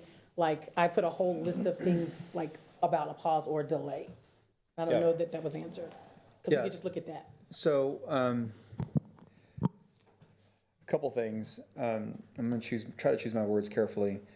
The first thing I would say is that when you think about alternative plan, I think about alternative elements to a plan, not a comprehensive plan redo. I don't think that you're going to find the same guardrails, find the same goals, and somehow magically end up with something so different that you're not going to be right here a year from now doing the exact same thing, but with the risk being that much bigger. So I don't, because the goals were the goals, right? I mean, balanced enrollment, there were things that we asked to do and that led the work. And unless the goals fundamentally change for y'all, then you're not going to see, I would think, a huge shift globally. Now, are there elements in it that can refine and improve? Yes, I think that does exist. Because there are different ways to arrive at a solution, but you're not going to ever find a solution that says don't close schools, or if you don't want to align programs, then that's a different goal. Then get rid of that goal, right? But then that's going to create a whole different set of changes in the plan that will ultimately lead to different solutions, right? So I would really caution the board about doing a full year delay. In fact, I would probably be adamant that we don't go down that path. Now, for the full thing, when Trustee Hunter made the comment around a delay for Maplewood and Campbell, I heard that as take the vote, but the implementation of that vote is a year delayed, right? Because school districts can do that. They'll take a vote. They do it all the time. They're going to close X amount of schools or make these changes in the next 3 years, and this is the timeline in which we do it. That to me is, those are two different things, because the amount of energy like consumed in the system and the things that we're not doing because we're doing this work is gargantuan. Like, I mean, every executive director that should be supporting our principals, every principal that's in community meetings, like, guess what they're not doing? They're not being with our kids. So I don't want, the risks aren't going to go away. They're only going to get bigger. So what I would offer is, if there are things that we need to work through to improve the plan, we will work through them. I hesitate to like make huge shifts for sure in the overall plan, but I do think there's refinements, there's changes that are going to occur by way of this deliberation. I mean, we talked about one early on with Martin. That's a pretty significant like thing that I have to work through. That's a pretty big change that I need. Like, some of the staff behind me didn't even know about that idea. Like, that's the honest truth, because I want to make sure that I have the runway to actually do it. So if the board is asking Matthias, not maybe to your point, Trustee Diodio, say what a full delay is, but what a modified plan, given the risks that we're managing, looks like, that would be a different conversation, because the TAPs are tied to pretty specific timelines that is anchoring a lot of the things in the plan. I would be really, really concerned about changing the structure of the plan that is tied to certain elements within it. But not all elements are the same. That was probably a long way to say it, but that is helpful. Then I'd Why offer are that. we moving students so that the top plans say that TEA says we need to move students from schools to schools that have A, B, and C's? Why are we getting exceptions in our TAP plans to move students to schools with D's and F's? And why do we think that will lower risk and not get us taken over? And why will that be successful? Yeah, so this is part of the conversation we'll have tomorrow, because we're going to present in the superintendent's update all the TAP plans. What I would say is that if we had A and B and C schools around all of our schools that don't have the accountability risks the way that we're quantifying it, then we'd be able to meet that expectation and be simple. Move, reassign, solve, break the accountability chain. We don't have that. But what I think the agency would respond favorably to is a comprehensive plan that... I think we do have that, and we're going to have fewer when we close these schools, when we close Palm, when we close Maplewood, if we close Briker Woods, Ridgetop, Becker, Riley, we have fewer. And then if I'm looking at Houston right now, if a school district gets taken over, then the schools that are the TAP plans that we're, having stricter models that, I have little kids, so this is the educational model that will be in their school district. So even the more TAP plans we have, the stricter we're getting, and the more structured the curriculum is, and the more scripted, and the less appropriate it is. So when we have fewer schools that are more free, we have more schools that are going in a direction that Austinites don't want their education to go to scripted, to go to state mandated. And, you know, when we look at Houston ISD, their schools, they have this, the NES rate, you know, they are less free, and then you have schools that are more free. And so I think this puts us at a higher risk of takeover and at a higher risk of, if the district is being taken over, having a more punitive takeover here. And so these are the concerns that we have, who our kids have many, many years in Austin ISD that we hope they have these years in Austin ISD. I don't know, it's not funny to me. So I think about risk in a district like hourly. I mean, that's all, since I came into this organization, that's all it's ever been, is how to mitigate risk as an organization to ensure their local control so that you as the 9 trustees can lead this organization. That's the first day I was on the job, that's what we talked about. And so I do believe that this plan reduces risk.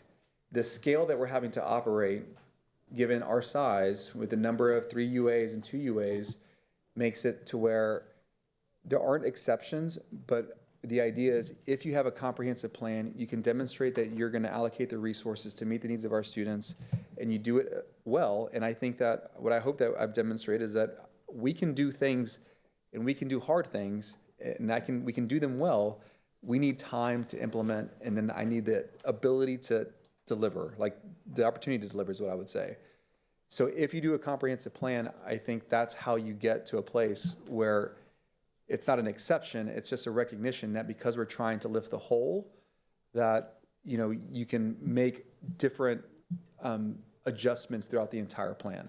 Because to your point, A, B, C, you know, F or D, you know, this 20% of the students are going here, but we're also going to provide resources to that percent also. We've said, like, the district has said they're gonna do that over and over, and like that we can have schools, I mean, that it's leaning into like an old idea that's never worked here or anywhere else, where you can have schools where we isolate students in poverty, isolate students who are emergent bilingual, isolate them from peers who speak English, and then put certain resources, and that will move test scores. We're not trying to isolate any student population. That's what we're doing when we take these lines and make them really, really hard. Like, that's how our school district looks. We have which lines? A diverse school district.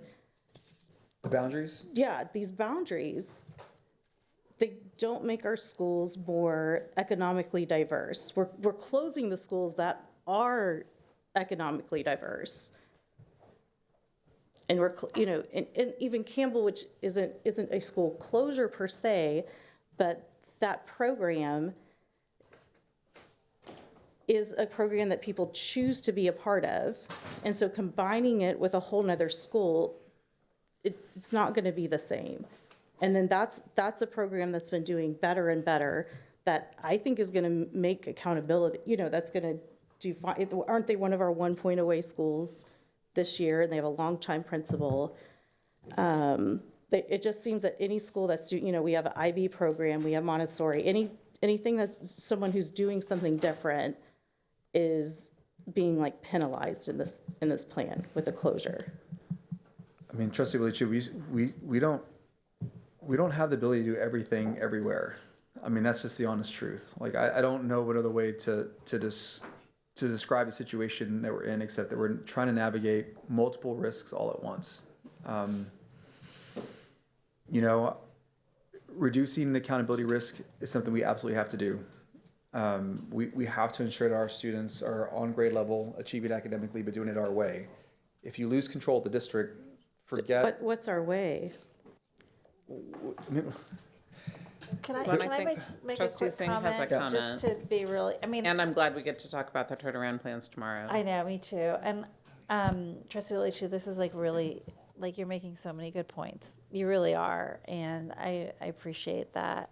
And I'm just like, but what's the alternative? Like, I really don't know, when the state has kind of put so many restrictions on us and imposed rules.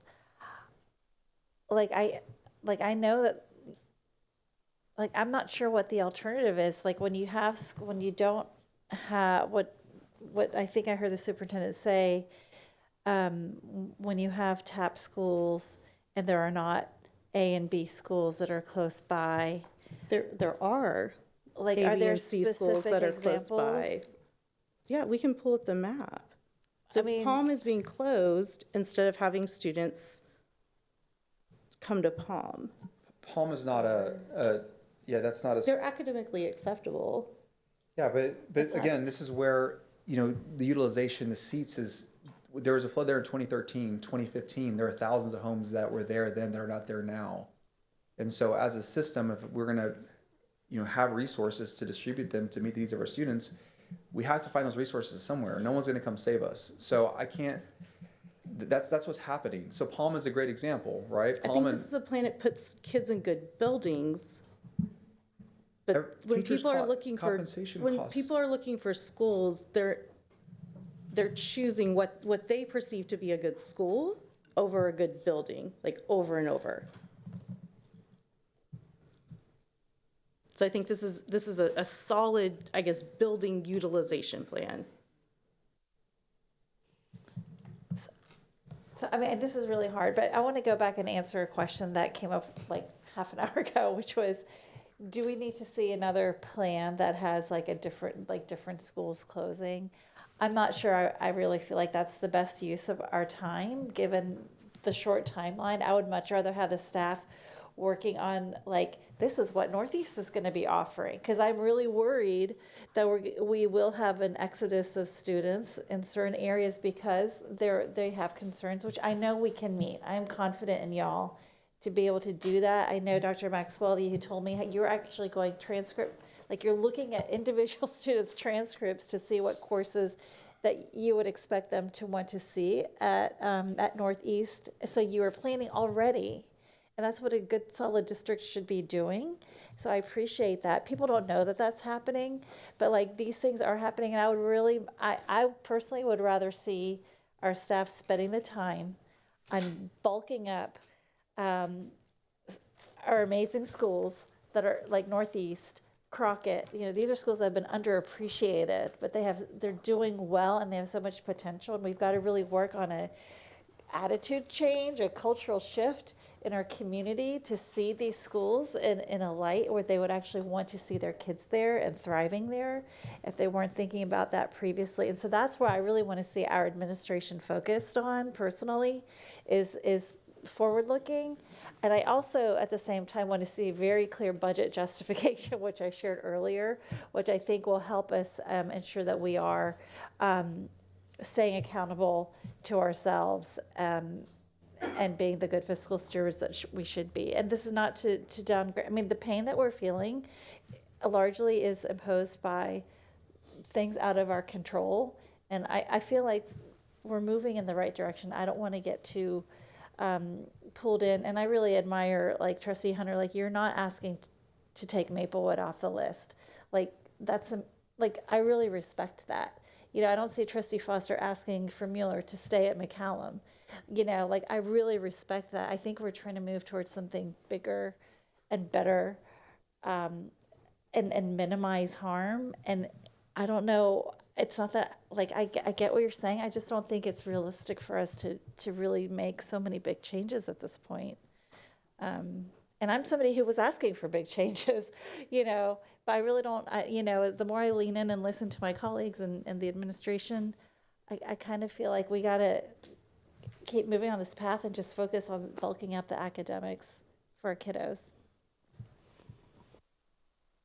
I think that's the power and the importance of being able to be in the room together and hear each other is important. I mean, that's this process. I wish we had a lot more hours of this over a lot more weeks.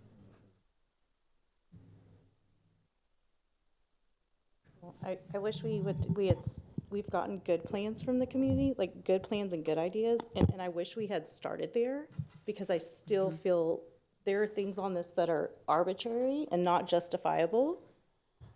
And if they're not tied into anyone else, then just, When I hope that, I know we mean, haven't talked about everything that the I think community brought everything, us. everything in here has to be justified. It has to be. You cannot close any school without justification. And I don't see it. And I think we should all feel really confident that it's justified, that it's good, that each of these closures is gonna serve a purpose, and we need to show why. Not that, oh, it's too tangled in, so I can't show you. That's not acceptable. That's not what I would never, I mean, I don't, that's not, I've never said that, like, that they're too tangled in. I would say that because we're trying to address multiple things at the same time, every one thing impacts something else. That's always been the case. And so whatever we do, just I'll communicate what those changes are and how it impacts everything else. That's just how it is. We're a large, elaborate, complex public education system. Okay.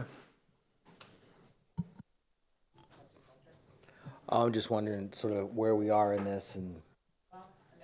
I think it's 10:50. I think we can keep talking or we can adjourn, and we've already blown way past our time, but I also think it's worth blowing past our time for us. So we're going to have a chance to talk again tomorrow about the turnaround plans, which I think is a really part of this work. And I think we have a lot of questions about. We've heard a lot from our community about. So if we can adjourn, if we're ready. Well, so the plan coming Friday. Yeah. And you've given us, we had this starting point, and I think dutifully, I think the trustees have been working so hard to just lean in and listen, and we've heard so much good, powerful stuff, and I'm really excited that several things, like I'm seeing them reflected. Then there's still remaining questions, and then there's things where it's like, you know, I was hoping for this, and I kind of, in a sense, got to know in a way where what you've kind of said is, this is why we're rolling this way. And I didn't hear a chorus of people saying change direction, so I imagine that some of the things that I would like to see won't quite be exactly like I would like them, but I'm one of 9. That said, as we move forward for this final, or for what comes next that we will vote up or down on,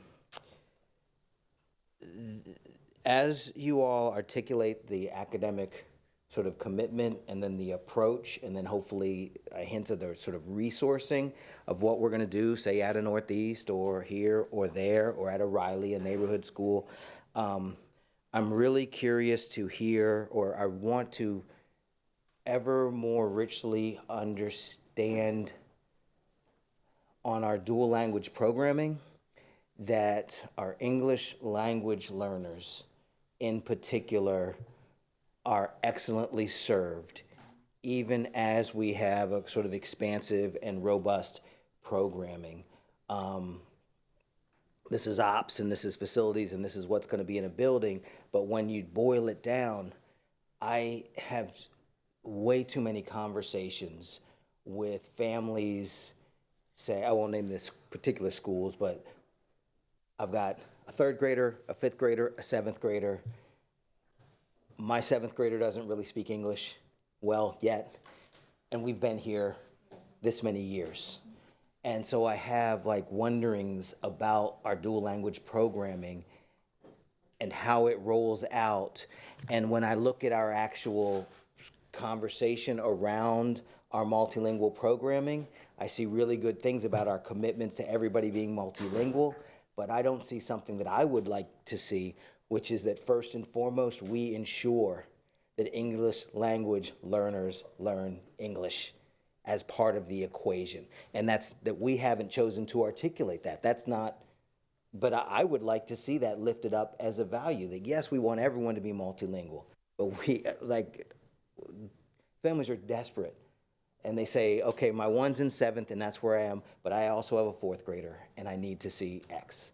So that fleshed out in the academic framework and approach. And then likewise, it was actually spoken to a little bit, the gap of dual language, not dual language opportunity again. In other words, what's the vertical flow from elementary to middle to high? I think this plan should capture that, and the ops and the buildings and everything should be a reflection of our commitment in that direction.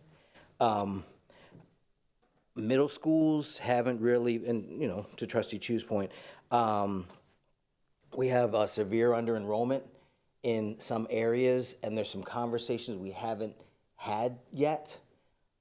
I would like to see, not that we dive back into this, or dive into it yet, because I think this is enough of a lift for today, so to speak, or for this season, but we have this beautiful school run by just an amazing principal in a beautiful building that's about to come online with fewer than 200 students. And I'm talking about Bertha Sadler Means. And I have lingering questions about our vision around our single gender schools. And I'm actually wondering, and I'm sorry for taking so long, but I'm actually wondering how many of our challenges would be addressed if we took that on next. If we said, we've got to have some conversations about our apportionment of middle school seats in the Northeast. I would love to see, well, I'll stop with that one, but can that be not a part of the plan, like, hey, let's make this part of the plan now, but a commitment to continued or to an initial empowered conversation that would have us take action eventually around figuring out this piece of the puzzle. And then there's a piece about transportation, and this is very important to me because I think it just reflects a nationwide reality. I've said a million times, non-zone schools do not typically end up equitable over time. They trend almost invariably towards inequity. No evildoers. It's just kind of how it happens when some people have cars and some people have public transportation and some people have this access and some people don't. So when it comes to non-zone schools, if we're going to commit to that sort of thing, we not only need enrollment guidelines, we not only need guardrails saying thou shalt not this, thou shalt not that. You got to resource it. And you have to act powerfully and affirmatively to counter what will invariably otherwise happen, which is you will become inequitable over time. So when we do the transportation, thank you for, and I understand it's hard to get the language, thank you for, if you previously were zoned to this school and receiving transportation, and now you still want to go back to the non-zone school but wouldn't get transportation, you will get transportation. Like, thank you for that piece, which is so hard to, like, I don't know how you're going to get that into a sentence or whatever. But I think we need to seriously find the way, the means, the money to provide transportation for English language learners. Because right now what we're doing is chasing demographics. Oh, let's go to St. John's. That's where the kids are. Guess what? St. John's will gentrify too. And so either we're going to move the schools every 3 years or maybe we do that also, but we have to find a way to ensure that we can retain the balance. We need tools to retain the balance. So I would request a consideration of transportation for English language learners to the non-zone schools and transportation for kids on free and reduced lunch for the non-zone schools. And I do understand it's a big ask because it's a money dip.